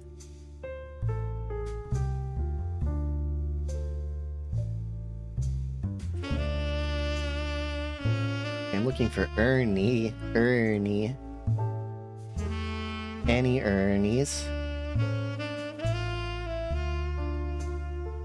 How have I gone so far without finding a single Ernie? There is no Ernies. Oh, Ernie is Ernest. Ernie is Ernest.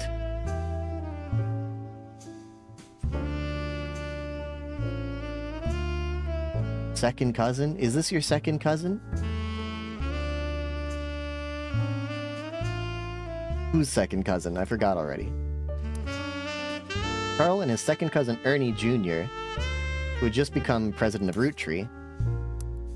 Okay, Ernie Jr. is president.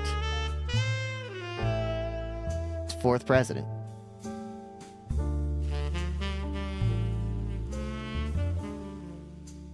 Is that your second cousin, though? Yes, that is your second cousin. Okay. Where'd they go? Other blood relatives who have a say in the company's finances refuse to fund it. Yeah, okay, let's do some research. Ernest Jr. Business Watch.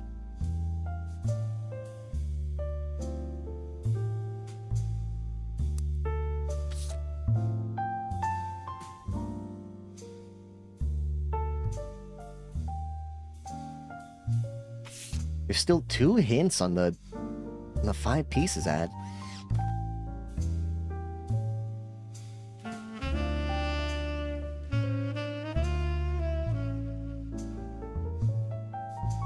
I have no idea, man.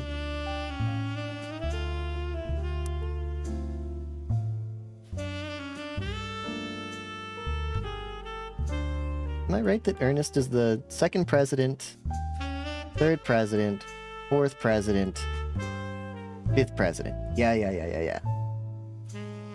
And we have a note about Ernie. Ernie and Deborah.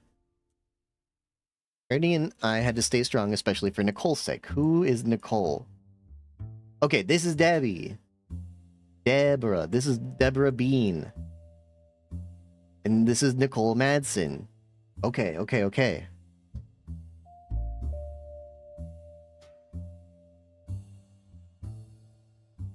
He had an immense amount of pride for the work that you three did together, as well as how Carl had carried on for him after taking over. So we caught it too late for him to get on the donor list. He had some sort of organ failure.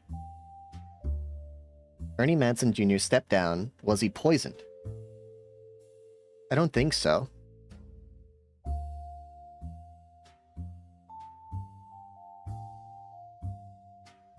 He had a heart condition. Okay, that makes sense. If he needed to get on the donor list, but he had a heart condition, sure.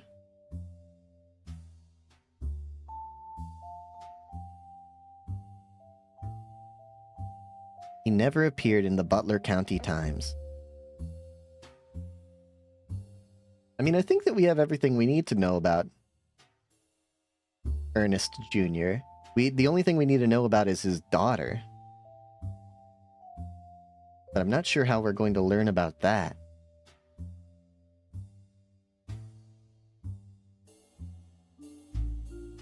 Madsen Gwyneth? Are you a housewife? Just checking.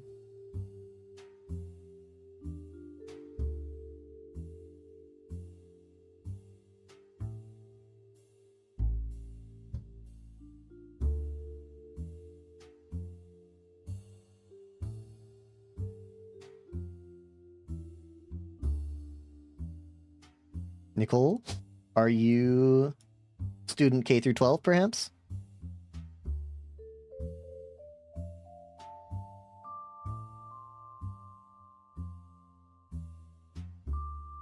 How are we gonna find out the kids?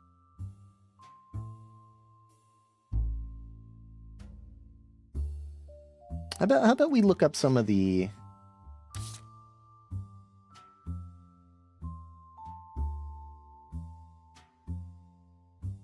partial explanation.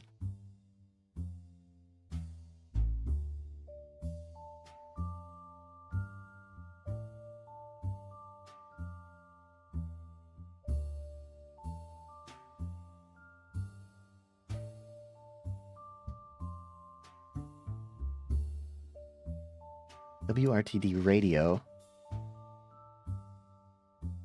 Maybe I need to visit WRTD again. Maybe WRTD in Butler County Times? No. Spider search? WRTD. Been talking about the plane crash the most recent hour. They talked about a picture taken.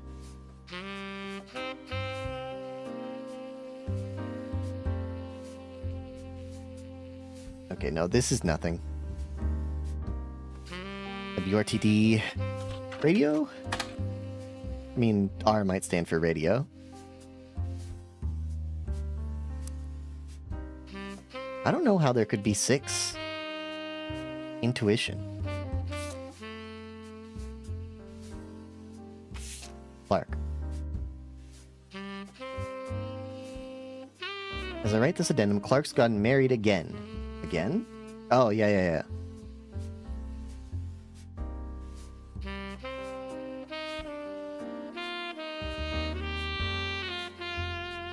With the way the world is moving, I guess it was inevitable someone in this family would remarry. I just wish it wasn't my son. I can only wonder if Clark's apparent disrespect for marriage is due to the lack of a real father. I did what I could, and Lord knows Eli C. stepped up and helped. Eli C. Eli C. is Jim's father, right? Yeah.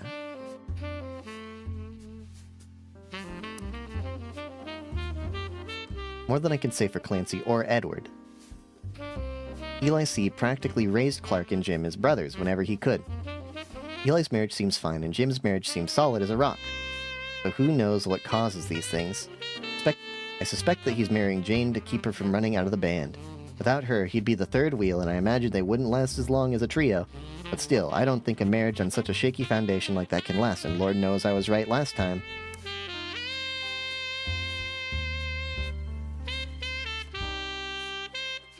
Gosh, they're hitting me with some hard stuff right now, man. We're getting down to the wire.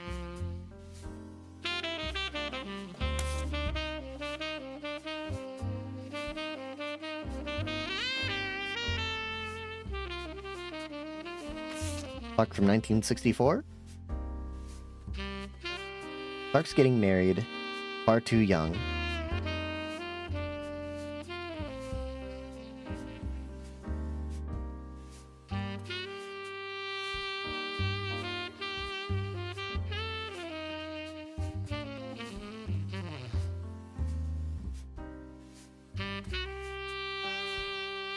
Pops seems to have gotten over it because Edward is set to take over his department once he retires. My first published book, Swashbuckle My Heart. Even my cousins are all doing well. Zach's not a bad president after all. His sister seems to be doing a good job raising her twins. Zach. Sister with twins.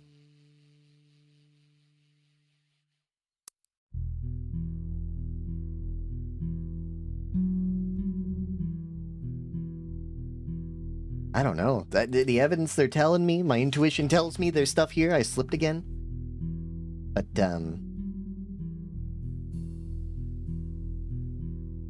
what on earth could it be?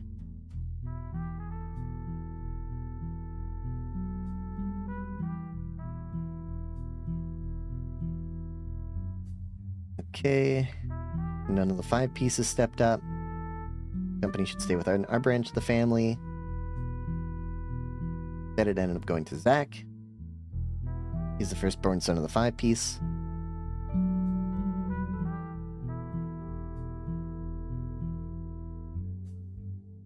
Angie's older than Zach. I'm next to the oldest of all, but he just laughed. What could you possibly be getting from this? Ooh, school-bound publishing, perhaps? But perhaps? School-bound publishing? Or maybe in the periodicals? School-bound publishing? Business Watch?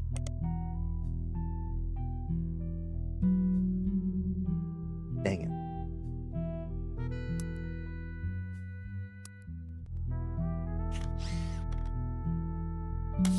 it. Okay. Look for other things.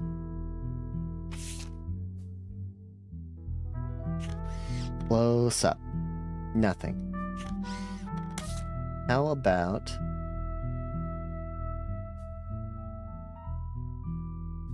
Watchmen of the Year 87. Something in the picture?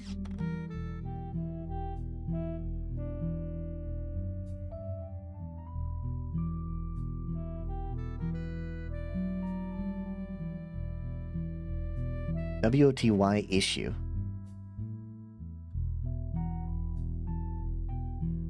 No. I'm not sure if I'm gonna get anything from the evidence right now. I feel like I've... Like, I know the intuition says that I haven't, but I feel like I've exhausted the evidence. I don't think that Kenzie Fox is capable right now of piecing whatever remains here. Oh! Teen Blast! Oh! Wait, that's huge! That's huge, that's huge! Teen Blast. Yes! Yes! Teen Blast is a magazine aimed at teenage girls. Their website has a news section that offers condolences for the loss of the Roottrees sisters. Their fashion line was often covered by a magazine, and Raina Roottree first appeared on the cover on her 16th birthday. Raina Roottree. Oh, that's huge. That's so fucking big. Raina was on the cover of Teen Blast when she was 16. You add the cover and article to your evidence. Yes, dude. Holy shit. Okay. That's Raina. Where are you, Raina? Raina? There you are. What else we got? There's an article about Raina Roottree from 1984. It also mentions TMS and Brother Trouble. In an interview, Raina talks about her inspirations. One important thing that I learned from an early age is that my dreams are not outside of our grasp. My grandpa was a college professor who taught lectures about history.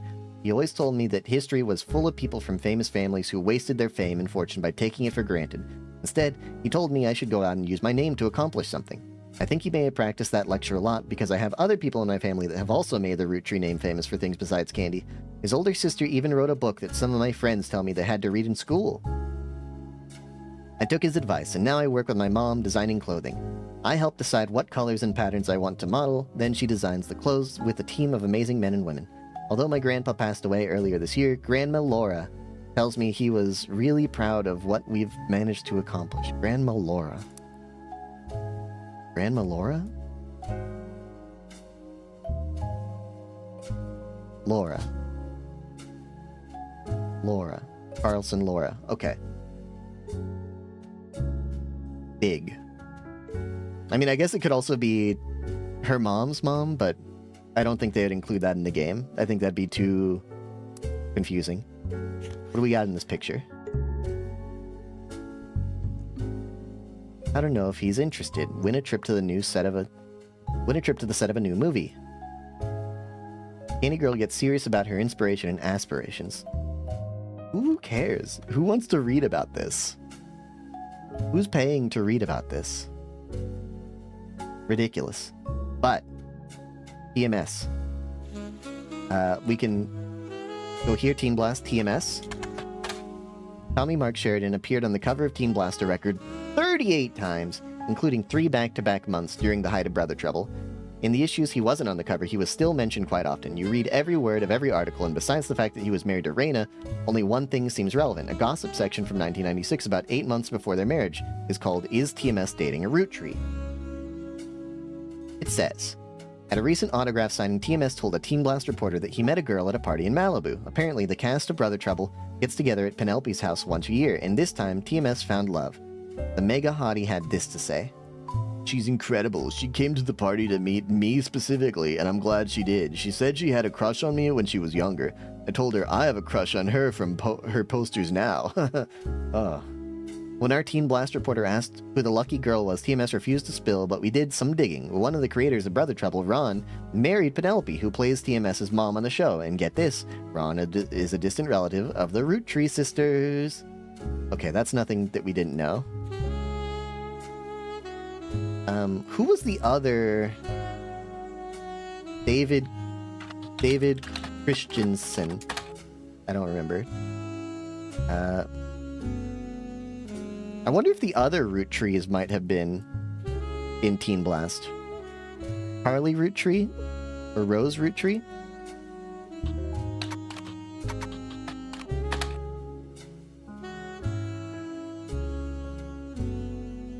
The search engine isn't the best, and so your results are flooded with page after page of nearly identical advertisements. Some ads specifically mention that Raina appeared once on the cover of Teen Blast.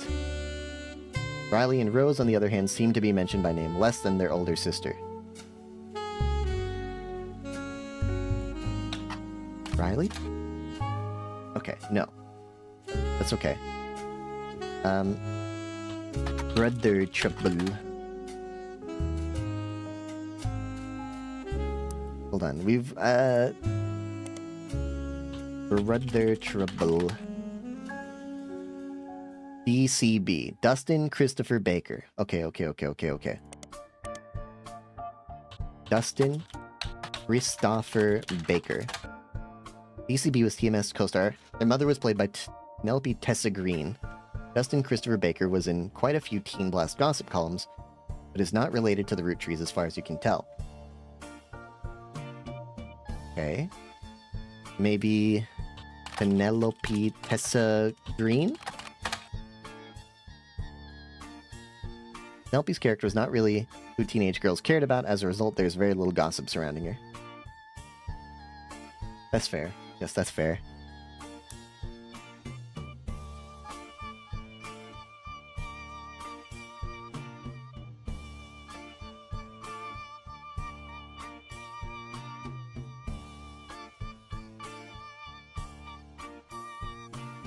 I'm not sure who else teenagers would be concerned with.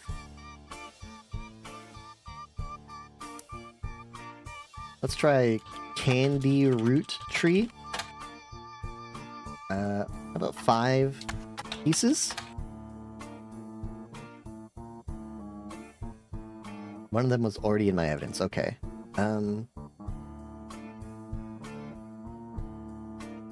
Wolf Root Tree. Jim Root Tree.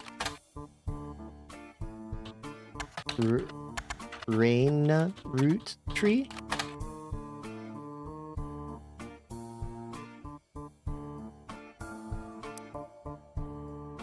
What could I possibly still gather from this?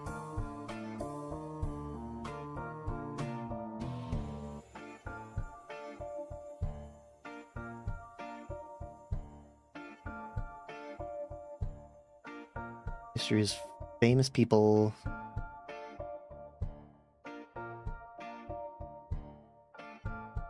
His older sister even wrote a book. I work with my mom.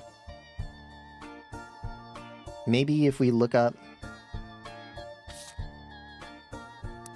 Maybe if we look up root dot?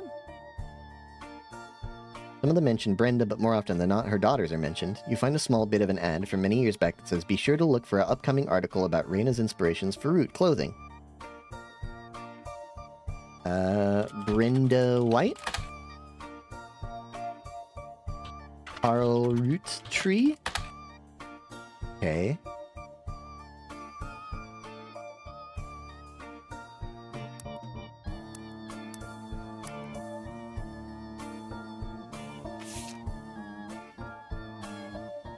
What else? We looked up TMS. We looked up Brother Trouble.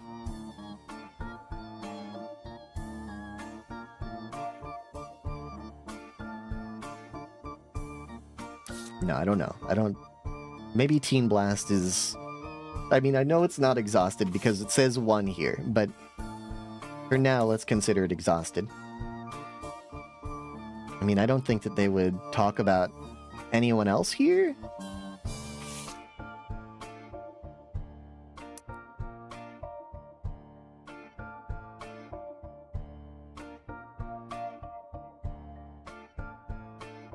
Maybe Chris Rafferty? Maybe he's important for some reason? Chris Rafferty. No. Diamond LaRue. Kim LaRue. Okay.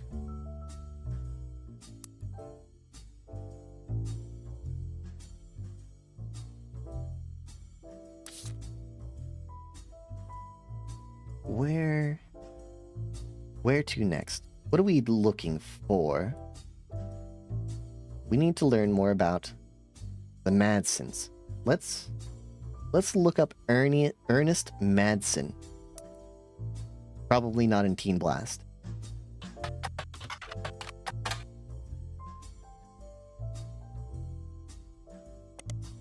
Business?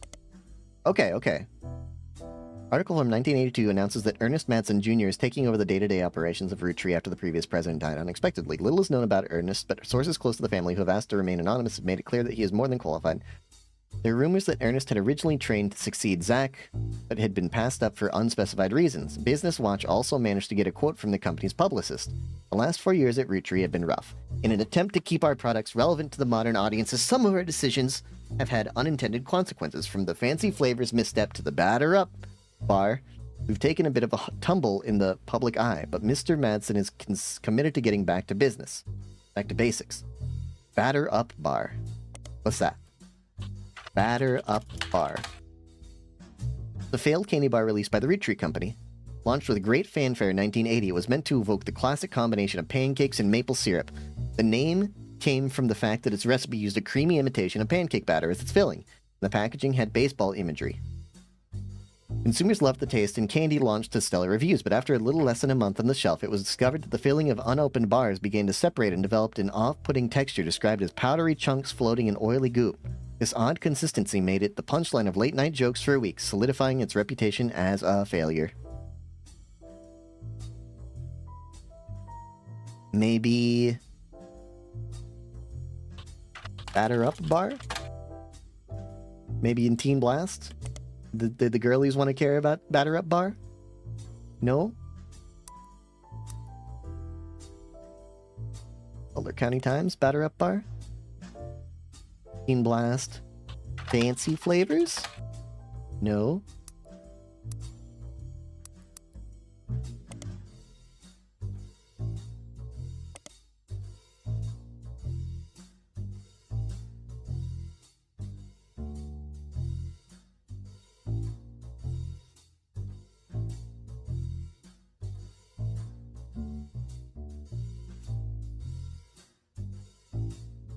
Little is known about Ernest, but sources close to the family who have asked to remain anonymous have made it clear he is more than qualified.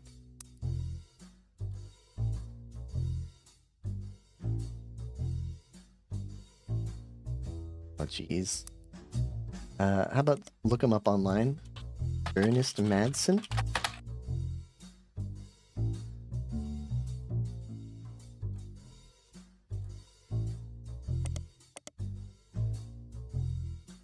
Butler County Times? No. Charlotte? No. Doesn't make any sense. Maybe if we look up Deborah Bean? Deborah Bean? No.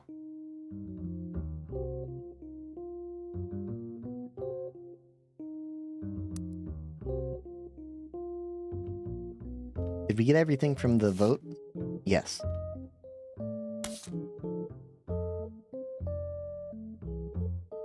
Okay, we got everything from the old all of the 5 pieces ads, apparently.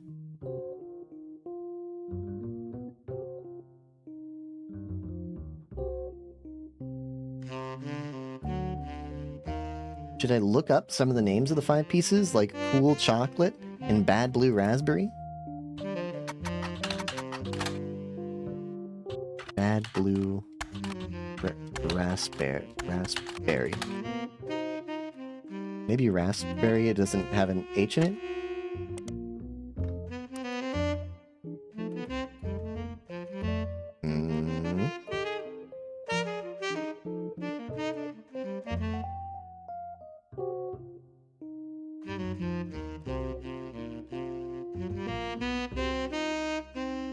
Bonnie Hudson. Bonnie Hudson.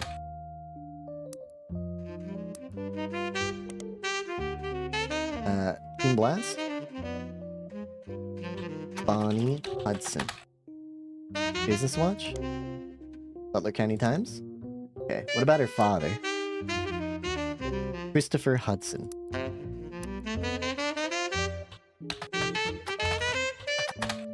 No. No.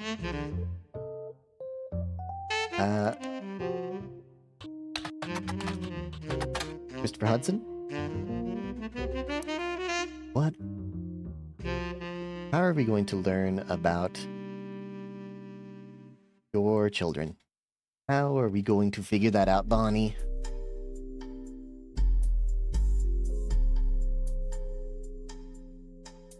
Well, we need somebody...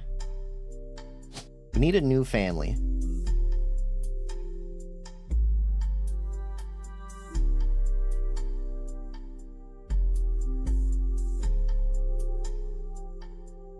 Okay, I found it out. I figured it out. Her spouse is going to be David the Third. And then their children are David the Fourth and Bethany. Maybe not in that order. But let's see. Let's look up David Kellogg. David Kellogg. I don't know how do you spell Kellogg. Kellogg David the Third. Okay. Periodicals. David Kellogg. 3. 4. Okay. David Kellogg? Come on, man. I need something here. There must be something notable about this family. Maybe look up the kids. Maybe that's how we learn it. Let's try Teen Blast. Bethany Kellogg. David Kellogg. Starlet David Kellogg. Bethany Kellogg. Bethany.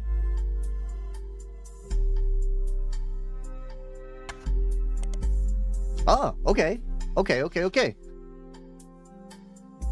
Bethany Kellogg is mentioned very briefly in an article about a local high school science fair from March of this year. Apparently she did an experiment involving sunscreen and ultraviolet light. The article says she was inspired by her mother Bonnie's fair skin. The article does not have any pictures or additional information. Okay, that's not very helpful, I think. Her mother's fair skin? We already know that she has a white mom. We already know that.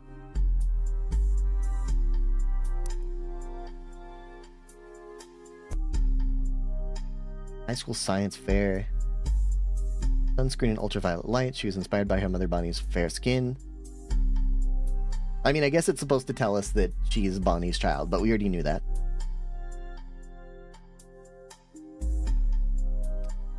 David Kellogg?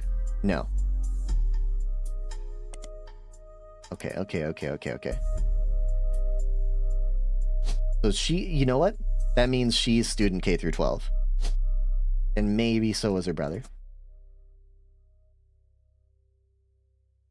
Come back to that. Let's look up Butler County Times. Nicole Madsen? No.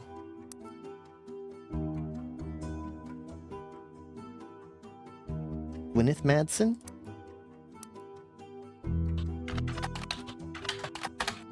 No.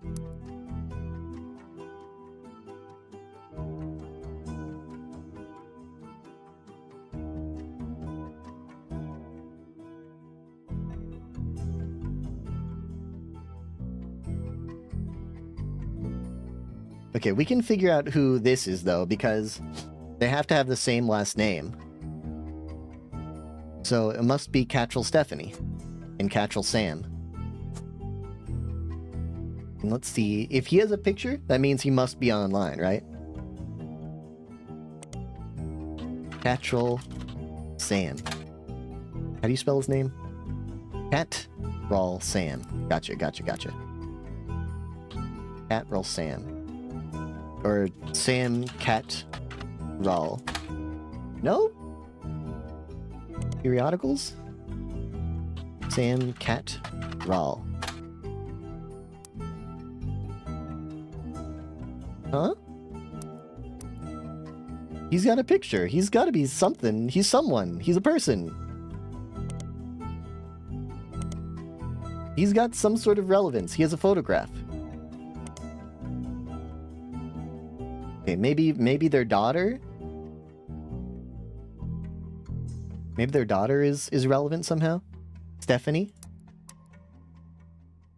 Stephanie Cattrall? Search everything.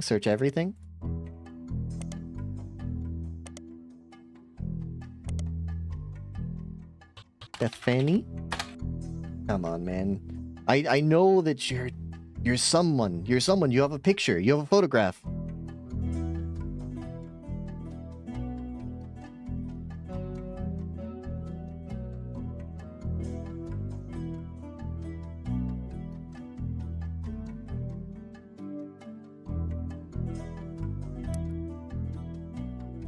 Nicole Smith.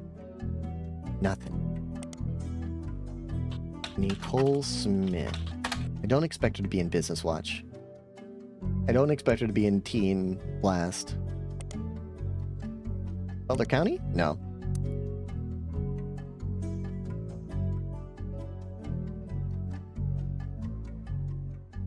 How about Edward Roottree?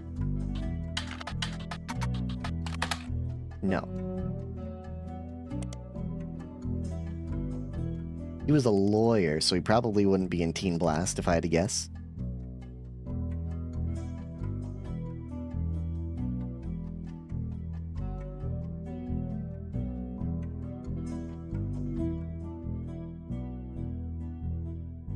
We've really gotten ourselves into a tough spot.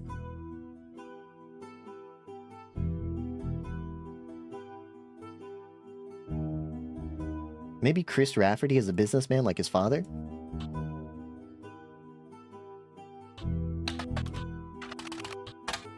No?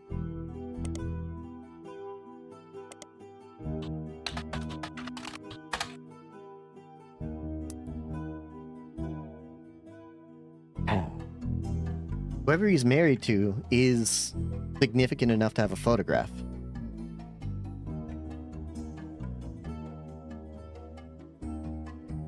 Maybe I'm missing a periodical.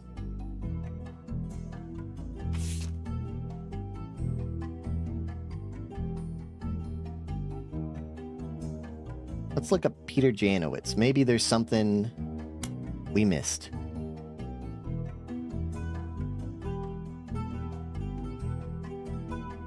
Modern Music Monthly. I mean, we know that.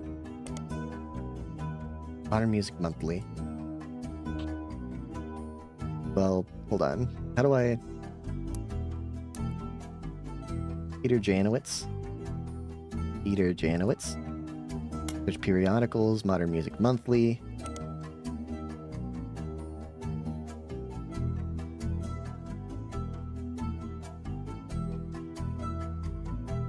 Album and artist names.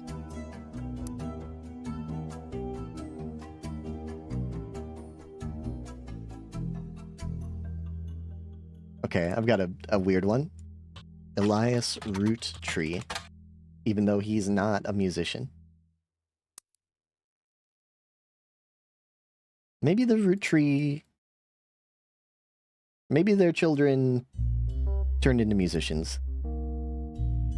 Wolf Roottrees. Candy Roottrees. Nope.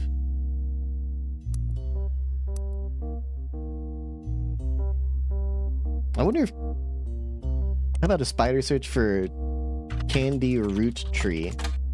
Which is, you know, the opposite of root tree candy, I guess.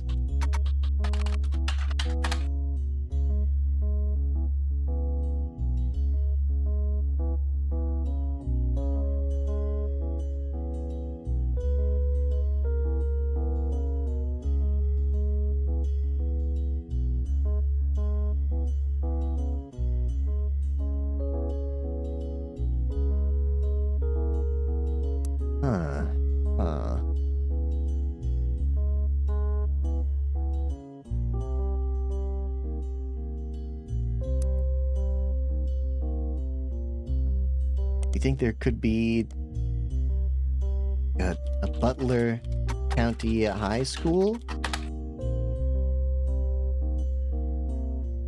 How are we gonna learn about all these babies, dude?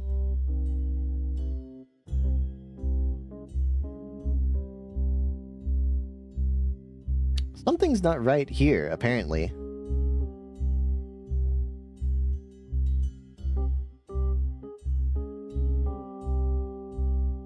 These three should be right, I think. Unless I got them backwards? This guy's not in advertising?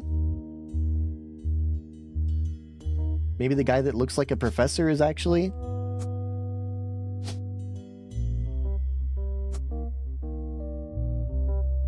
No, he's definitely the professor, dude.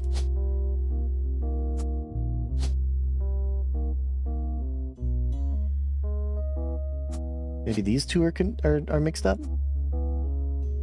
No.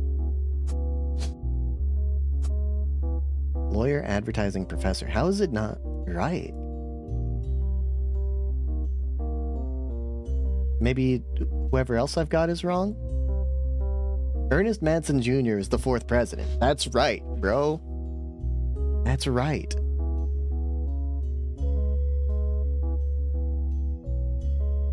Something is terribly wrong.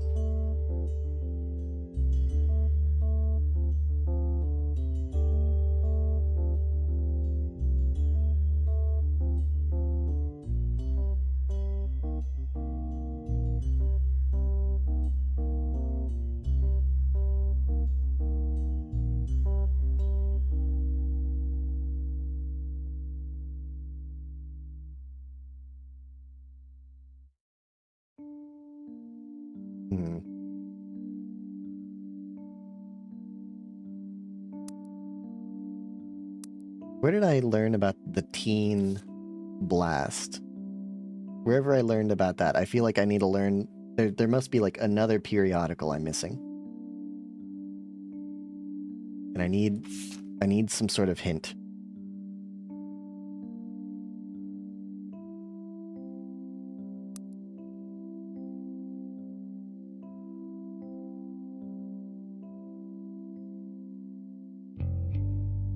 Why does it tell me... Why did it tell me Kellogg Bethany?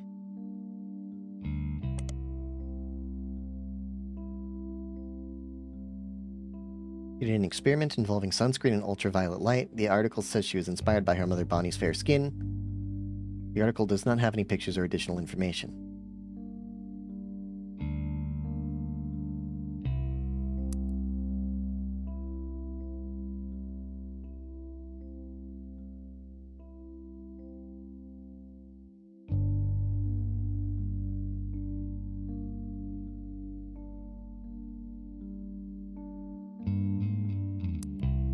Maybe Bonnie Hudson?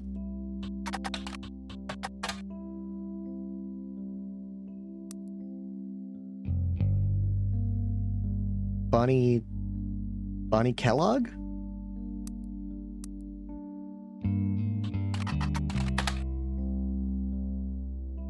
I mean, she's a... Ugh.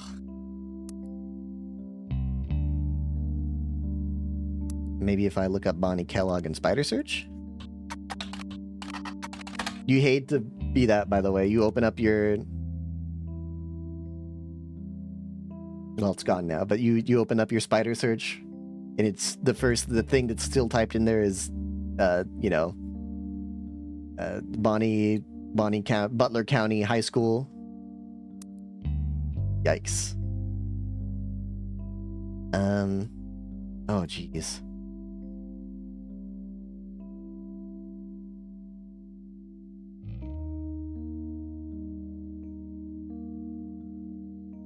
Let's do some research on these guys, because something is wrong.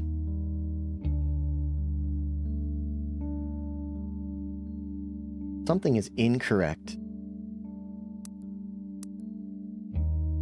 November root tree. November studio. Local dance school. They advertise lessons for ballet and jazz classes. There's hardly any other information available. Okay. Elias C. Root Tree.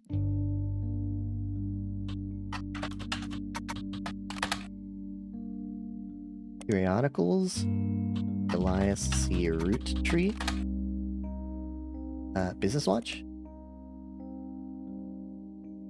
Probably not. Probably not Teen Blast. Also, I hate that the name of the fucking piece is called Teen Blast, bro. It's already tough enough having to sit here and look through it without feeling like a freak.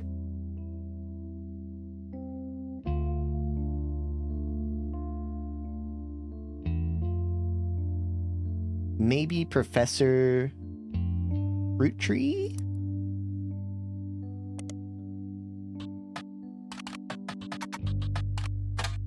No.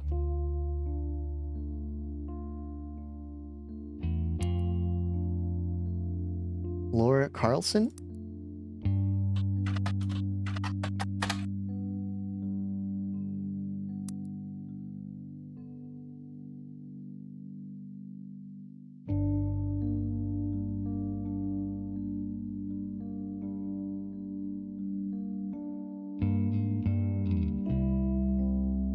Edward Roottrees. Maybe he has a law page?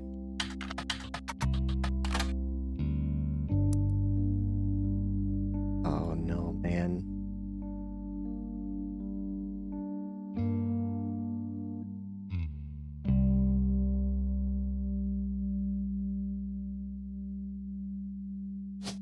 Would this be someone else? No, because the twins have... Or... They have...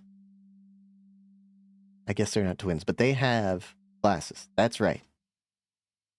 Madsen Gwyneth, are you not a housewife? Did I just make a sexist guess? Are you an interior designer? You look like you could be an interior designer with... You don't look like a hairdresser. I'm putting you back on housewife. Which is before P, as it turns out.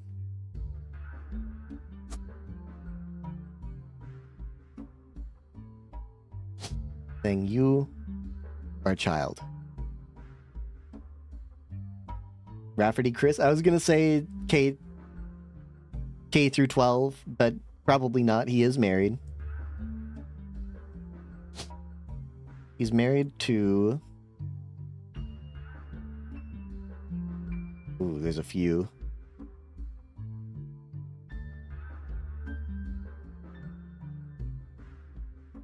Let's type in some of these names. Warwich April. Warwich April. That's not how you do it backwards. April Warwich. That's her name, right?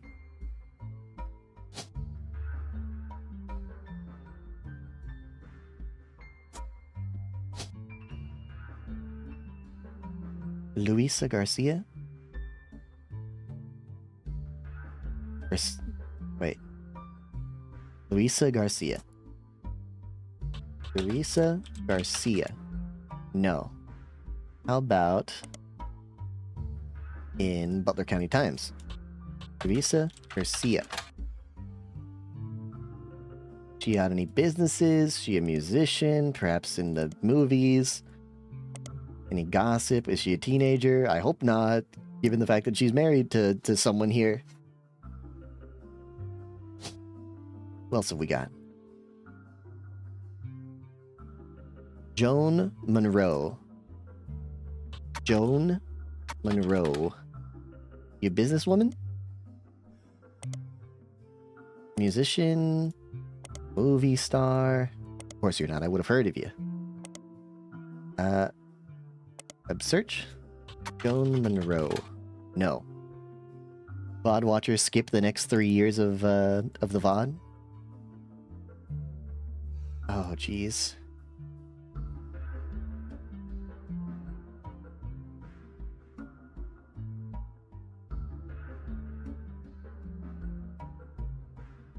Taking back to the evidence. Taking back to the evidence. The evidence says... The evidence says rolling on down to the city has 5 fucking hints, 5 things in it? How is it possible? Fakehorns, how is it possible? Look very closely. Look very closely. Jim and Diamond. Maybe Jim and Diamond.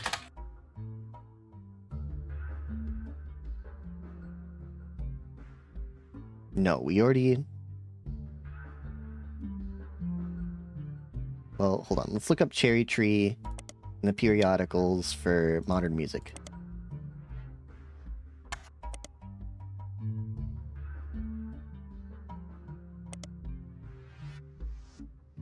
Sound of laughter. I mean, I know that we've looked it up before, but maybe we're missing something. Sound of laughter. What?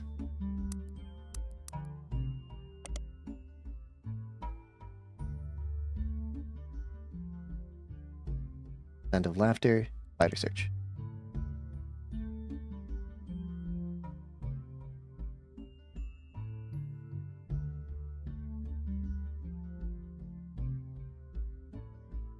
Jim Roottrees fan page. What?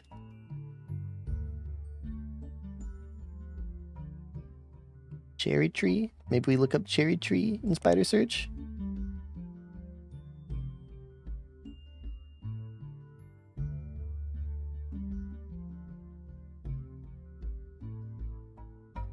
Maybe Diamonds Dazzlers?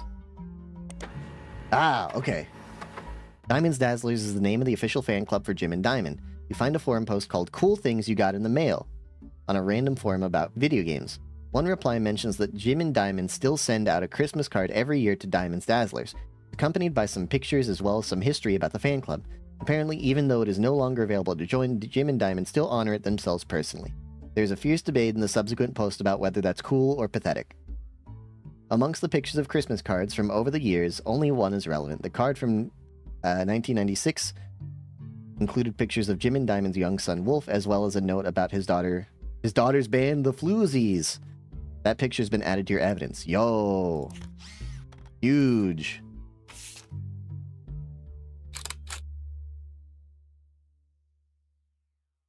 Picture of his son Wolf listening to his parents' latest music.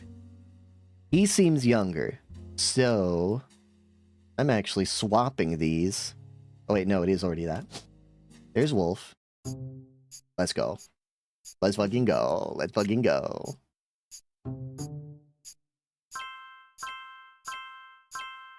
Okay, so okay. I got all the old folks right.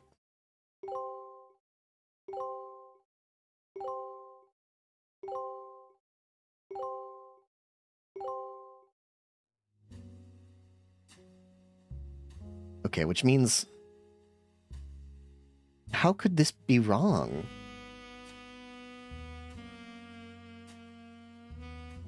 We know that Ernest Jr. is the 4th president. Ernie Jr. is president number 4.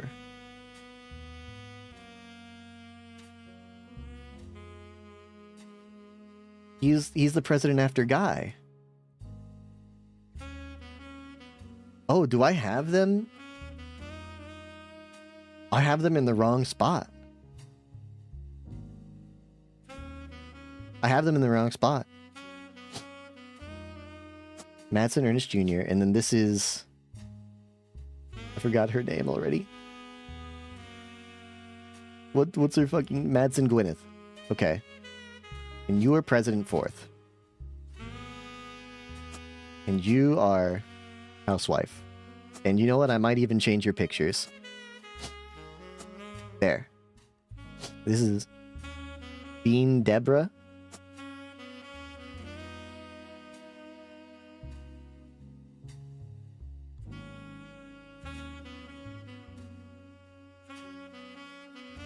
It's Catrell Stephanie. It's Catrell Sam.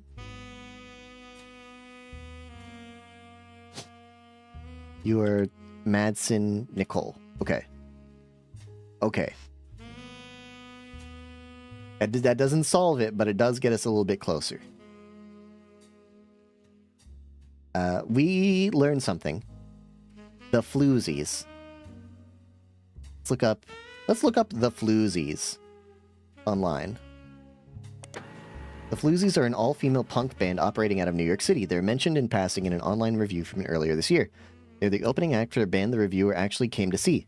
The reviewer writes that she normally doesn't review the opening act, but this one was unusual.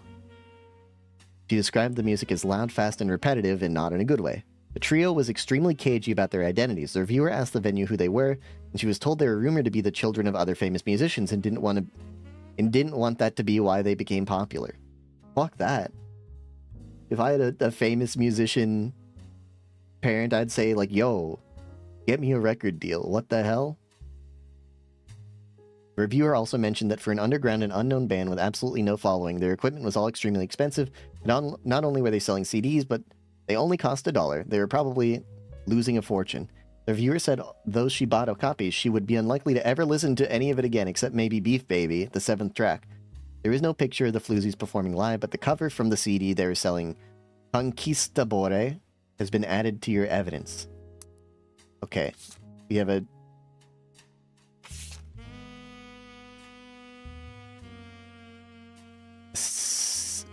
So this... Guitar vocals, Candy. Bass, Nikki. Drums, Nina. I mean, this is a guitar. So this is Candy. And she's not a student. She's a musician. Okay.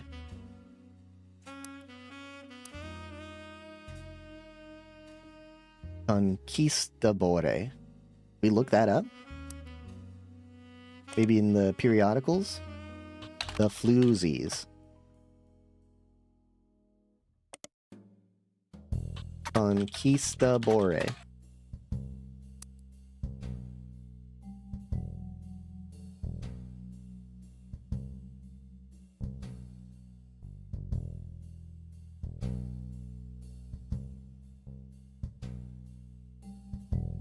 Maybe spider search? Conquistadore.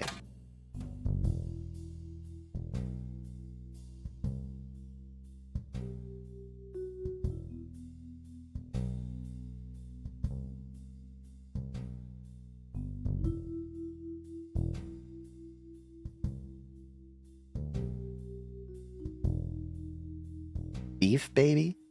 Should I look up beef baby?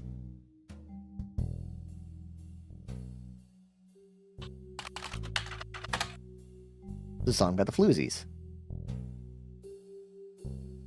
Could it be a euphemism or about a newborn cow? Perhaps the floozies are holding a grudge against the toddler. It certainly piques your curiosity, if only you had the time or resources to look into it further. Okay.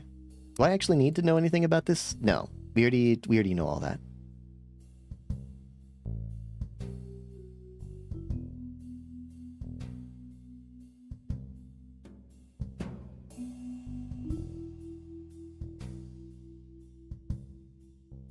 I forgot. I felt like I was on a lead. I felt like I was on a lead for a second, but I forgot.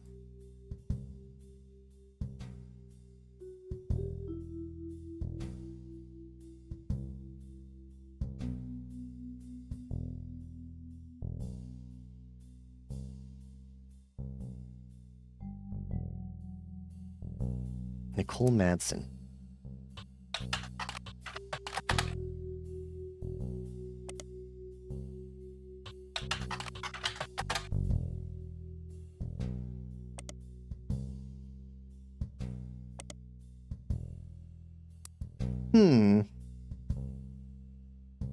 I'm getting a little lost. Getting a little lost.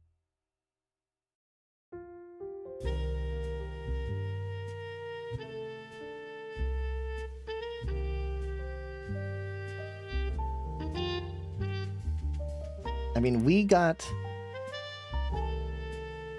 How did we get here, actually? Did we get here from her father's album? I can't even find it anymore. Did we toss it out? No. Yeah, this used to have 5 things on it. How did we get...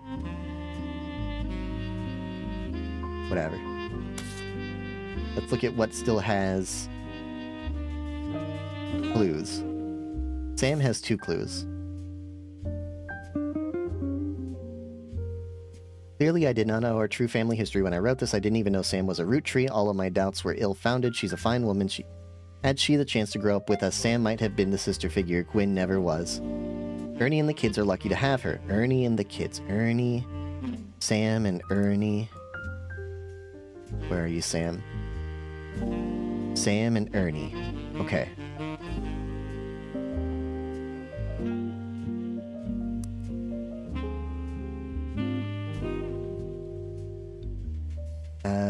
And her children seem eager to help the family in their own ways. Ernie Jr. has been learning the day-to-day from Zach. It has been a long, long time since any real root tree was as excited and interested in the actual candy as Ernie. As a bonus, Gwyneth has the green thumb of her mother. Her mother. Green thumb. Gwyneth? Are you a gardener of some sort? Are you a landscaper of some sort? Gwyneth. Gwyneth, Gwyneth, Gwyneth. Cashier, chef, comedian, construction. Maybe a driver. You have a green thumb if you hitchhike a lot, perhaps. Your green is because it's gangrene. Farmer. Could she be a farmer?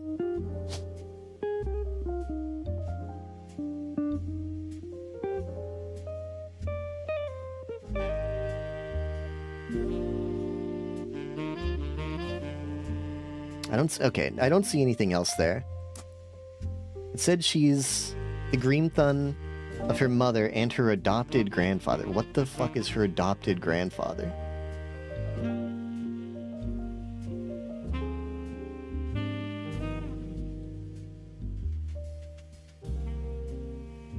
Okay, Samantha was a farmer, so Gwyneth might also be a farmer?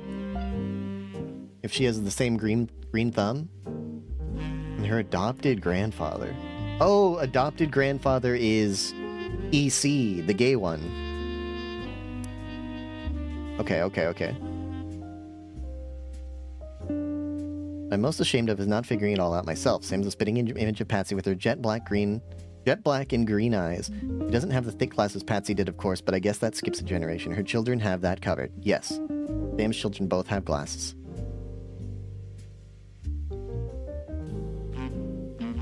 Well, flashbacks to when Zach was made president. Mother reframed it a bit to calm him down. Sam wouldn't receive any candy money after all, and was essentially inheriting the right to rule over the peasants for eternity. Pop warned us away from that farm for years. I never met EC in person, but Pop once referred to him as a confirmed bachelor. I suspect that's why he kept us from there. Sam had to grow up in a house with him and his roommate, Mr. Miller. I'm not sure Sam will ever forgive Uncle Junior or Patsy for abandoning her to that life. If I were her, I might never forgive them either. But even so, she seems to blame more than just the two of them. She has no problems with us next-gens, but she has a palpable hatred for the Five Pieces and Elias and Gwyneth. There's two clues on this page, huh? Will she ever forgive Uncle Junior? Or Patsy? Those are her parents? Junior and Patsy? Okay. And I'm pretty sure that this connection is EC and Mr. Miller, probably.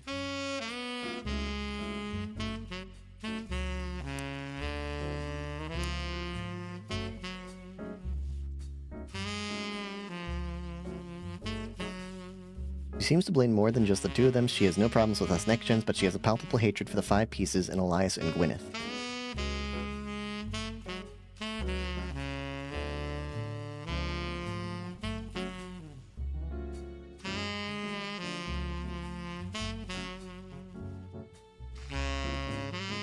She's a fine woman. Ernie and the kids are lucky to have her, and her children seem eager to help the family in their own ways. Ernie Jr. has been learning from the day-to-day from Zach.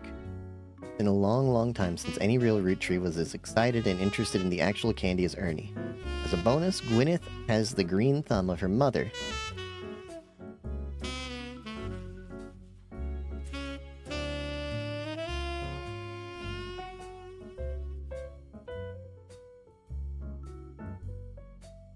No, I don't know. I don't know what the clue is. The clues are there. We have one clue on Conquistadore somewhere.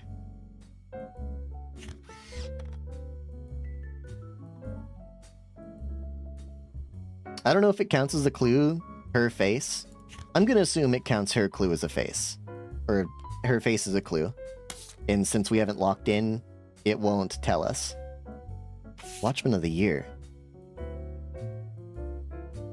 Let's read over carefully. He was the Watchman of the Year in 1987. A photo of him appears on the cover. According to the cover, Business Watch is the magazine for and about corporate leaders. Carl was chosen not for his work at Roottrees Candy, the clothing company. Before they married, Carl's wife Brenda was a fashion consultant.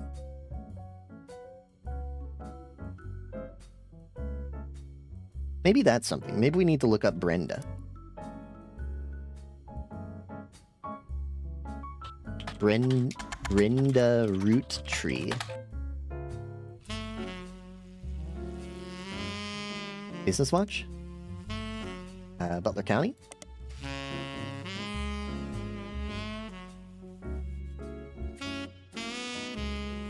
Apparently in 1981, Carl got quite drunk at a charity event and broke his arm falling down some stairs. How?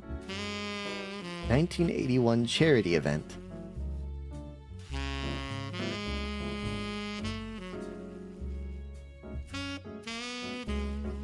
Carl took over as the 5th president from Roottrees Candy Company as from Ernie Jr. Ernie Jr. apparently liked to stay out of the spotlight, but never appeared in the Butler County Times. The article does mention an illness as the reason Ernie Jr. was stepping down. How do we find out more about this illness?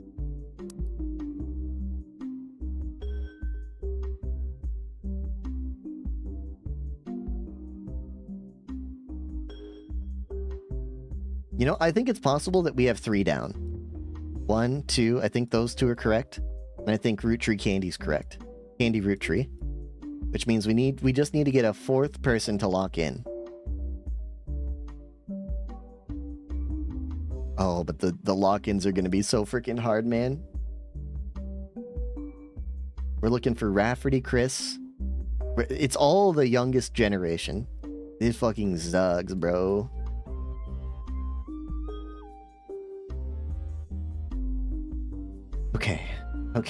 Okay. Let's do some searches for Chris LaRue. Chris Rafferty. Okay. Periodicals. Chris LaRue. Chris Rafferty? How are we gonna find out about you?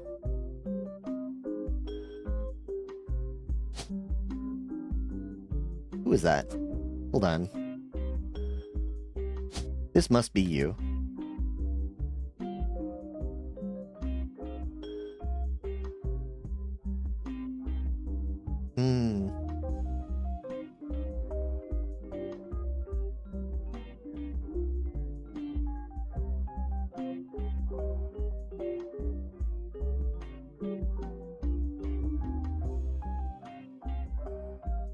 I mean, I feel like Chris Rafferty's probably the easier person to figure out, right?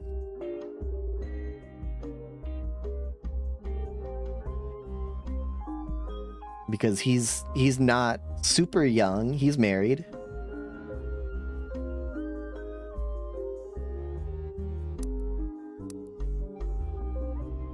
Raffertunes. Eh? Eh?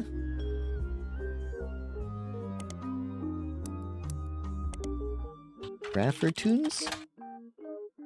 Clark Rafferty LaRue's advertising firm. On it, there is an About page, and you find a picture labeled the inspiration for the famous Super Bowl ad campaign. Below that is more detail. Clark was in a department store getting a family portrait with his wife and children. When his wife was trying to get his youngest, Katrina, to calm down for the picture, he had the idea for the Roottrees Super Bowl ad. The photo is now your evidence.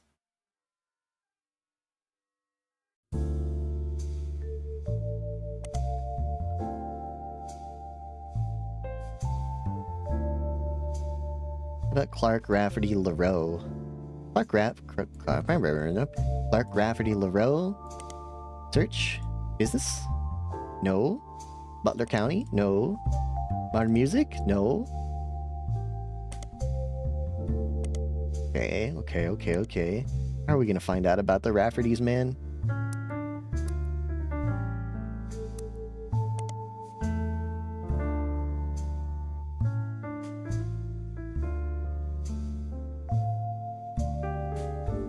Roottrees Super Bowl ad.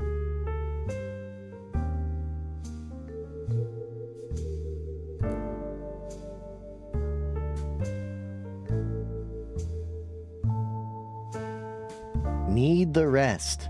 Oh, okay.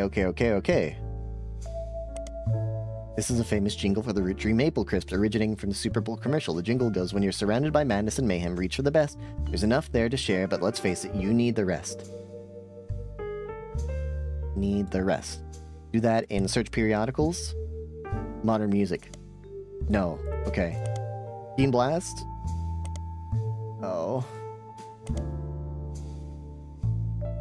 Brother. Okay, maybe not. Maybe not need the rest. How about a Roottrees Maple Crisp?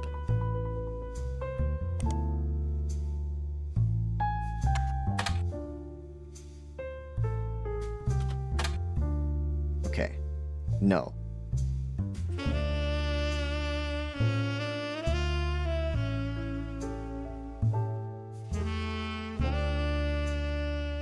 Clark Rafferty?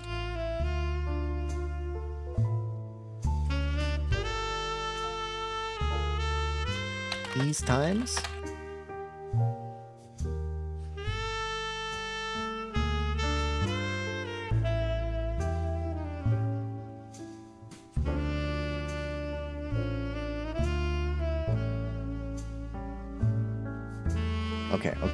Okay. How about C and J, J and D?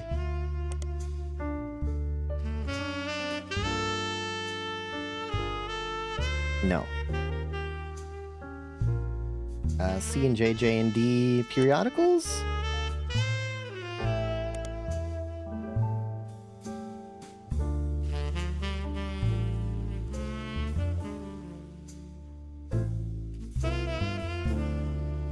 Okay, okay. Jane LaRue. Jane LaRue. Jane LaRue. Maybe I should look up Jane Del Vecchio? In Silver Screen Magazine? In Starlit? In Teen Blast? Modern Music? Shoot, come on. Jane Del Vecchio? I think if I look up Jane Del Vecchio, it's probably just going to take me to the same exact page. Yep. The wedding singer. I mean, I guess that makes sense that she probably wouldn't be in music magazines as a wedding singer.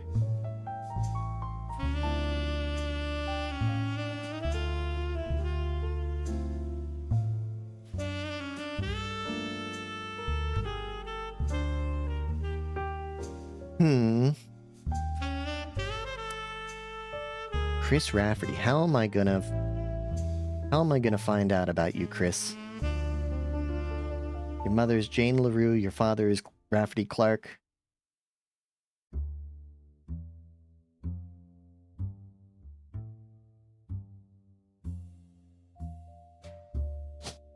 He's also married.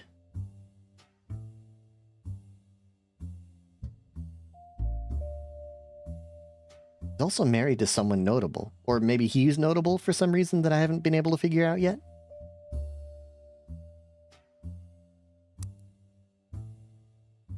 Chris Rafferty. Let's try Chris Rafferty and everything.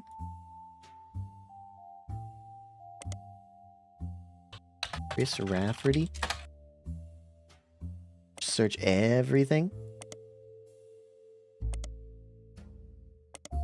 Any information about Chris Rafferty? No. Luis. What's her name? Luisa Garcia. Luisa Garcia. Search her and everything. I'm in kind of a weird spot where I'm like, do we keep going until we beat the game? Because we're so close? Or do we stop and finish it next week? But if we do that, how much longer is it? I might beat the game in like the first 15 minutes. I don't know. You know? Maybe I just need to... Maybe the glycogen reserves are gone after 5.5 hours of streaming.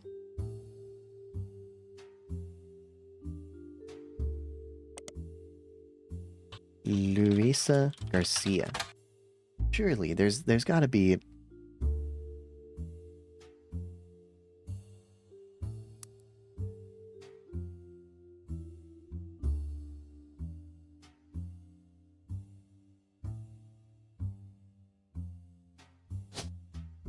Okay, maybe...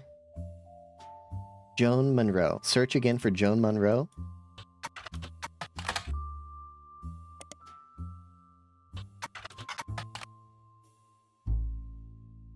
These people have photographs.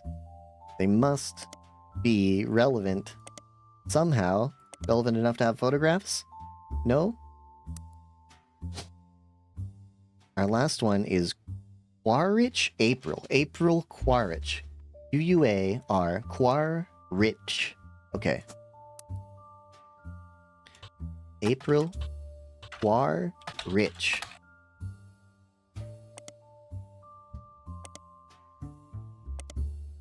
Please. Just randomly be a famous movie star, please.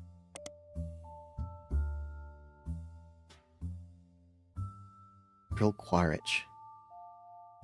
Copy. Paste. How am I going to find anything about you guys? How am I going to find anything about you guys? Chris Rafferty. I mean, it must be something to do with Clark Rafferty, right?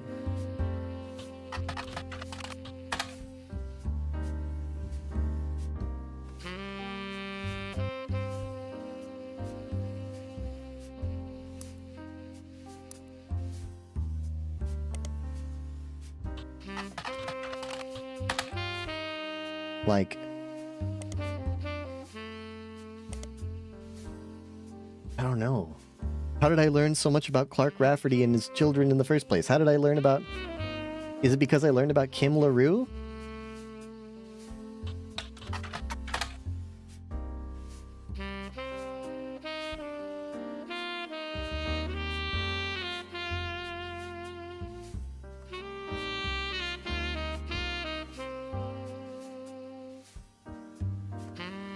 Youngest Kim is about to step into a prominent role on Broadway, taking over for one of the children, Oliver.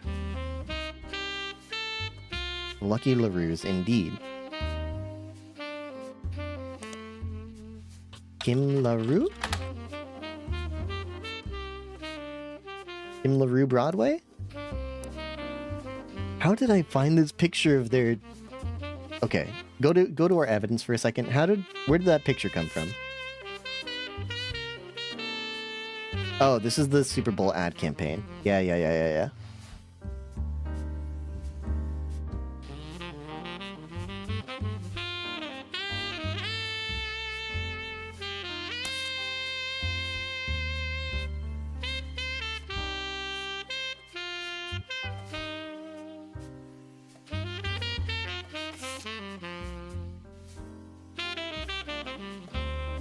Okay, hold on. Maybe... Teen Blast, Roottrees Sisters. No. Nothing.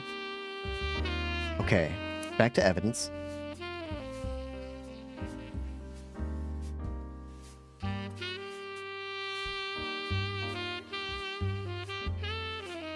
Determined is first a photo of Carl's generation taken. Yes. How does this have 6? What they called you? You heard a report on WRTD radio. Instead of returning, the person who hired you called you on the phone. They claimed that they were a root tree the next time they appeared. The next time they returned, they gave you a partial explanation. They hired you to help verify their personal account of the family's history. All that's left to do is finish the family tree and find what's in the locked space, which they said was personal to them. 6 hints. Did this guy click on his face? WRTD? Maybe it's related to WRTD somehow. Periodicals? WRTD? Maybe Butler County? Business Watch? Oh, jeez. Oh, jeez.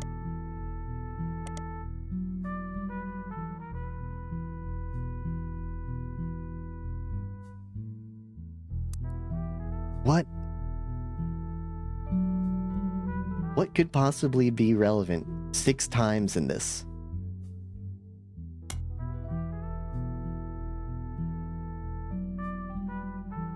Do I need to learn more? Roottrees Sisters?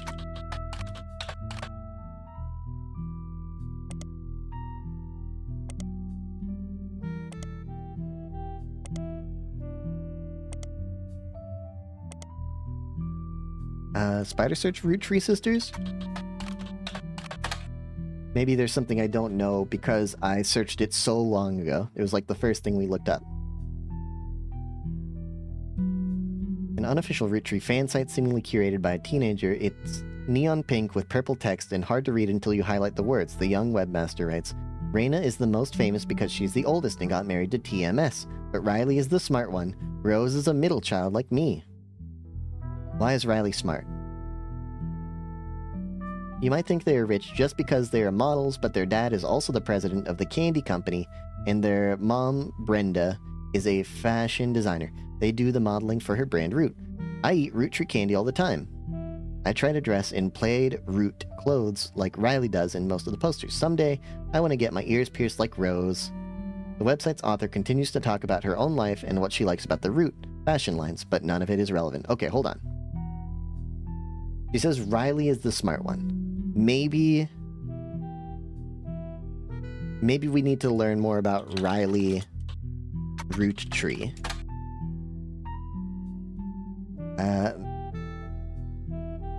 Maybe from a periodical in Teen Blast?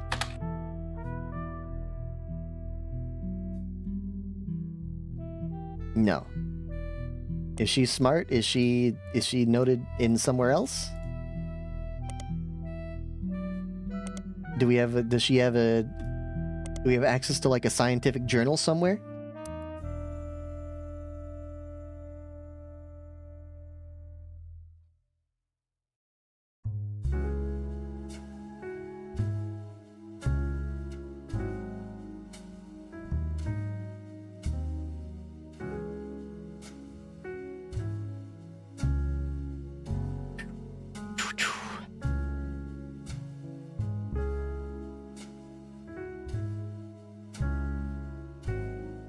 I forgot what I was looking for.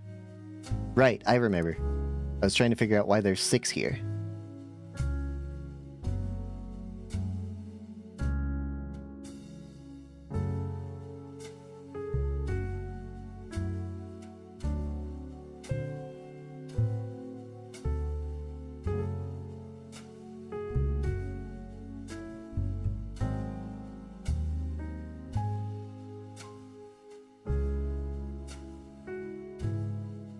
No, I don't know. I feel like maybe this is all related to CE or something. The gay guy that was removed from the family. So maybe ignore that.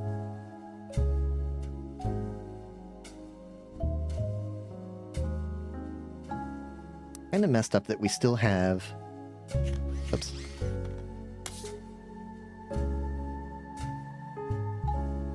Watchmen of the year 87. Something here. There's a clue somewhere here.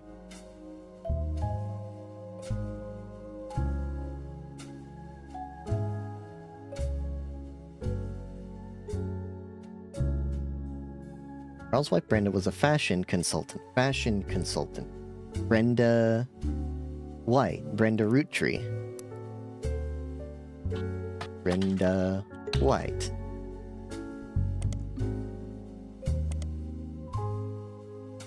Apparently in 1981, Carl got quite drunk at a charity event and broke his arm falling down some stairs. How am I supposed to...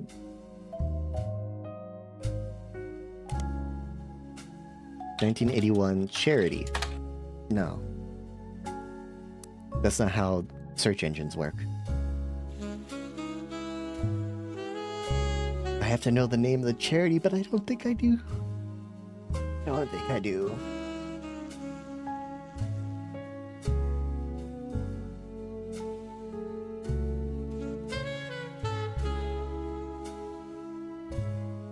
I only have like five more people to get, because 3 of them I'm pretty sure I got right already. I need to get 1 more person right to know for sure, though.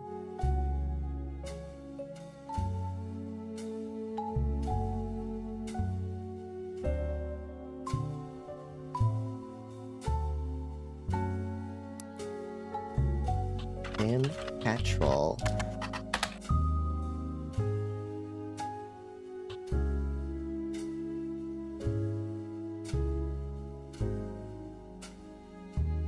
Periodicals, Other County Times, Modern Music. Do you do anything? Do you fucking do anything? Is there anything notable about you at all? No, you don't even have a picture. But Stephanie does. And so does Deborah Bean.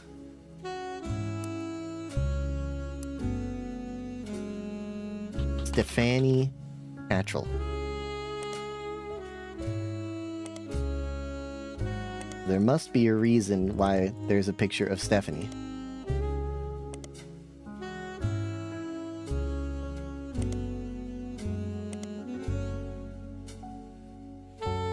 Deborah Bean. Deborah Bean.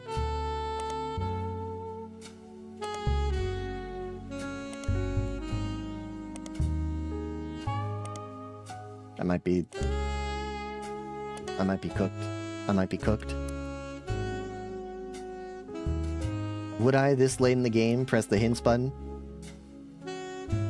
I don't think so. I don't think I need to.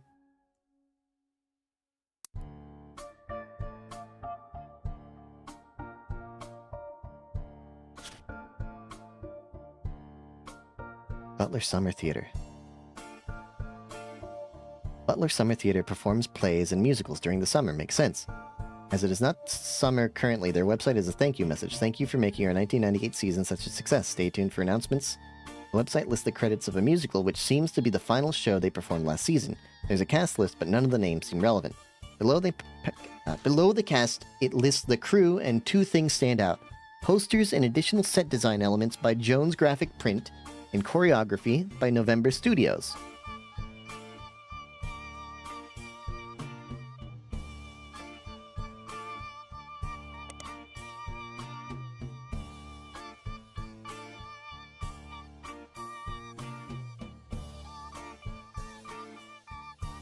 Stephanie Jones Campaign, Root Tree Candy Company,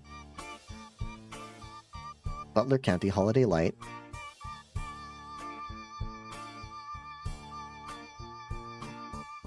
maybe if I look up Holiday Light? No.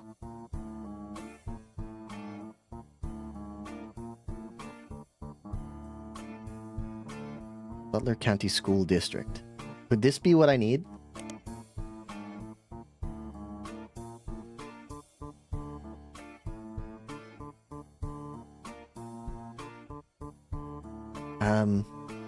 Periodicals, Butler County School District, maybe. And then we go to Butler County Times. Eh? Eh?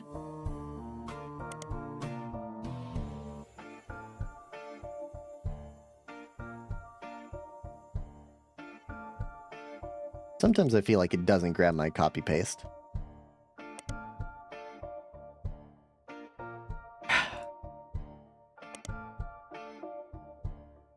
Blast, maybe there's...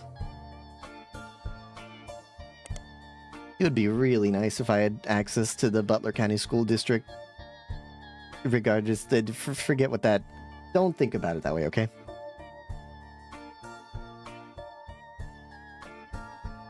Butler County, Butler Summers Theater. Children of Eden? By Stefan Schwartz. A game designer by the name of Jeremy Johnston really likes it.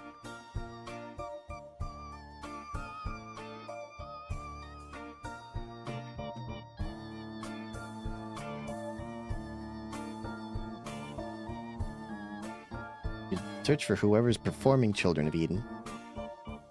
I did. Butler Summer Theater, but that doesn't do anything for me.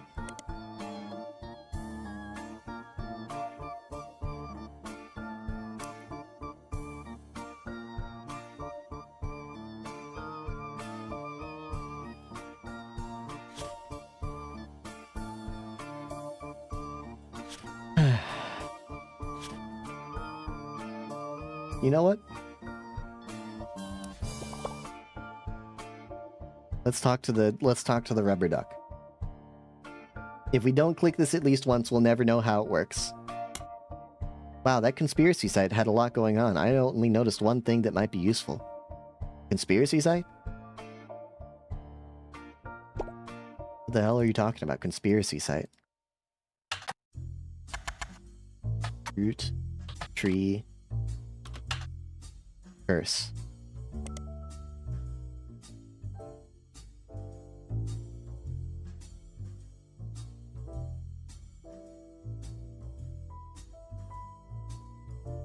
A long, rambly conspiracy website with a very small red text and black background that says that the Roottrees are cursed. Another entry that claims connect the dots in the pattern of the 5 pieces wrapper creates a Mayan ruby skull. Okay, let's look up a Mayan ruby skull. It's a symbol of death. The alleged proof is a blurry photo of a reddish shape that is supposedly a cave painting from South America. According to legend, discovered beneath the painting were bones from hundreds of different people and animals. One site also mentions that the photographer who took the picture died when their boat capsized after crashing into a skull-shaped rock. Amongst the spinning skull gifts, you find no sources or verifiable details to back up any photos or claims. To you, the blurry photo looks more like an egg than a skull.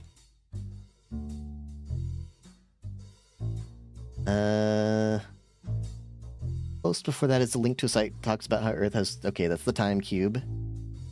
An entry from a few months ago claims that the owner of the site received an email from Chris Rafferty75, prodigy.us. What is Prodigy? Maybe that's what we have to look up. Prodigy. It's an ISP. Offers email services and web hosting. Customers choose a unique screen name, then Prodigy automatically creates them an email address and a simple website they can edit and share with other people. Not everyone with the service makes a website, but if they do, you can usually find it by searching for their screen name. Okay. Okay, that was huge. I don't think I ever would have come back to this site without looking at that hint. So thank you for that.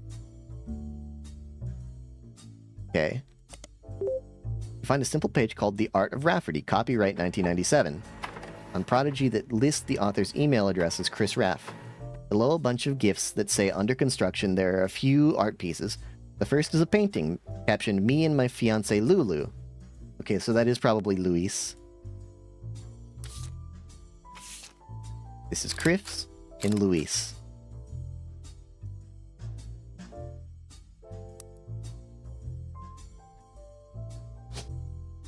Chris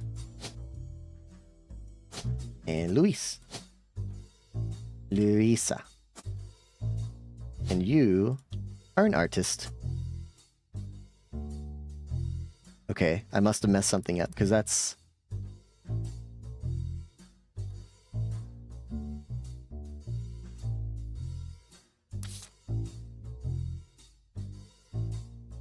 What's this? This is Chris Rafferty's cousin's art project, and is said to include pictures of Davy, Bethany's yearbook picture, and Davy's younger sister, and Stephanie, who is an only child. Perhaps you could extract them using an application on my PC? What do you mean? Perhaps I can extract them?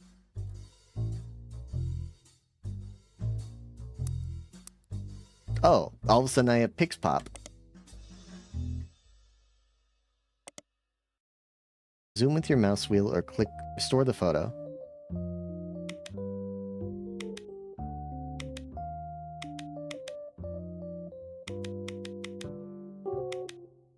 Okay.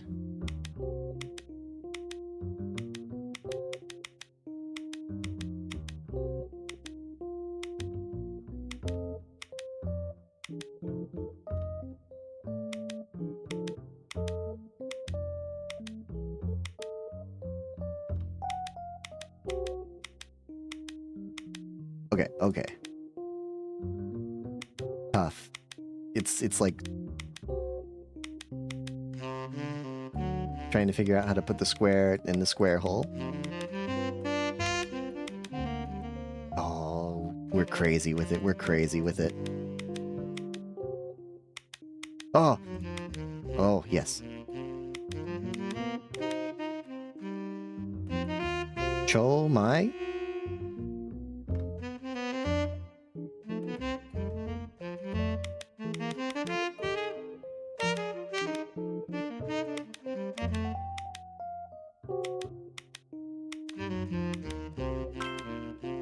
Daikotamai. Okay.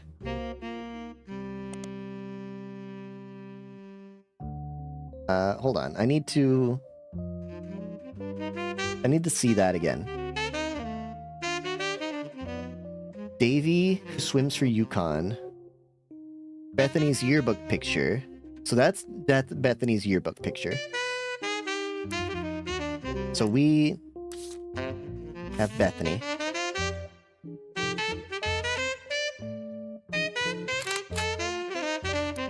Bethany.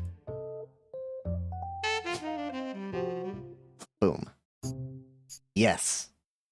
Thank you, Rubber Ducky. Thank you, Rubber Ducky. Let's go, let's go. And we got all the spouses correct. Okay. Okay, keep it rolling, keep it rolling. Cousin rotated. Oh, shoot.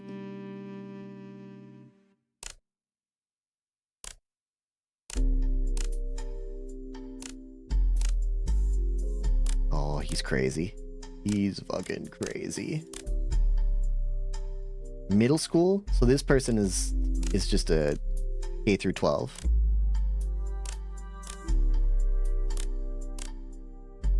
This is much easier, by the way, I think. Putting the square in the square hole, kinda hard. Just spinning, a little easier.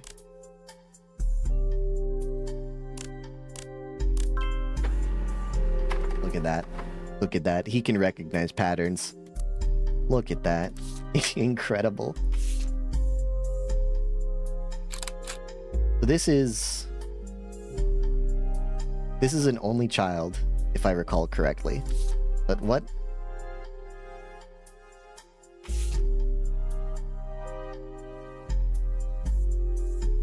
Stephanie. Stephanie is an only child. Stephanie. Stephanie. You are Stephanie. Okay. Then our last one is Davy. Fix pop. Cousin slice. No! No! Oh, fuck. This is impossible. What the hell, bro?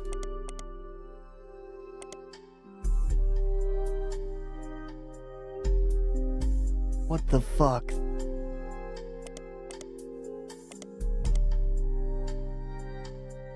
There's no fucking shot they want me to do this, man. Right?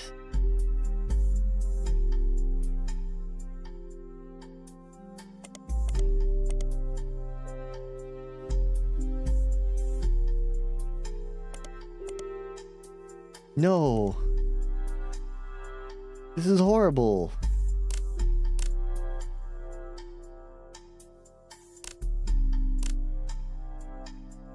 This is awful.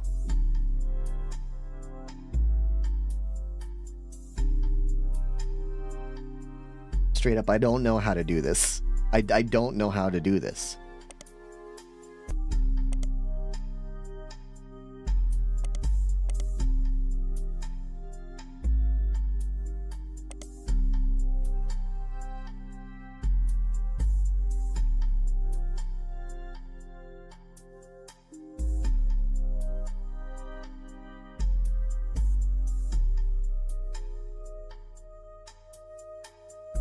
I don't know.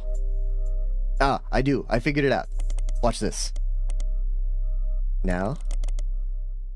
Okay, well that's wrong. But if that was right, imagine. If that was right, could you imagine?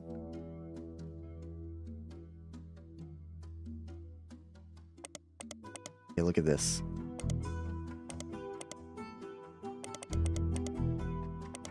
Oh, oh. People said that it was impossible. No, I don't need your help. I figured it out, okay? Figured out how to do it.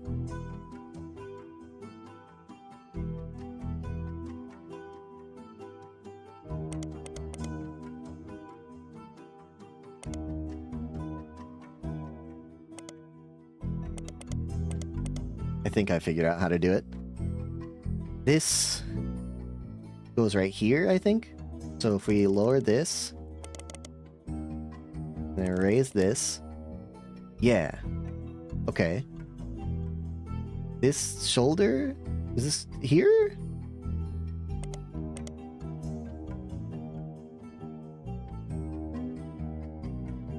Is this shoulder here? So, like this? No. What? Maybe the shoulder goes here? This goes there.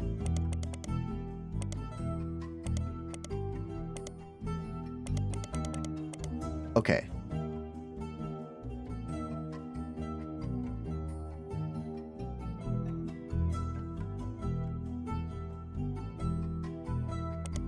Everyone move over for a little bit, okay? I gotta think for a second.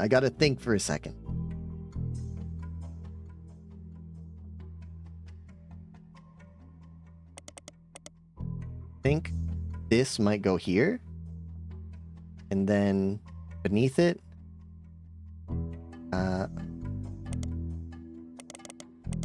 that? I don't know, that doesn't really... No, that's right, that's right. And then beneath it?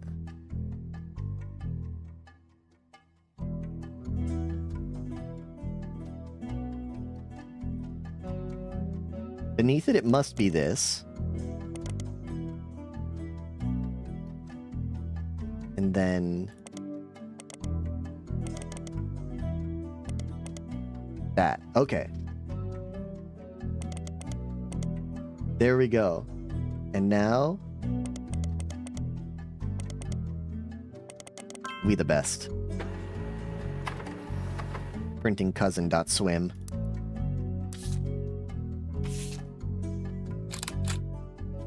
This is Davey at UConn, so that means he's a college student. Student college. Davey at UConn. What am I missing? I guess I have to get everyone else now. Which means I have to get Madsen Nicole. Nicole Madsen. How the hell am I gonna get Nicole Madsen? How the hell am I gonna get Nicole Madsen?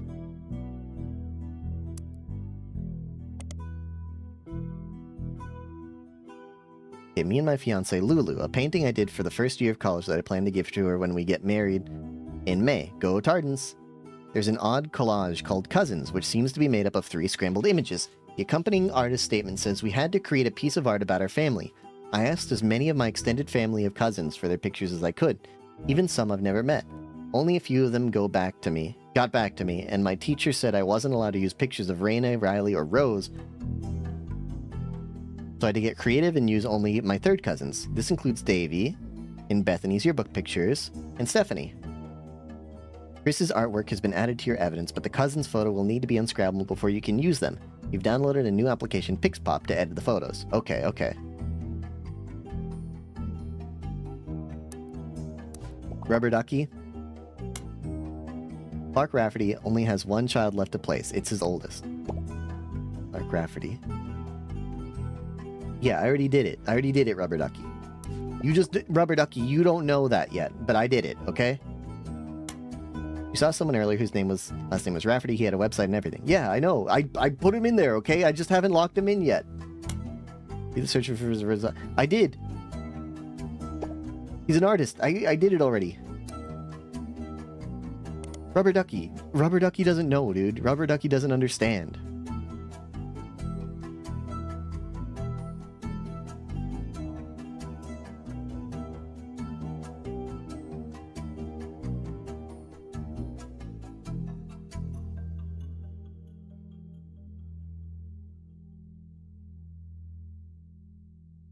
Also, wait, is that a painting?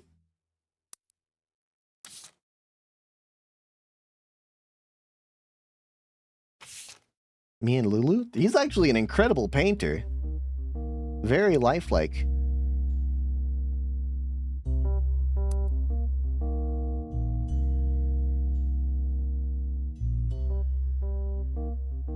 Okay. Rubber Ducky, I know. He's a student at college? What do you mean?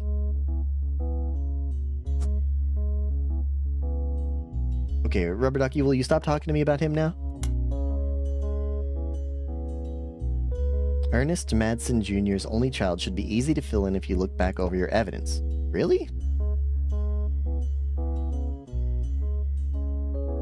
Really? Are you sure? Should be easy to fill in if I look back over my residence. I don't think you're right, Rubber Ducky. None of my evidence has any clues on it.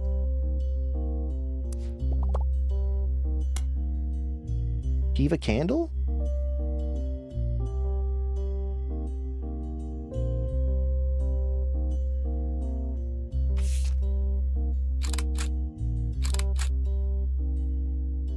Okay. Why didn't it tell me that I have a clue here, okay? I would have looked at this before. Okay, so this is Debbie and their child. Okay. Here you are, Deborah. And your child. Okay. I don't think that's my fault. I think that's the game's fault for telling me that there are no clues on Shiva Candle. I think if they had told me that, I would have immediately noticed that I hadn't taken their pictures. To my genealogy genie. If you're reading this, it means you've locked in 49 blood relatives. Congratulations! I knew you could do it. There are 2 more entries on the family tree I'd like you to consider. These last 2 are optional. You can summon me whenever you wish. Summon you? However, this will end your search and reveal the truth. So make sure you're ready. Who is EC?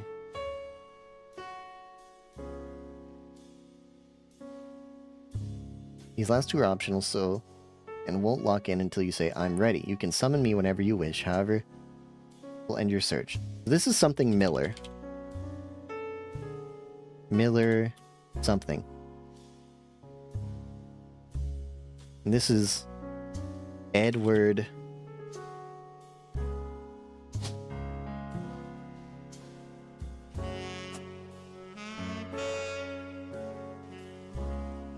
Edward Clancy? Edward Clancy farmhand. Miller something.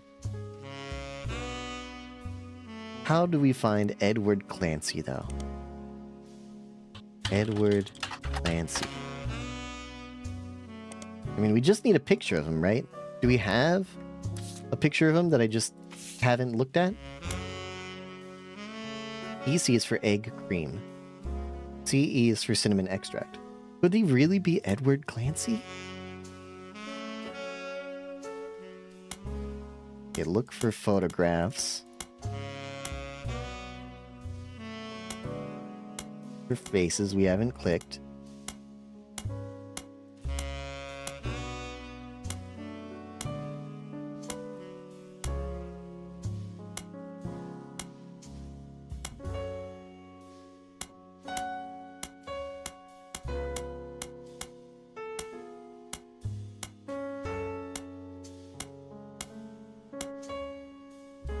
Oh.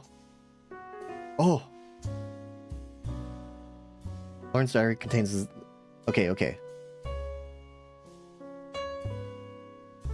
Angie and I both wanted to be in the photo since Miracle was in it and the 3 of us were all about the same age. We were told only the 5 pieces, which really didn't go over well to say the least. Eventually, I supposed to stop the tantrums.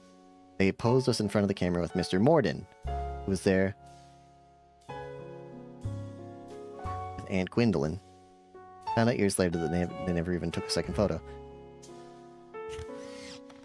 This? Are you EC?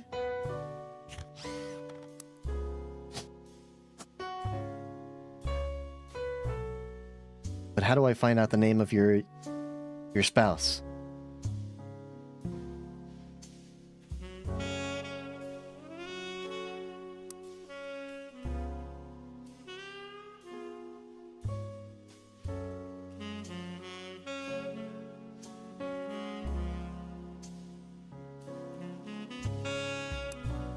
Edward Clancy. I mean, I guess I would have to type in root tree Edward Clancy, right?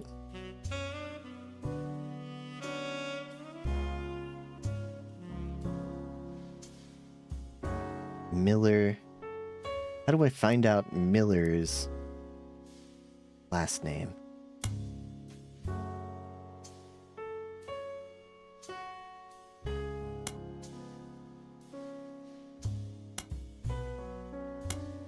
I bet that there's a way to know.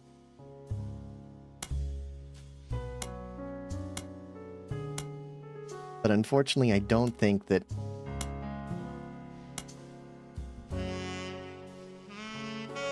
I don't...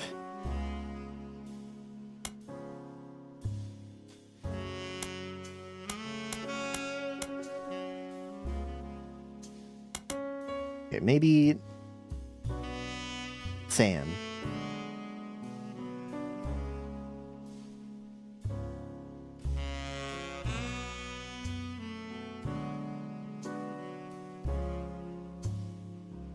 didn't recognize Sam at Uncle Junior's wedding.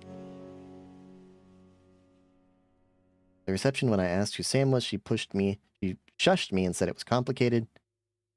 Sam working alongside the farmhands EC and John. John Miller? John Miller?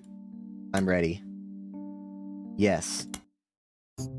I'm going to use my spell to summon thee. Oh, I didn't get him?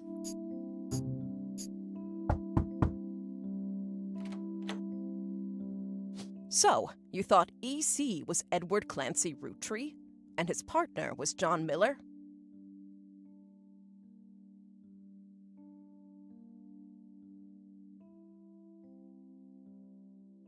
You had voice lines for that? That's exactly what I needed to hear. I'm Sam Madsen, though you know me as Samantha Roottree. Yup, I got old. The only picture you have of me is from 40 years ago. Sure, that makes sense. My book tells the truth about Elias, the 5 pieces, and my parents. Not my biological parents, Elias Jr. and Patsy. My fathers. Edward Clancy Roottree and John Miller. Okay, so I did get it right. By now, you've either read Lauren's diaries, or you're just an incredible guesser. Lauren was right. I hated the 5 pieces. She just didn't know my full reasoning. My father, Edward Clancy, was a great man. But his identical twin, Clancy, and his father, Elias, were not. They were identical twins? At age 16, my father was caught kissing a farmhand. If they're identical twins, shouldn't they both be gay? Back then, they wouldn't even acknowledge gay people existed. Having one in the family was unthinkable. Aren't they, like, genetically identical? The same year I was born. A bastard. I mean, I guess maybe they're grandpa. bisexual? 2 stains on Elias's perfect family. He decided to fix both. They tried to erase Edward Clancy. They even removed his 5 pieces flavor. His name was deemed a dirty word. He became EC. Yeah. We were sent to the farm, and the 5 pieces did their best to keep the next generation away, to isolate me from family. But Elias couldn't erase us from existence. Laura never realized I was the little girl from her diary. Who could blame me for being so confused that day? Her father was an exact copy of mine, except without the beard. Okay, I didn't understand that. My pop is your dad. I didn't understand that because I didn't know they were identical twins. That's the shocker for me. That's what makes it make sense. While the 5 pieces celebrated a new factory, farmhands did the real work. It's a fluke there's a picture of my father at all, but there he is in the background. The 6th 5 piece. Patsy returned, and things got complicated for Elias. She fought for my freedom from a life she deemed unworthy. Elias relented, so long as I never learned the truth or receive inheritance. They knew I'd help my father. At Elias's will reading, I learned part of the truth. The rest I learned at home. I began to hate the 5 pieces. My father made me stay silent. He was worried history would repeat and that his grandchildren would become outcasts. His fears weren't unfounded. As you know, my son Ernie died a few years ago. He had trained to take over as president. He was the president, wasn't he? Briefly? But due to family politics, or perhaps hubris, it went to Guy. A real Roottree. He nearly ruined the company. I see. When Ernie took over, he saved the operation. Over 13 years, he made the family billions. Ernie earned about $36. Okay. They got by on Debbie's salary, but when he fell ill, he couldn't pay his medical bills. His death was my tipping point. Originally, my book was meant to expose Elias's hypocrisy. Until I started to look into the other dirty laundry. Ron tried to have Robbie removed from the trust, but couldn't. Robbie was a blood relative, even out of wedlock. Okay, I guess that's technically true. I mean, she was married to Wild Bill when he was conceived. I guess he just wasn't born while they were married. That sounded familiar. The Clancid Trust that Elias established was designed to secure his family's future.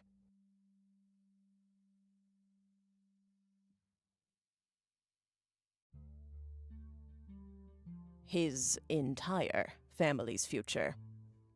He couldn't write exceptions in without the whole thing falling apart. My book can definitively prove that Elias was not the paragon of virtue he's heralded as. I mean, he is a billionaire. And that my daughter and granddaughter all of you are, I think, just as much family, at least in the eyes of the Trust, as anyone else.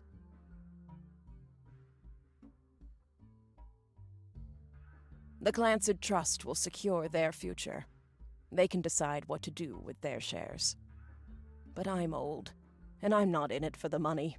The truth has been eating away at me for years. But now, I can set the record straight. Thanks to you. As someone who enjoys searching for the truth, you might understand the power it has. Whitewashing the past to protect the status quo can lead to repercussions in the present and future. So thank you. You knocked it out of the park. With your expert work, the truth will come to light. That's right. I did a good job. Thank you. And when it does, my share of the Clancid Trust is yours.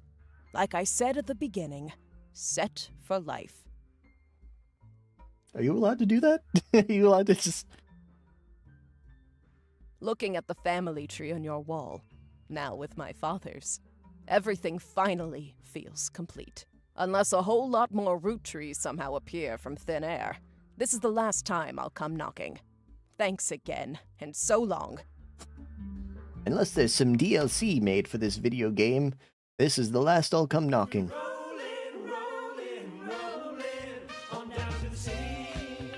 Thank you for your hard work. Sam Madsen's book was published. It received mixed reviews. Life went on and a new president took over the company. The Roottrees family faded from the news cycle. And then everything changed. There's another mystery to solve. We had a DLC.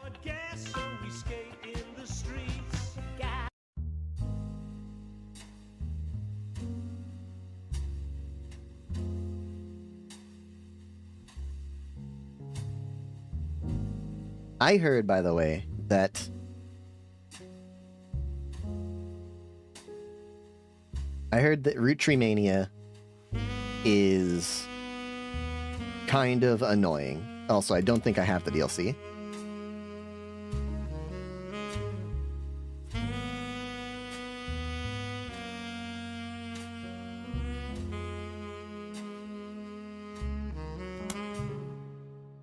Wait, I beat the game, right? Yeah, I beat the game.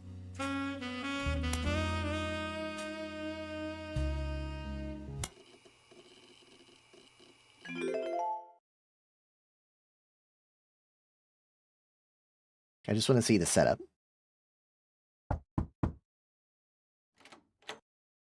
Huh? 你好，我是查尔顿。或许你希望来的是别人，生活有时就是充满意外。White guy astounds Twitch chat by speaking perfect Mandarin. Holy, I fucking forgot.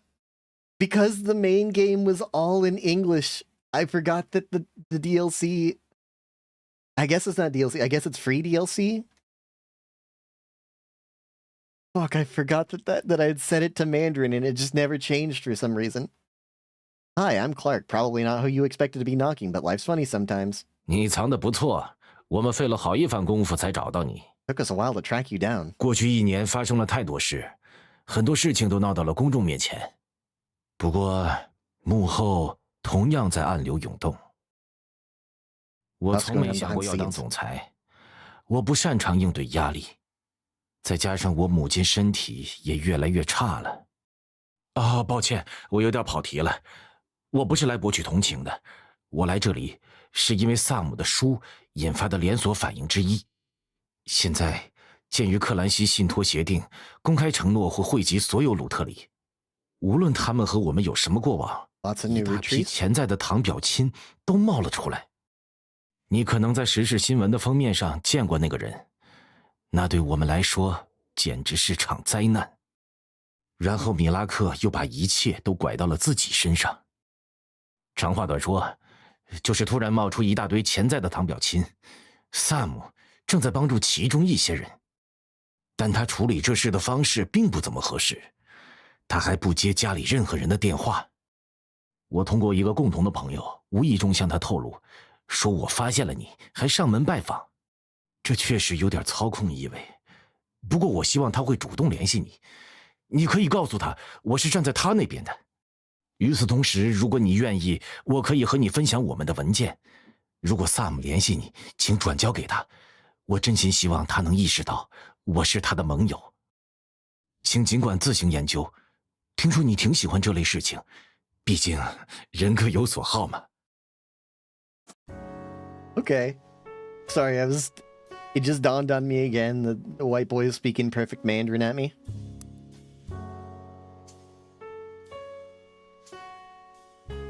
Start here. Notable events. Today is August 3rd, 1999. It has been 8 months since you helped Sam Madsen with the research necessary for your book. Sam was true to her word and paid you an incredibly large sum of money. He never mentioned you by name, however, so you've managed to keep a low profile. The Roottrees, on the other hand, have not. Below is a summary of notable events since the book's release, though you can refresh your memory on full detail by searching online. 6 pieces. Sam Madsen's book about Elias Roottree was released in February. It was a bestseller for many months. At the time, Carl had not yet been replaced. The Roottree Rift. In March, the Roottree Company stumbled publicly as they attempted to respond to the book's release with multiple conflicting press releases and a clear lack of leadership. Clark Rafferty LaRoe was announced the permanent successor to Carl Roottree and welcomed Sam Madsen to the family officially. The company hired an outside legal group to handle the changes to the Clanced Trust. This included any new questions of lineage. 5 Ps. After this announcement, there was a rash of different people claiming to be Roottrees, mostly dismissed as opportunists and scammers. The highest profile of these, by a wide margin, was a rapper named Felix Fellows, who changed his moniker to 5 Ps as a publicity move at the time. 5 Ps is the only notable person on the updated tree. Roottree Mania. In another high-profile misstep, Miracle Roottree publicly and vehemently denied that 5 Ps was a Roottree. The Roottree's legal team then offered to do a DNA test to get 5 Ps to drop his claim, and in a moment that caught what seemed like the entire world by storm, the test proved he was a Roottree. Suddenly, the world was obsessed with the Roottrees. Anonymom and Jane Doe Roottree. In July, an anonymous woman, who the press began to refer to as Anonymom, it's like that's some shit they said in Hollow Knight, dude. Appeared in interviews with her face and voice disguised. She claimed that an affair with a Roottree led to the birth of her daughter, aka Jane Doe Roottree. If true, this would make her daughter yet another secret Roottree, and therefore entitled to a share of the clan's trust. Nobody knew it at the time, but this would turn out to be the last chapter in the Roottree Mania saga. As more and more of Anonymom's story came out, people began to notice how much it echoed 5 Ps in nearly every significant way. The court of public opinion began to turn. Confirming the world's suspicions, the DNA test proved that her daughter was not a Roottree. This final event caused public disappointment, smugness from doubters, and countless accusations of the entire ordeal being an elaborate hoax or attempt at fraud. Things got a bit ugly, and the fun of Roottree Mania seemed to disappear overnight. Now, a month later, it feels like a distant memory.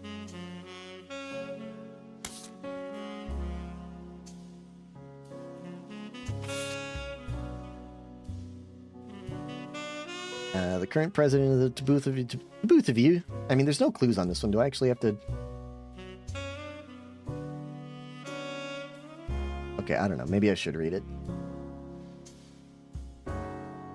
Clark Rafferty LaRoe, the current president of the Roottree Candy Company, explained that multiple people have come out of the woodwork to claim to be Roottrees. He has been trying to work with Sam, but she has not answered his calls. He also handed you a letter that he said you could share with Sam that said the following. To both of you. The company I hired to help us with the Clan Said Trust is busy poring over the entire family's history, as well as people they may have had contact with. That said, the family is not particularly happy with this and are doing their best to slow things down. Many of them are actively avoiding our interviews. Every time there's a high-profile public case, it causes headaches. So please, I don't mind if you do your research, but I ask that you stop going to the press. Instead, we have a highly trained team of lawyers to back you up. We're ready and willing to verify anyone and everyone you believe could be realistically part of the relationship that led to the birth of a new root tree. Just tell us who to investigate by filling in the new sections of the tree, and we'll take the time to handle verifying that the timeline checks out. But keep in mind why we're here. If someone didn't have a child, or has already been disqualified by our lawyers, like in the case of the girl with the negative DNA test, there won't be a place for them on the tree. We're not just looking for affairs and infidelities, we're only looking for the ones that led to potential new root trees. Some spots in the new section will be marked with a tree icon. Those areas are reserved for members of the original family tree that you filled in 8 months ago. Just like last time, be sure to use birth names for everyone you add. Married nicknames or nicknames won't be enough. Start sorting out the infidelities. I recommend you turn your eyes to the men in positions of power.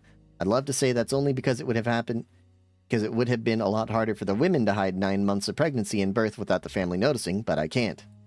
I'll be blunt. I'm no stranger to infidelity. I wish I could claim that I was a perfect husband, but you've seen the family tree, so I pretend. Some of us learned how to wield our family name and fortune to our benefit. Consequences be damned. I can't change the past or unhurt those who I betrayed. Instead, all I can do is be honest with myself and to you, refuse to make any more mistakes, and do my best to sort out the various messes we've left behind. So please, fill in the tree, and together we can figure out how to begin to make amends. Good luck, and thank you both.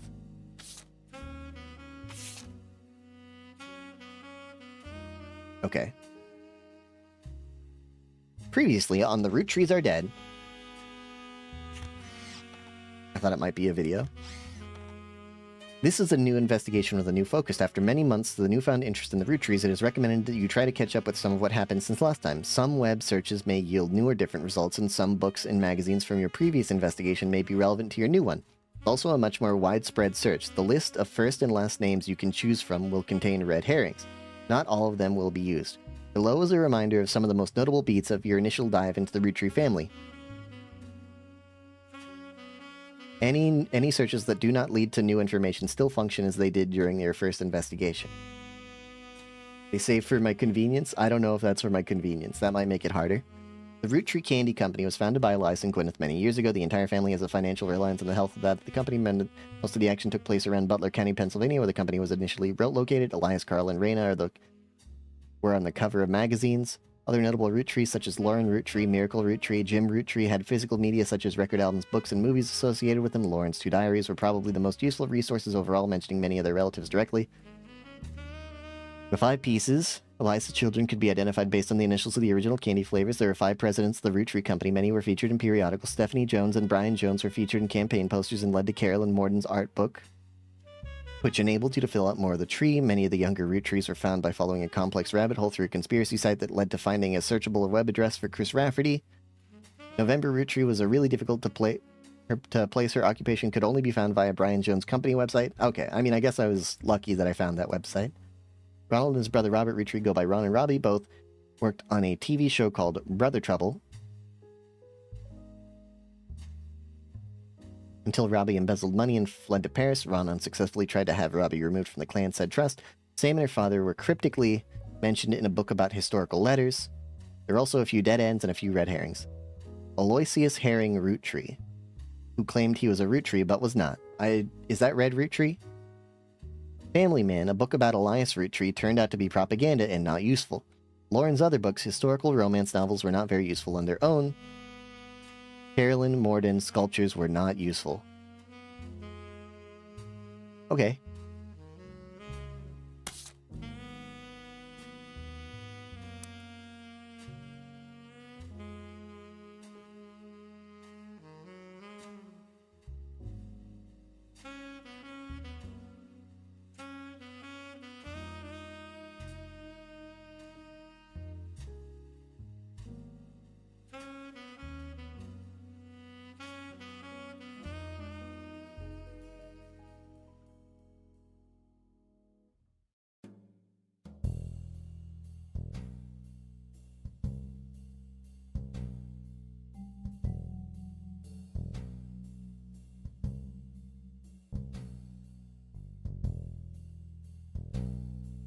Okay, you know, we'll try to do this next week. We'll see if it's annoying. If it's annoying, we won't finish it. But we'll see.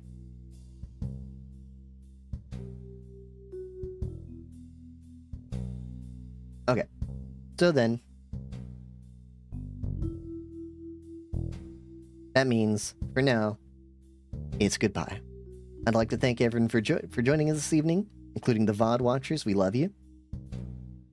We're doing it every Monday and Thursday at 3 p.m. PST from now until the end of time. Hold on. How do I start my spiel usually? With that having been said, I'd like to thank everyone for joining us this evening. It's been a wonderful time. I hope you had a wonderful time yourself. We're doing it every Monday and Thursday at 3 p.m. PST from now until the end of time. Why am I spacing on this? I keep spacing on this every week. Thank you for joining us this evening. It's been a wonderful time. I hope you had a wonderful time yourself. Doing it every Monday and Thursday from now till the end of time. I think then I just tell you what we're doing. So Sunday we're going to have a movie night. What are we watching? I don't know. We'll talk about it in the Discord. ! Discord. Monday we come back and get the second ending of Silent Hill F. Thursday of next week we come back and do this. And hopefully it's not annoying and we get it and it's fun and everyone has a good time and everyone's happy. But that's it. That's all I gotta say. So with that having been said, I bid you all goodbye and also, good night.